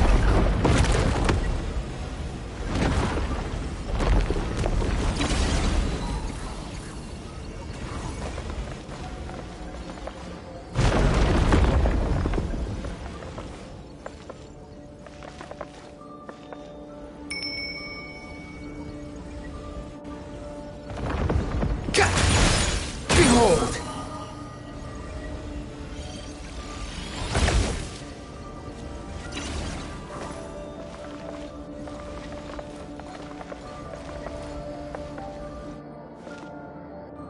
The wind rises. Ha!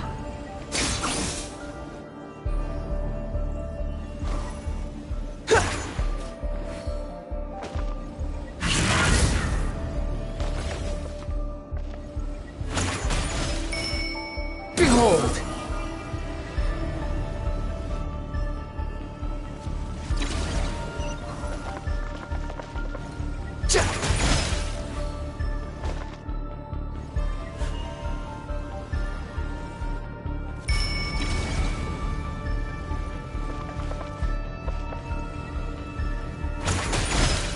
The wind rises.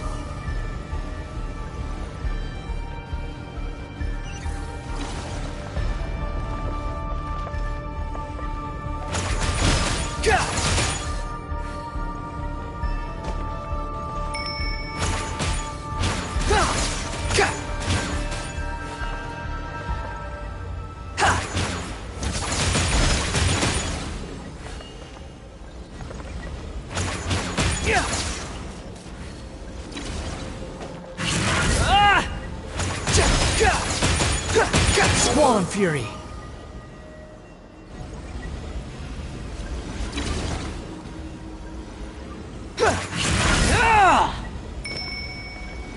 Behold!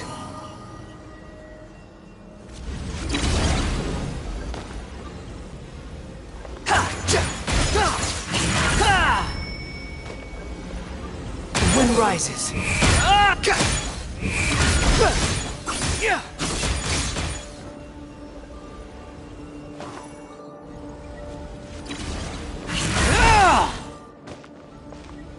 Squall and Fury!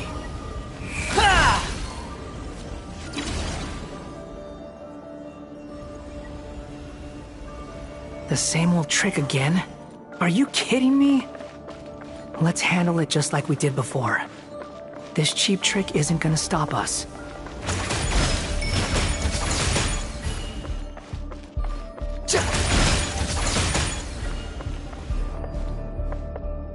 Oh no! It's... A trap! Is that why he was using the same trick over and over again? To get us to lower our guard?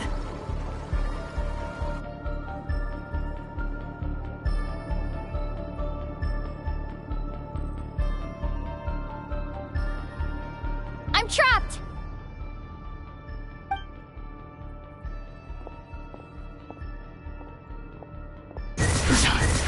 Why won't this thing budge? Hello? Hello? Can you hear me? Nicole? Is that you? Yes, it's me. I'm monitoring your progress from inside the Eternal Oasis, and I have to say, this terminal is simply marvelous. It makes tracking you so much easier. I couldn't see anything at first, But now that you two are inside, I can use your location with support from the terminals to get a partial view of the situation inside Irminsul. It's not the clearest image, but it's better than not being able to help at all. So, here I am. I can't intervene directly, but I can help to guide you out of the jam you're currently in. So please, just follow my lead. Dottore in his current form is a blight upon both Irminsul and the ley lines. Pay attention to your surroundings. There must be sources of his contamination nearby. Is that one of them? Precisely. Take it out. Good work. But we're not done yet. Stay close, and let's see if we can find any others like it nearby.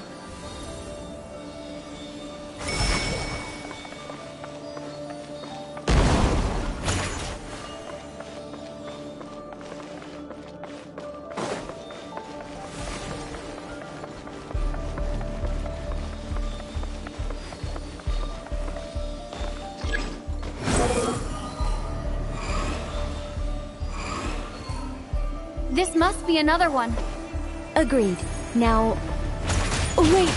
Watch out! It's Dottore. I think he's found us. The seal is broken. Quick! Get out of there!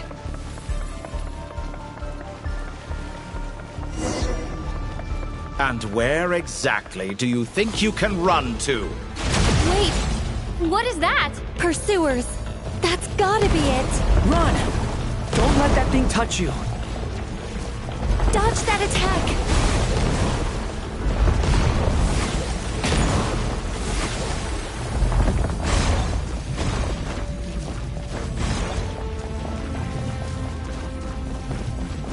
There's more than one path. Which way do we go? To the left. Trust me.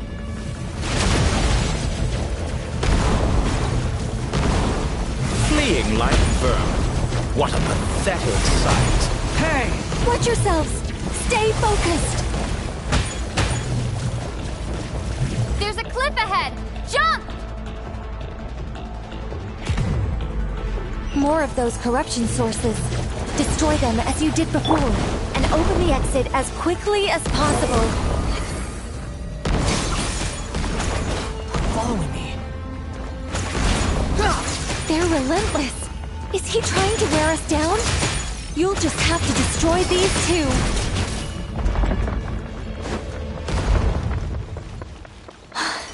I think the pursuit is over. Hard to say. Stay alert.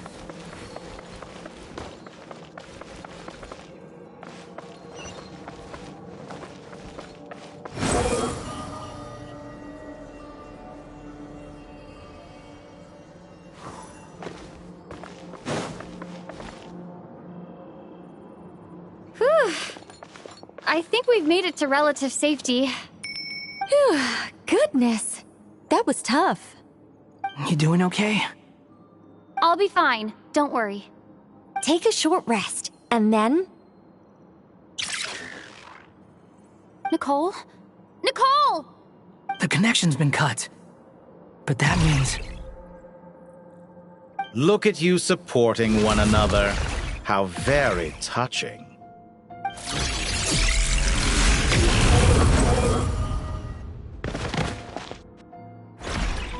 Dottore! Took you long enough to find us. You're more useless than I thought. Oh, really? I think I deserve a little more credit for my methods than that.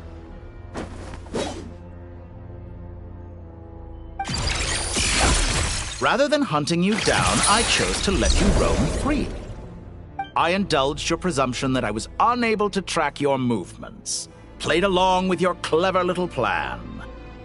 Fleeing is for animals, but I rather enjoy watching you flee. Some things lose the will to run altogether as soon as you put them in a cage. If that's true, then why did you come looking for us? Because I wanted to observe you up close, of course. Don't misunderstand me, I'm not here for a fight. Is it so unusual that I wish to greet my old acquaintances in person? After all, it's been a while. Scaramouche.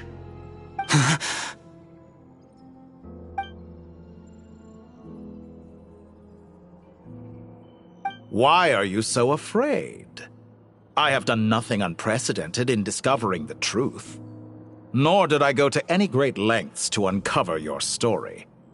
You made a bold series of moves in deciding to erase yourself. And with the power of this great chronicling device called Irmin's Soul, you were able to achieve something quite remarkable. Once most people form an opinion about someone, it tends to imprison their mind. Yet you managed to erase every trace of your existence. A novel take on death indeed. However, this meant that you stood out to me all the more when I saw you in Nodcry. I didn't even have to go looking for you. Just the sight of you was enough for me to intuit the truth. For someone in my position, connecting the dots was a trivial affair. It would have been more surprising if I hadn't managed to piece it together. You seem very pleased with yourself for figuring it out. I'm sure you'd even be more delighted to learn the full extent of your crimes. That would hardly be necessary. Besides, isn't there something that concerns you more right now? Something that fills you with dread? Let me put your mind at ease. I have no intention whatsoever of restoring any of the records you deleted. For one thing, it would be exceptionally difficult. But more to the point, I doubt that the prospect of losing your current life is all that frightening to you. Because in your case, the cruelest twist of fate is that you'll never again have the chance to make up for any of your mistakes. Isn't it? Dottore?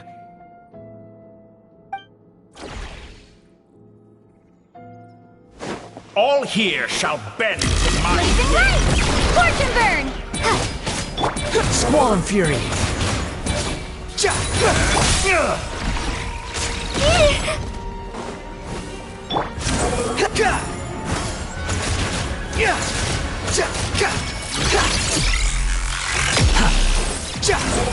You're dead!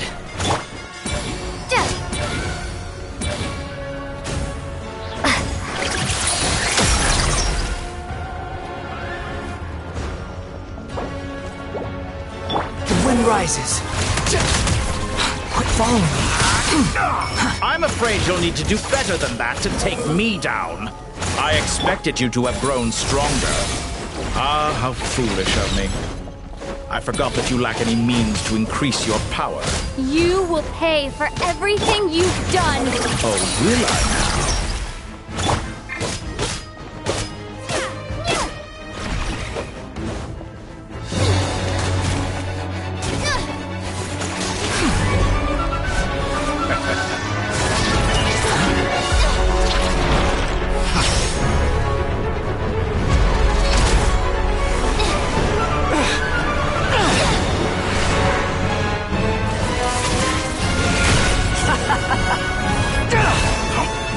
Does the prospect of death amuse you?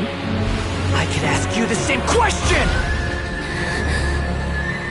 I'll distract Dottore. You focus on the mission. Got it.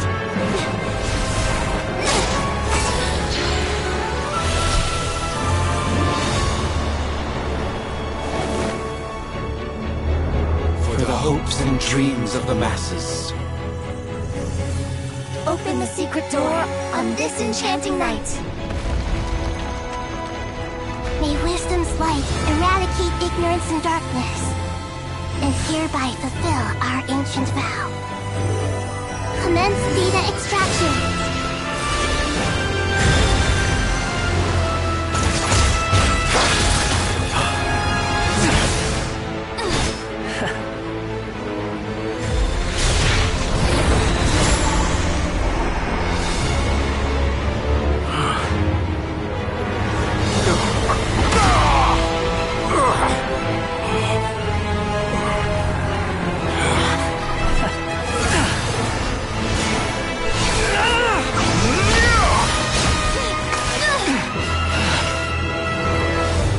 cling to outdated ideals and stand in the way of progress.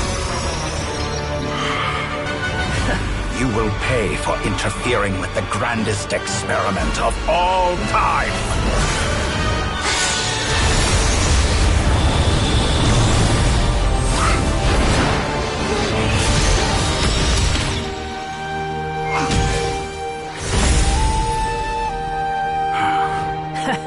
Good timing. Dottore, as clever as you are, you fail to understand wisdom. Wisdom takes many forms, but the path you have chosen eschews them all. Huh.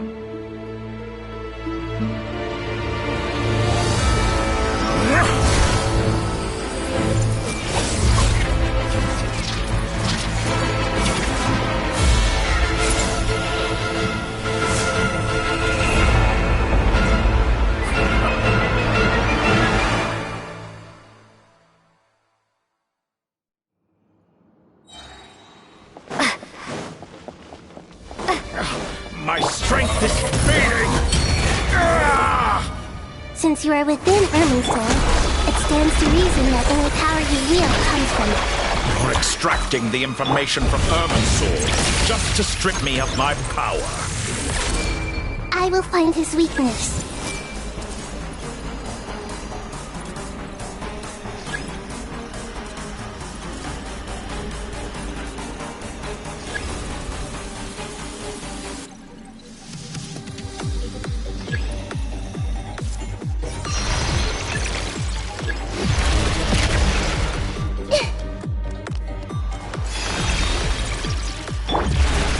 Rises.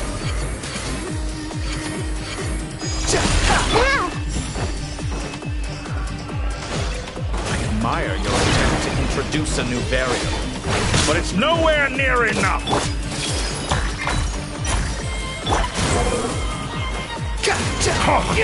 A petty trick. Time to ignite! This may hurt a little.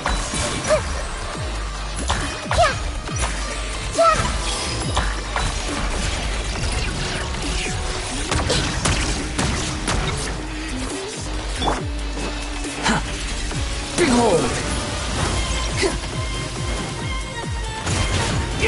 Burn all before you! The wind rises. Blade of the primal blade! Quit following me. Behold! Search for it. You won't just... We're so close. Just hold on a little longer. I'll hold him up. Traveler, Hat Guy, the rest is up to you. We certainly have a knack for surprising each other, don't we? I'm just getting started. It's time. Say your prayers. Stay on the offensive, but watch your back.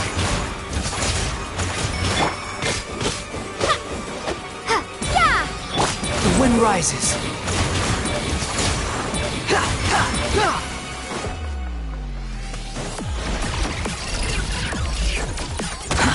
Too slow. Behold. It's time. Say your prayers.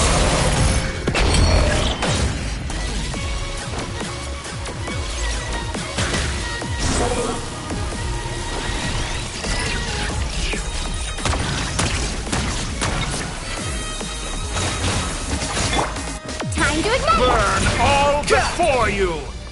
Blade of the primal blade! Quit following me.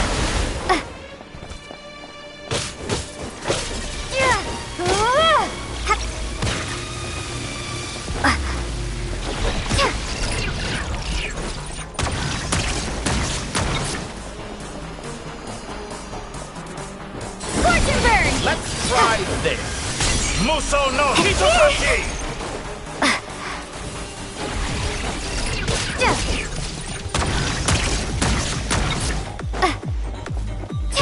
The wind rises. It's time. Say your prayers.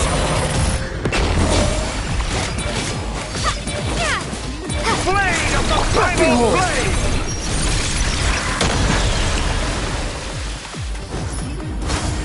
Squall and Fury.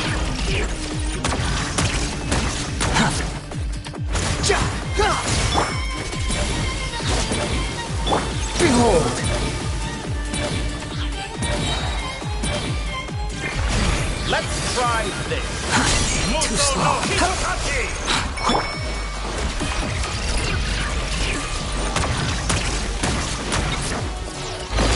It's time! Say your prayers! The wind rises. Burn all before you! Too slow. Blade of the primal blade! How amusing. Behold!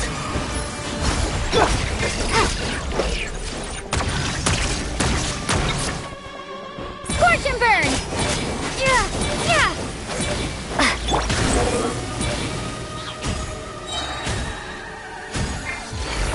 Let's try this. Muso no Hitotachi! It's time! Say your prayers!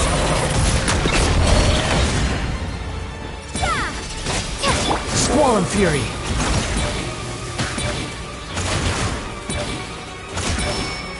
Burn all before you! Search for it! Blade of the primal blade!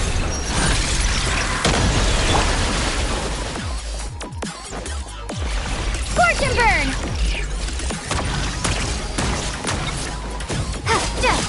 The wind rises.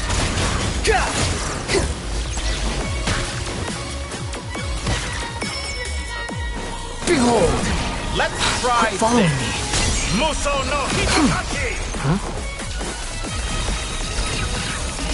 Quit following me. Yeah! It's time! Say your prayers! Burn all The wind before rises. you! Blade of the primal blade! How amusing. Time to ignite! Yeah!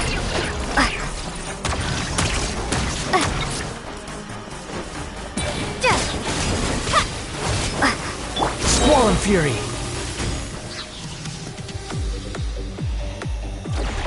Let's try this. Muso no Hitotachi!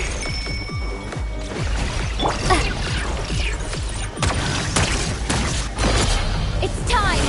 Say your prayers! Finally, time for you to die. Excited?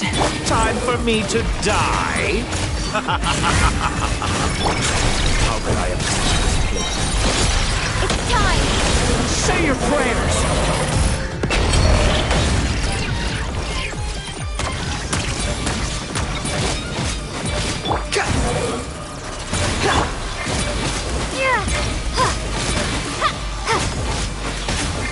Behold! Let's try this. Muso no Hitotachi! It's time! Say your prayers! Oh, that's enough!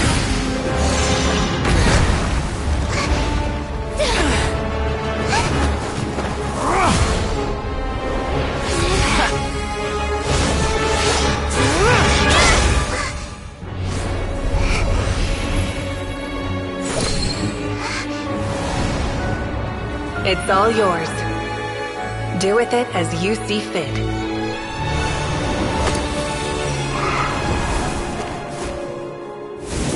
Just as you say, this world is home to some archaic things. And as you suppose, you are a formidable opponent. You have long coveted the secrets of wisdom. So now, I will demonstrate true wisdom in action. I invoke my supreme authority as the keeper of Irminsul. Commend me or condemn me. And give your verdict now!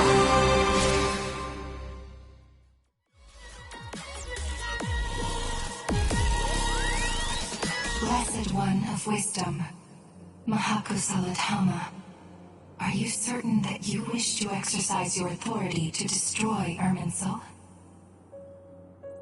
It represents both your roots and your finest accomplishments. You truly intend to abandon the very thing you have always fought for? This is my decision. Irminsul has been corrupted beyond redemption. Irminsul is the original tree of Tevat. It is the means by which the heavenly principles maintains fate itself. The 7 Archons should honor and revere it, for their authority was bestowed upon them by the heavenly principles. It is precisely because I honor and revere it that I fight for the humanity it exists to protect. Wisdom is knowing how to weigh the options and make the right decision. If you truly care about the fortunes of this world, then it is me you should seek to preserve. Planting a seed begins the chain of cause and effect. Since you have become a great tree yourself, why should the loss of another tree be anything to fear? Till we meet again, Lord of Dendro.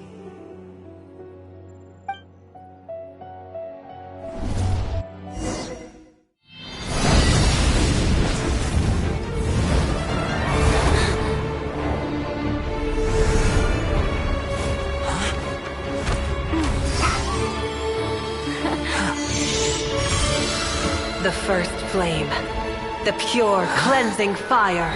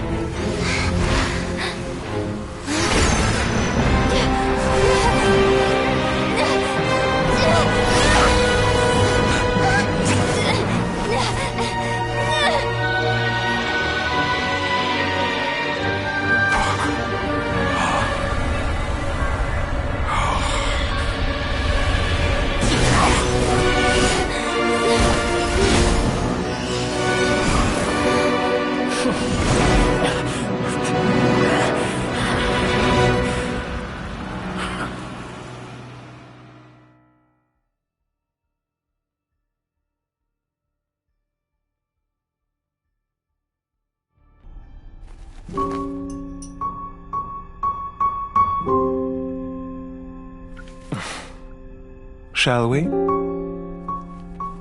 Where were we? I was suggesting that you needn't perform when signing a contract. You're only sitting here because your bank demanded an evaluation of the trustee. So you told a story about a young scholar from a merchant family in Sumeru? I told a compelling tale, didn't I? The post-expulsion story is far more captivating. The human experiments or the elixir of immortality? The part where you die. Ah, yes. My favorite part.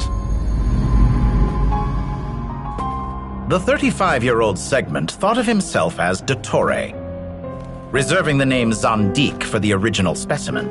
Of all the Segments, he was the most selfish. After his expulsion, Dottore searched for a new direction. He joined the Fatui, studied Elazar in great depth, secured resources. He was rather fortunate in his career. Zandik turned to Conrian technology and successfully created his segments. But this was not immortality. Even with backup segments, his body would still age. Still, thanks to Snezhnaya, Zandik found the ideal base for his experiments. Then a perfect partnership materialized at a crucial moment. The year that both parties realized they needed more time. Fortunately, Zandik succeeded. In a miraculous turn of events, he gained the extra time he needed. I seem to recall it differently. All right, it's true. No matter how much elixir he took, Zandik remained human and continued to age. Then, on the morning he turned 85... Help me up! Call for help! Surely he would be rescued, Zandik thought. But to his surprise, no one helped him. Zandik was too selfish for that. Don't forget, you're one of us. Yes, and we're all waiting. Waiting for me to die. Cantalone arrived for a meeting and happened to witness what followed, he found it unsettling. I never said that. But the Zondiques were unfazed. It was a rare opportunity for self-dissection.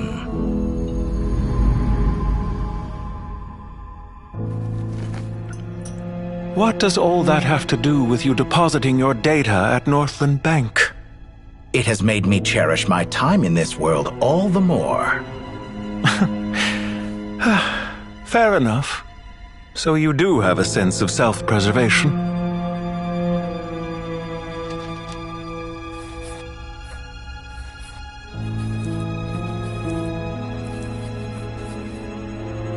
What do you mean? You're hardly normal, and you don't cherish life. You just don't want to admit defeat in the limited time you have. Even so, don't I deserve an interesting ending? I'm counting on it.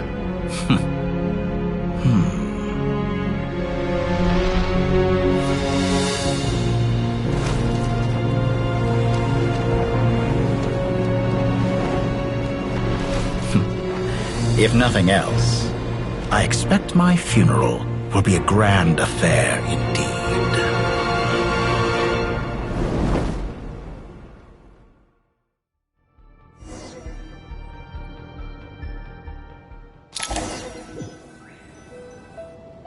What a magnificent fire. In Snezhnaya, we light fires to ward off the cold. Fire, it seems, is antithetical to ideas such as cold, frozen, and unchanging. Perhaps it has always been that way. From the beginning, fire has been used to drive away wild beasts and warm the body and mind. You could say it's a form of treatment. One that cures the human heart of mortal fear. Mortal fear? Something you haven't been acquainted with in a long time, by the sounds of it. Whereas you, I'm sure, must know the feeling quite well indeed. I remember when we first discussed the elixir of immortality, you claimed that extending your lifespan was about buying more time. But was that really the truth? You fear the prospect of dying a wretched end in this world, don't you? Of course I do. I'm only human, after all. And while you may have forgotten it, you cannot deny that you too were once human, Dottore. I do not believe that there is no such fear in your heart. Perhaps you are right. But I abandoned it long ago and devoted myself to my experiments. I have felt no fear since. From the very beginning, I never thought you could win this game. But still you came. Contract in hand. To honor our agreement. Because I am a reputable partner. And as we have discussed, experiments are about more than results alone. The process is equally important. I have come here and completed my creation, and I do not regret my decision. I'm afraid your journey ends here. After I die, there will be no one to make the elixir of immortality. And your remaining stock will only last a few more years. How then will you prove that you didn't perish in this incident alongside everyone else? When I feel optimistic about market environments, I never forcibly adjust them. They have their own direction. And I myself am one such environment. I have been quite particular about many things in my life. But where the manner of my death is concerned, I choose not to be. You make yourself sound so magnanimous. Oh, but I am. And I hope you will be too. It may have been a long time since anyone told you this, Dottore, but I recognize that you are a truly rare talent. Ha! I can see it. The experiment in blasphemy that I've been performing all this time. It has been a long process, and I do not care about the results as much as people might imagine. If the very goal of your experiment was to explore infinite possibilities, then there was never any reason for it to end. Indeed. Yet now, the experiment has officially drawn to a close. What should I call you? Zondik? Or do you prefer Dottore? Suit yourself. Goodbye, Feofan. This time, that's what it truly is. And don't I know it? Goodbye, Zandik.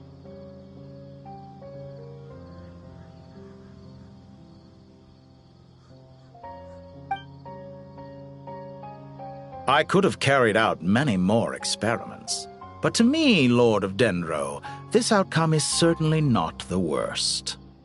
I believe you. But unfortunately, this is where it all ends for you. This experiment does not belong to you, nor do any of the results. Experiment? It sounds like you're trying to outdo me in my own field. Wisdom is conveying information in terms that people can clearly understand. You know exactly what I mean. Indeed.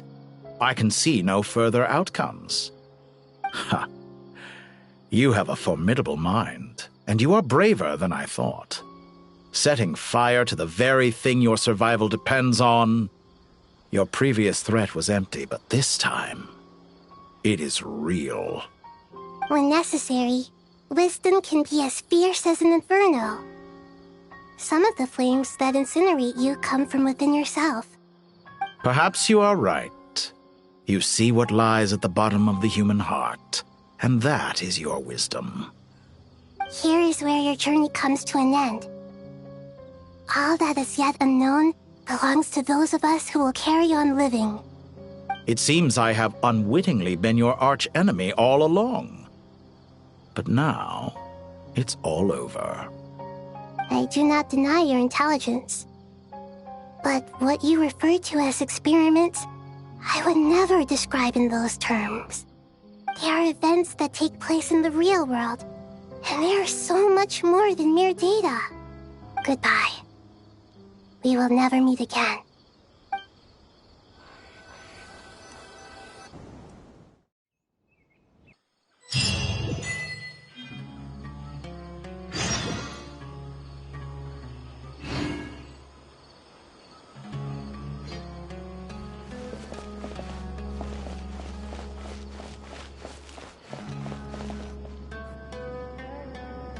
Well, that's the last of them. Everyone on the list is already back where they should be. It was a long, hard road, but we finally finished escorting everyone back. I just pray that we'll never need to leave again. I hope we can stay here forever in this peaceful paradise of our own choosing. Paradise. In the annals of the Temple of Silence, that word carries great significance. It represents the hopes and desires of the gods. Their longing for a place to rest. I wouldn't think gods need such a place. People always think they're the only ones who can lose their homes. They forget that gods too need a place to reside. As the Goat King once said, "A god without his people shall cease to exist." Gods need their believers every bit as much as their believers need them. Only we can truly understand how much the desert faith has faded over the centuries. But we still talk about the gods as though they're part of our lives. Given the myriad ways in which gods and humans interact, I'd say they really are. How else could Dunyarzad consider the Dendro Archon a friend? Well, that sounds about right to me. Describing them as friends sure makes us feel a whole lot closer. If you told me a few years back that I'd have this many friends, I'd have called you a liar. Belief is a choice, just like friendship. We've made our choices through battle. The right ones, wouldn't you say? I'll be heading back to the Temple of Silence. I heard the Goat King and the Ibis King decided to pay us a visit. How about you? It's back to Aru Village for us. Still plenty of supplies to distribute and people to help. Until next time, old friend. As long as you can find the time, you're always welcome to visit us in Aru Village. Right back at you. Make sure to drop by the Temple of Silence the next time you're free. Word is that two of the other 7 pillars, Shezapang and Bennu, might also be dropping by. Since you're wearing the symbols of their power, it'd only be fitting if you came to see them for yourselves. Dropping by? That makes it sound like they're visiting a neighbor's home. Well, the temple was founded by Hermanubis, so I guess to them, that's exactly what it is. Guess that's true. All right. We'll make sure to find time to stop by. Stay safe on your journey home. I will.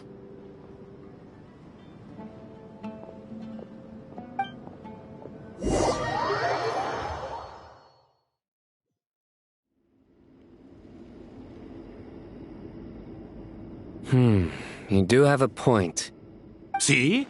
Retirement has always been a problem, especially for old-timers like us who've been locked away all these years. You finally step out into the light, and bam! You're face to face with a whole different world. Naturally. What do you think, Layla? Huh? Why would you think to ask me? How could I possibly be qualified to decide where the servants of King Deshret should live? Sorry if my question was unclear. Do you think their statues will stand out too much if we place them here? Hey, I never agreed to this. How could we possibly allow our statues to be left in Hermanubis' home? That would be like breaking into someone's house, then pretending it belonged to you in the first place. Different beliefs can coexist. We still need to respect one another. By which you mean, you two plan to stay at the Temple of Silence, for a while at least, but you have no intention of relocating your statues here. So, you see this as sort of a family visit? Is that correct? Family. You could say that. In a sense, Hermanubis would view this as his home. Just look at this place. Magnificent, is it not? The sad truth is, in the past, all three of us invested so much into misguided ventures. We failed to build what we should have, and wasted so much time instead. And what do you mean by that? I mean that for the most part, time spent associating with the likes of Sobek, and, let's say, Thoth, might reasonably be considered wasted. Why does that not surprise me? Go on. Anyway, given how much time we'll all be spending together, I'd say that the bonds we built will end up proving to have been a sound investment. Once Sethos, the current leader of the Temple of Silence, returns, you can discuss the matter of staying here with him. But judging by the expressions of everyone here, I imagine you'll receive a very warm welcome. This sacred ground houses untold knowledge, after all. What better place for the servants of King Deshret to appear in the mortal world? How about we share a meal together first? I imagine it's been many years since you last tasted fresh food. Oh, that sounds wonderful! After so many hundreds of years, I can only surmise that desert cuisine has become a lot more varied. Are we having a get-together? If you'd like, I can help prepare some food. After all, Lord Thoth, you helped me so much in the desert, and I still haven't properly thanked you. Oh, my, that would be wonderful. I'm touched that you still remember. How the times have changed. To the people of today, it seems the Ibis King has become a kind and passionate god. And you, Mr. Herreshoff? What kind of god do you wish to be? To be honest, I haven't given it much thought. How about you, Dendro Archon? Do you have any hopes for your future? Me? I'm very happy with my current life. Forgive my bluntness, but you do not seem to derive your authority from majesty and might, like Lord Al-Akhmar. Clearly your approach has its advantages, but also its dangers, don't you think? I do, but projecting a majestic front doesn't really suit me. Besides, my relationship with others isn't simply one of a god and her people. Not putting on airs might earn you more adoration. Exactly. Besides, I really like parties where everyone brings their own food, and we all come together to share. You should join us. I'm sure you'll find it fun. Last time when we got together for a picnic near the Avidia Forest, it was quite the occasion. Seeing as you're already here, how about we hold the next one in the desert? Can we do that? Wouldn't Tainari have to transport a ton of drinking water? Don't worry, I can help out. Layla, would you like to join us next time? Me? Sure. The more the merrier. That way we... Don't take this the wrong way. I just think you should know. When it comes to passing the time, chess is more our thing. In that case, Dendro Archon, what do you say? If I were to compete against you, I can't say with certainty I'd win, but I certainly wouldn't mind giving it a shot. Where's Sobek? I'm sure he'd be good for a few rounds. Cards, cards, cards! I'll always prefer chess. I wonder what variant of chess we're talking here. Mr. Thoth, is there some sort of astrological significance to this game? Oh, I'm glad you brought that up. As long as the leader of the Temple of Silence agrees, we can search Hermanubis' place for books to teach you how to play.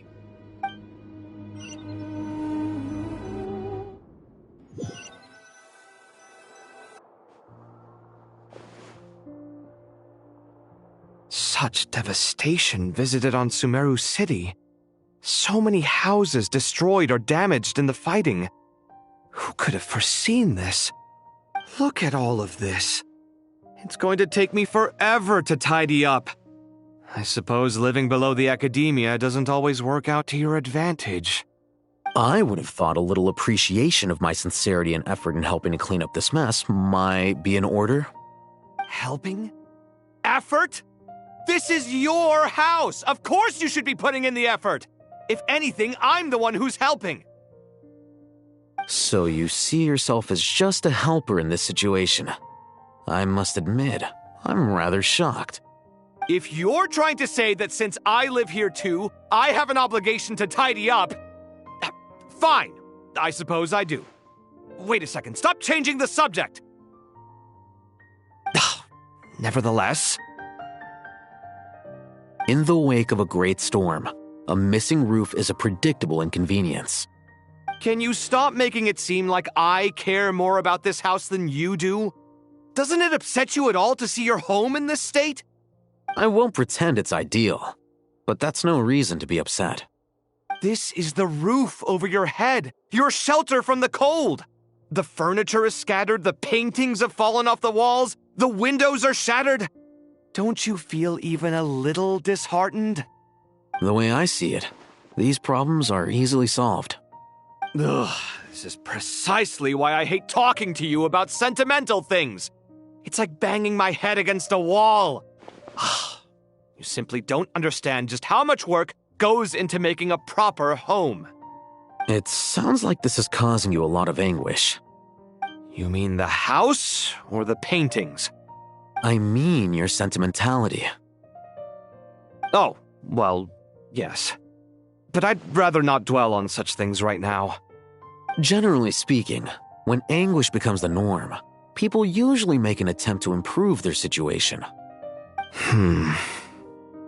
But there are so many people and things in life that are difficult to change. It's not like you can force them. Besides, anguish can be a source of inspiration. And I'm not sure I could break my reliance on it. I'm glad you're able to make yourself think like that. What kind of a response is that? I was stating a profound truth about the very nature of art.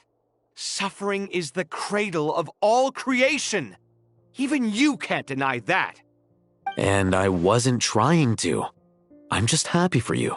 Pure and simple. Can't you tell? Happy about what? Happy that you can always find an answer that backs up your views. You...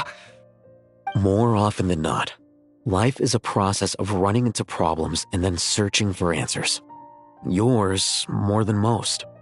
Not everyone's so good at justifying things to themselves. It's something that you've been steadily mastering. Huh. What about you, then? What skills have you been mastering lately? Pass me that box. Huh? Okay. You may consider this my progress on the path to mastery. What? Wait a second. Isn't that box mine? Hey, it is!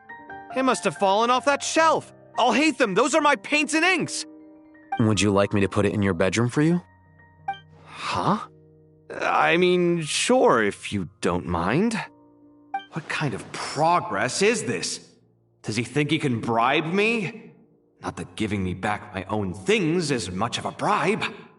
These books on the floor, they're a complete mess. And this one, didn't he say it was an out-of-print collectible? It's completely covered in dust, and some of its pages have even fallen out. Ugh, guess I should help him repair it. This one too. And this one.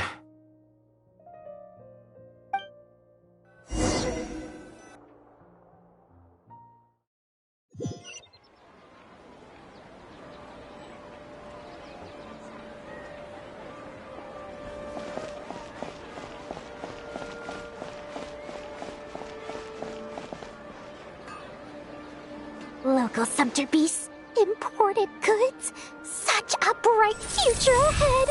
I can picture the Mora just rolling in.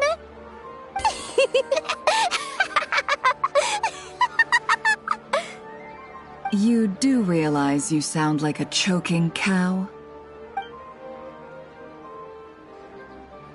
It's called being imposing. Can't you feel it? Are you not intimidated? Oh, I'm positively shaking in my sandals. What commands do you have for me, oh mighty Lord Sangamabe?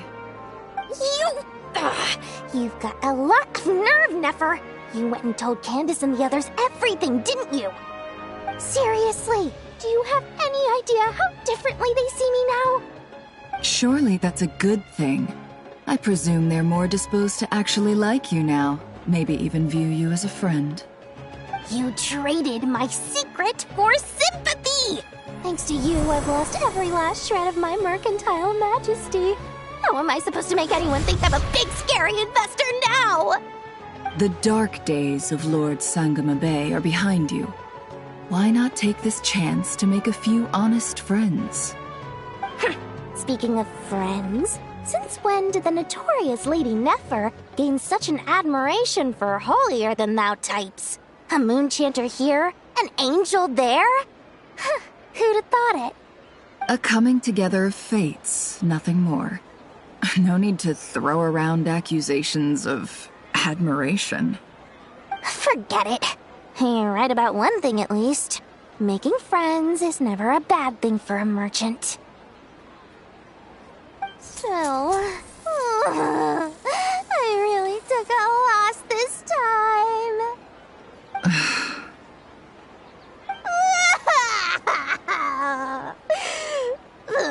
What are you looking at? I'm trying to see if you're really crying or if those are just crocodile tears.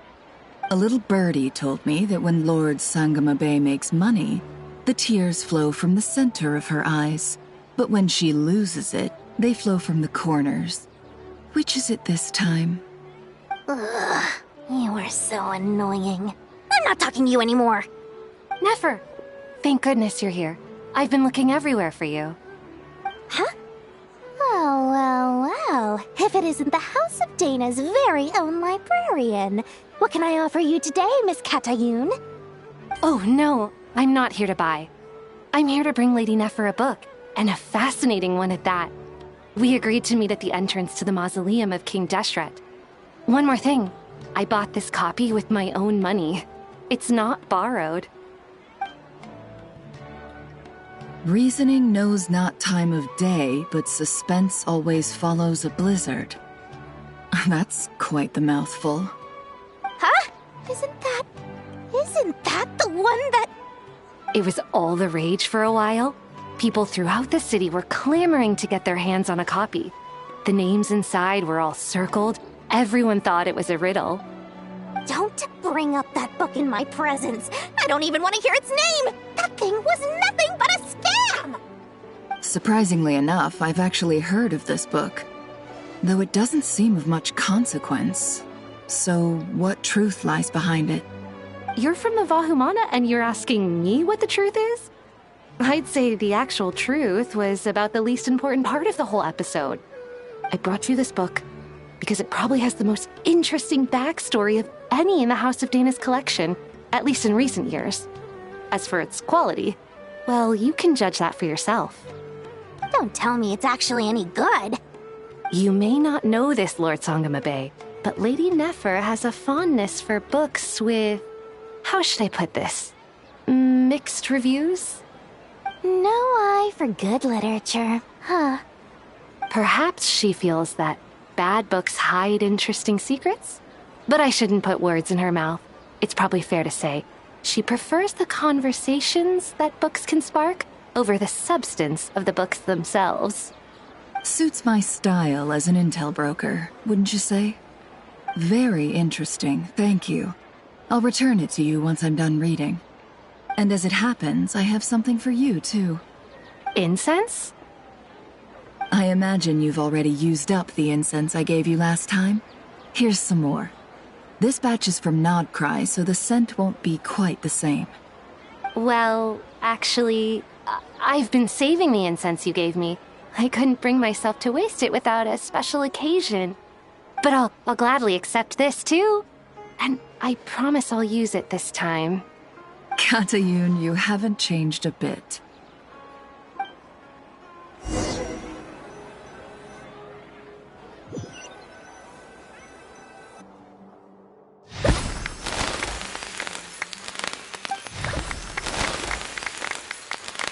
Congratulations, Kale. Well done, Kale. After studying for so long, you've finally become a full-fledged ranger. Sure hasn't been easy for you, huh? This really is fantastic news. All grown up. No longer a trainee, but an official forest ranger. Oh, the next step is to secure tenure in the academia. Thanks, everyone. It's true. I'm an official forest ranger now. Master Tainari, thank you for your guidance and support. I wish Mr. Sino were here so I could thank him too. Sino had a matter to attend to at the Temple of Silence. I don't imagine he'll be back for some time. But don't worry, we can celebrate together once he's finished. I'm afraid the party will have to wait. Kale still has some matters to attend to first. Kale? Is everything all right? No, it's not what you think. There's nothing wrong with my health. I just have a few things I need to deal with. I've made plans with the Traveler and Paimon to visit Mondstadt. Master Tainari and Mr. Sino will be accompanying us too. Well, that's a relief. Let's get together when everyone's back. I'm sure you'll be doing even better by then. Of course. I have a feeling you're right.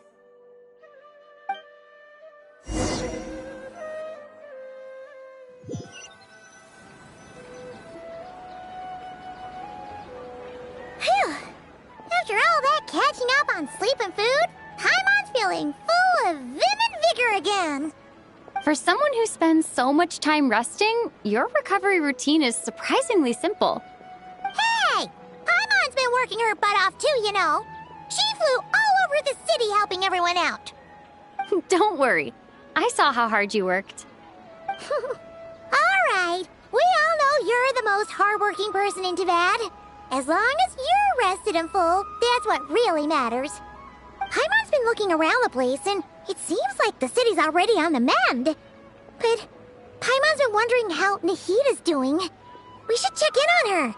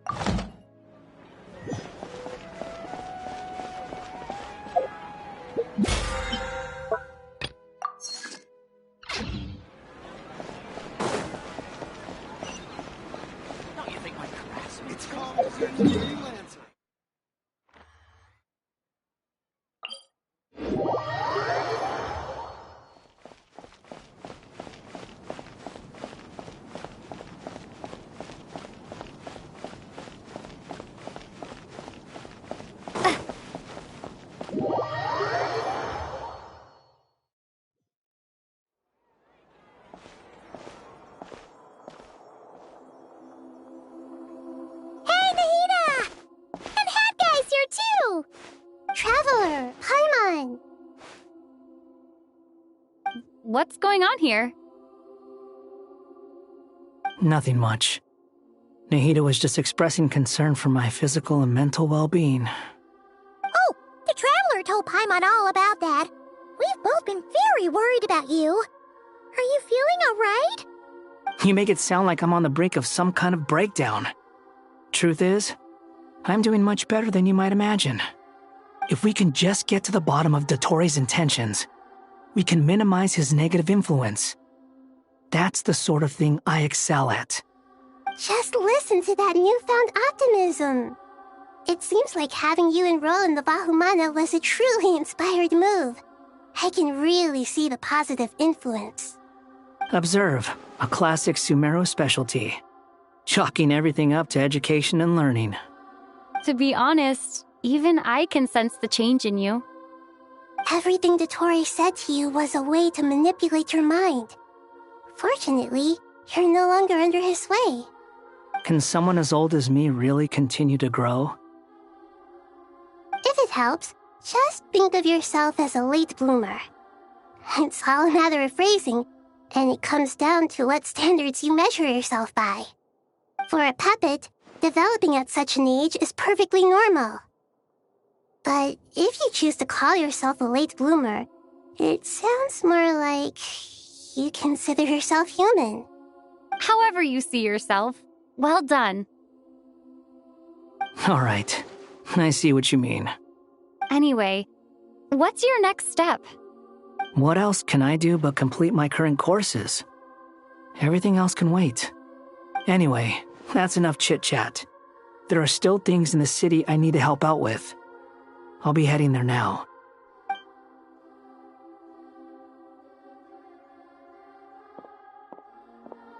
I'm so happy that Hat Guy is doing better than we thought. But what about you, Nahida? How are you holding up? The pyronosis burned down the corrupted Irminsul. The flames blazed for 7 days and 7 nights before they finally subsided. All that was left were the parts underground. Now, Aru shoulders the responsibilities that once belonged to Irminsul. The situation was contained before it got out of hand, so Tevat's most vital information has largely been preserved. Irminsul has a strong influence over you, doesn't it? How will you cope now that it's gone? There is no need to worry. Thanks to Nicole's extraordinary talents, my connection to Irminsul has been severed and transposed onto Aru. Angels can do things like that? They can. Such abilities are precisely what makes them so powerful. The goddess of flowers, Nabu Malikata, once claimed that she too could perform feats beyond the reach of mere mortals.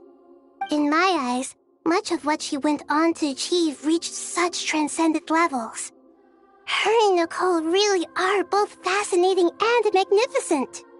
So, does that mean your situation is stable now? Correct. Just imagine that Aru has become the new Irminsul, and the essence of my existence has been bound to it. The wisdom of Sumeru has ultimately converged into a single, unified entity.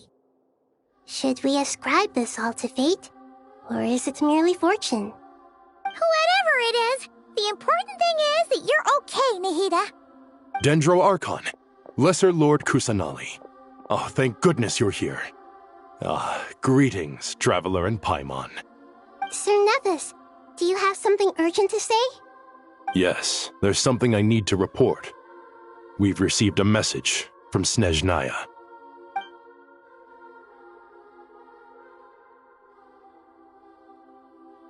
The Fatui Harbinger, the Rooster, sends us his sympathies, along with all the usual pleasantries. His stance is that, following the unrest and Nod Cry, Dottore was subjected to internal censure.